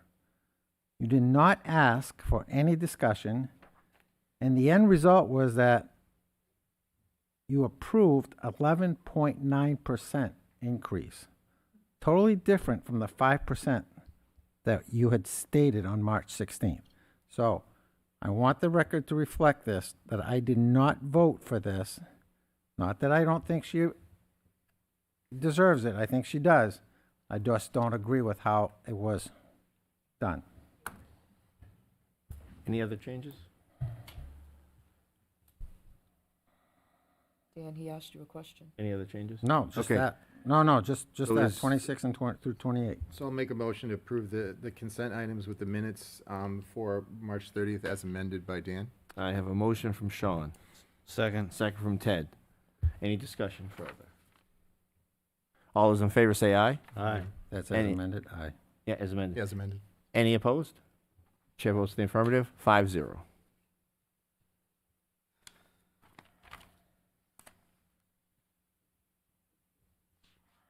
Any liaison reports tonight? Yes, I had the Londonderry Arts Council meeting back on April 9th. It was a good meeting that we had. Going forth with, we'll have a good showing of bands in the summertime. They'll be having another, what do they call it? Wild oats, wild apples coming out this spring with a whole new group of submissions. We'll be very interested in reading some of them coming up, and they'll have an event for that. I believe, when is that? That is May. How did I put it in my calendar? I believe it's either May 16th or May 23rd. They'll be having another event at the historic Morrison Meeting House Museum at the Barn. So they'll have some good events there, and they're certainly looking to see how they can get more kids involved in some of their arts programs and how they can get them involved in the arts going around. So, Excellent. yeah, it was a good meeting. Any other liaison reports tonight? Well, I didn't have a meeting, but I did go to Beautify Londonderry, and I helped them out at the desk. We had a great turnout. I think it was the most amount of people stepping up to volunteer ever. So they did a lot of work. Good job to all of them. And Max Apples always stepping up as they do. They gave out 100 free ice cream cones to the lacrosse and I can't remember. The Boy Scouts who came and, people who cleaned up. Yep. The kids got ice cream. So that was nice of them. Oh, and Mr. Chair, I wanted to mention we also had a Old Home Day meeting this past, was it Thursday or Friday? It was a good, productive meeting moving forward. Currently, we right now have the full board as we appointed Kirsten to be on the board. So things are moving forward. So it'll be a good time. And we're looking at One person, Ted, on that, or? Kirsten stepped Kirsten stepped in, so we have a 5-member board, but she's more than willing to step down if we have someone who would like to take the position. I know we're reaching back out to the Rotary to see if there might be someone there who would like to step in, or if there's anyone else from the community who might want to step in. But we're looking at I believe the naming of the theme of the event this year is Londonderry 250 to go along with America 250. So it'll be a good time. Excellent. Any other liaison reports? You good, Dan? I'm good. Okay. You're good too? All right. Town manager report. Well, we have the Chancellor of the Exchequer Awesome. here. Has come up to the mic. He must You have don't something he wants mind to giving me add. an opportunity to just clarify something that No. I got back to my seat and had heartburn about people panicking that we're going to have a shortfall on revenue. And so Ted had mentioned that we're currently 4 million short. What that is we're 3/4 of the way through the year. If you were to look at just the percentages, that number should be about 5.1. Looking at a worst case doomsday scenario, if we know we're going to get the airport pilot tax. If you take the lowest amount of motor vehicles we've registered in April, May, and June for the last 2 years, you look at building permits and take the lowest amount since March of 24 and put that over the 3 months. You look at a couple other lower items that we know we likely will get higher, as well as things such as the interest revenue. 94,000 over the next 3 months when I already know we have 146 in CDs coming in. With those worst case scenarios, we fall $52,000 short of the entire revenue. That being said, if you just change the motor vehicle to the average over the last 2 years for those months, we are 120,000 above what we have budgeted. So I just want to clarify because I felt like I did a terrible job explaining that, and I was not going to be able to sweep tonight if I didn't do a better job of it. So just wanted to let you all know that. Thank you. Just so you know, Justin, I'll be contributing for building permit and registering also. There you go. Thank you.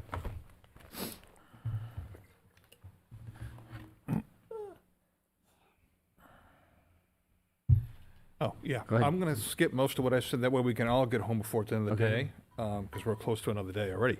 So I'm just going to go over the agenda for the next couple of meetings. We have the second part of the strategic plan workshop scheduled for this Wednesday from 6:30 to 8:30. Again, 6:30 to 8:30. The original agenda was sent out at 7. It's not at 7, but it's 6:30 to 8:30 here. And then on May 4th, presentation from Londonderry Arts Council on the 2026 concerts in the Common. And then discussion set a public hearing for May 18th regarding the 2027-2029 proposed strategic plan. Discuss and schedule a public hearing regarding a proposed revision to municipal code in regards to the administrative code, ethics, code of ethics, that was pushed from one meeting to the next, and so now it's presently scheduled for May 4th, and then you would schedule a public hearing for May 18th for that. And then we have continued discussion regarding zoning amendment, plan unit development ordinance that you're familiar with. We had that discussion tonight, and there's more room for that on the 4th. May 18th, interviews and appointment for the vacant position on the Budget Committee. And again, I have scheduled the public hearing, assuming you schedule a public hearing for May 18th for the strategic plan. Discuss and receive public input regarding the Code of Ethics, and then hopefully approve that on that date. And then the plan unit development will be scheduled for public hearing. So we have 3 public hearings on that date, or the busy night. And discuss the proposed TC 105 regarding use of legal counsel. This has been pushed several meetings, so now this is scheduled for May 18th with a public hearing on June 1st. And discuss and provide guidance to the town manager for the development of the FY28 budget. Rather important piece.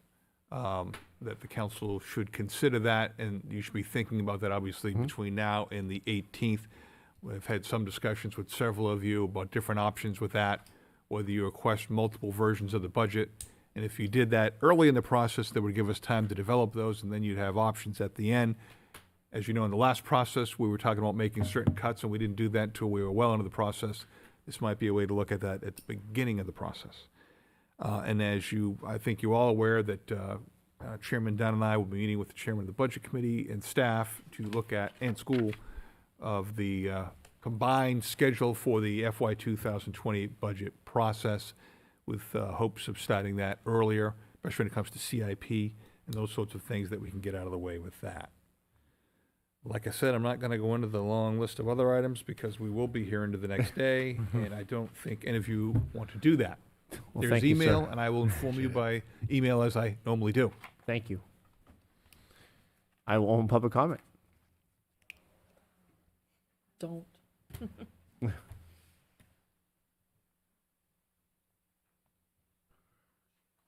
Christine, thanks for your patience. Thank you. Sat too long.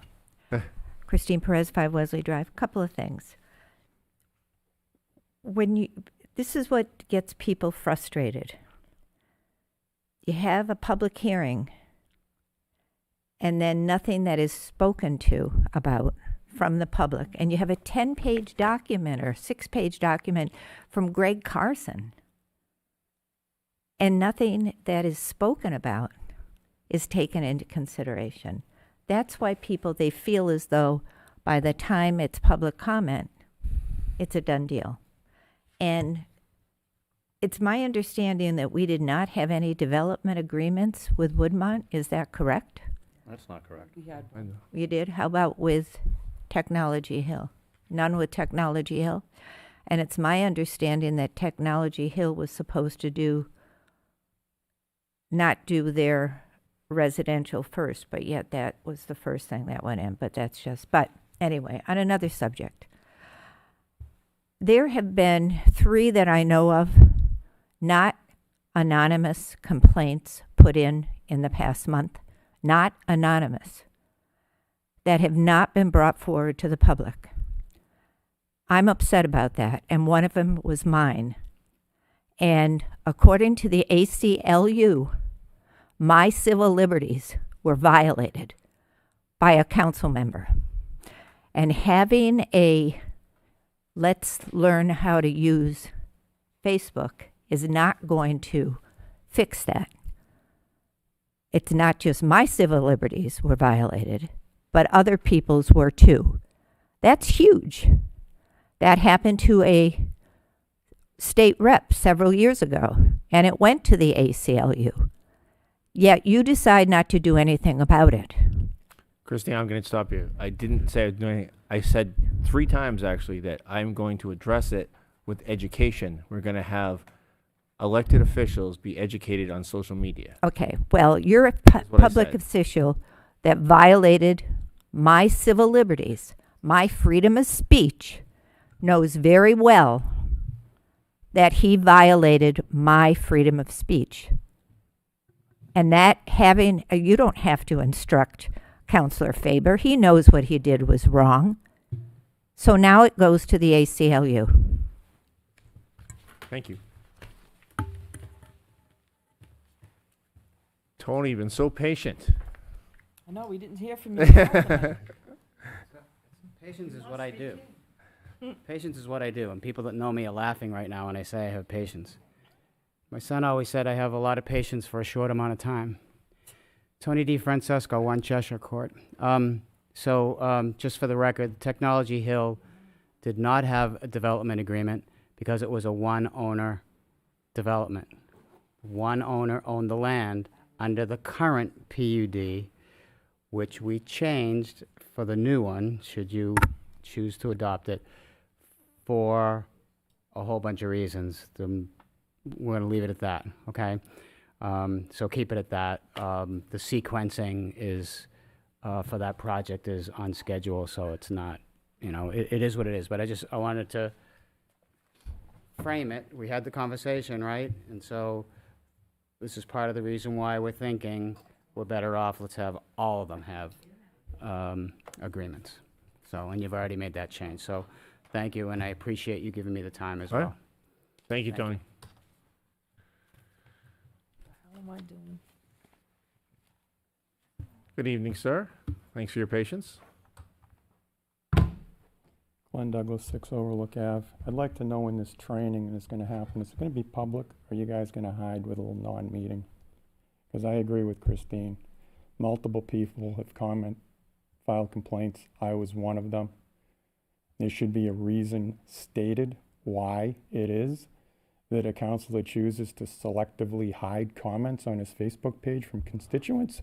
He was asked. He refused to answer. I filed a complaint. You refused to acknowledge my complaint. And as far as I know, the other complaints that were filed, you refused to acknowledge those as well. I acknowledge them all tonight, sir. So if I just decided to stay home, which I really should have done, I'd have no idea unless I watch a 5-hour meeting, 6-hour meeting. That's the way it works. No, I think the proper method is to educate everybody first on social media. So. It's a violation of the law. Okay. Okay. You can Okay. keep them Nope. with the smug looks there, Sean. Just I'll talk to whoever I want to, unless you'd like to have me escorted out and violate my civil rights again. This is ridiculous. You have people accusing people of illegal things, then asking them to, well, what's illegal? Oh, I don't want to answer that. You talk to planning board members? Oh, I'm not going to answer who I'm going to talk to. We have serious 91A questions going on. I get multiple people, more people than I've ever had contact me before, saying, what is with this 91A? Everything seems to be decided before they even get there. And it is. It's absolutely ridiculous. So, when you ran for re-election, you said you were the most approachable counselor there is. You don't answer any emails. You don't respond to people. You won't even respond to questions here. Oh, I'll get back to you. Sometimes you do, sometimes you don't. It's absolutely ridiculous. It's unacceptable. And I think there should be other complaints filed. And I think there should be people that actually should step down from this board. thank you. Anybody else in public comment? You've been very patient, sir. Yes. Very long night. Paul Skidlark, 20 Woodbine Drive, London area. I'm not going to belabor this because we all want to get the hell out of here tonight. But I just want to, I wanted to end my initial public comment just saying there is a remedy for what we've discussed or what I've discussed previously. And you don't owe it to me. You owe it to the 3,300 people or so that voted for those two petitions. They deserve answers as to why people on this board would not put their signatures on those letters. And I think you owe them that explanation. You don't have to do it certainly tonight. You can think about it and come back next meeting if you'd like. It's up to you. And I'd also suggest, I'm not going to speak for Town Manager Mulholland, that if a similar letter came to his desk, or a similar scenario came to his desk in previous positions, I would suggest that they would probably all be signed by the full body and not just one counselor or two counselors, that they would all come together and sign that document as was prescribed in the petition. So again, I ask you to do that. I ask you to reconsider it. The way you do that is with a fresh document to allow all signatures and resend that. So I'd ask you for that consideration tonight. Thank you. Thank you, sir. Anybody else about comment? I do. Ron, I'm going to add on to what Paul said. Sure. I think we should all be able to respond to Mr. Skudlerick. He's spoken now 3 times on this, and he's also emailed us wanting a response from the rest of you why you won't sign the documents or not. I think we owe it to the voters. Well, I had Fair my enough. hand up. I was going to respond to it. Okay, to but respond too. you've had Okay. plenty of time to respond. I haven't had plenty of Okay. time. He's emailed and he's spoken multiple times, and you should have signed the document the first time. Well, I'm going to make it very clear. All right, Paul. Mine was not politically motivated. Mine was I didn't fully understand it. I do not sign things that I do not fully understand, just like I didn't understand what this whole thing was with the tax collector, and I didn't sign that contract. All right? Even though I was told by 2 other counselors, you got to sign that. I'm not going to sign it because I don't agree with it. All right? So I did not fully understand this whole thing. That's why I didn't sign it. It wasn't politically motivated. So, I guess, do you understand it now? What's confusing about it? well, it was explained a little bit today. Better tonight. About I didn't tonight. understand it either. When you spoke about it, Mhm. I understood it better. Okay. So, So you're open yeah. to signing it now, I assume? So, I mean, reach out to me, but, I some people would prefer to go to Facebook and start slamming No, me, no, but that's fine. I emailed. But, I emailed all of you. I think you so- recognize did. that, right? You did, and I actually meant to get back to you, Yep. and then I forgot because life gets busy, Fine. and I apologize. But I know if you talk to people who've sent letters, I try to get back Sure. to them. If you called me, I probably would have got back to you. Yeah, no, Martha had good. called me and explained to me, Mhm. and I went through this whole scenario thing from what I was explained about how this worked, which wasn't what you said. So, Okay. I don't have a problem signing it. I did vote for one, not both, sorry.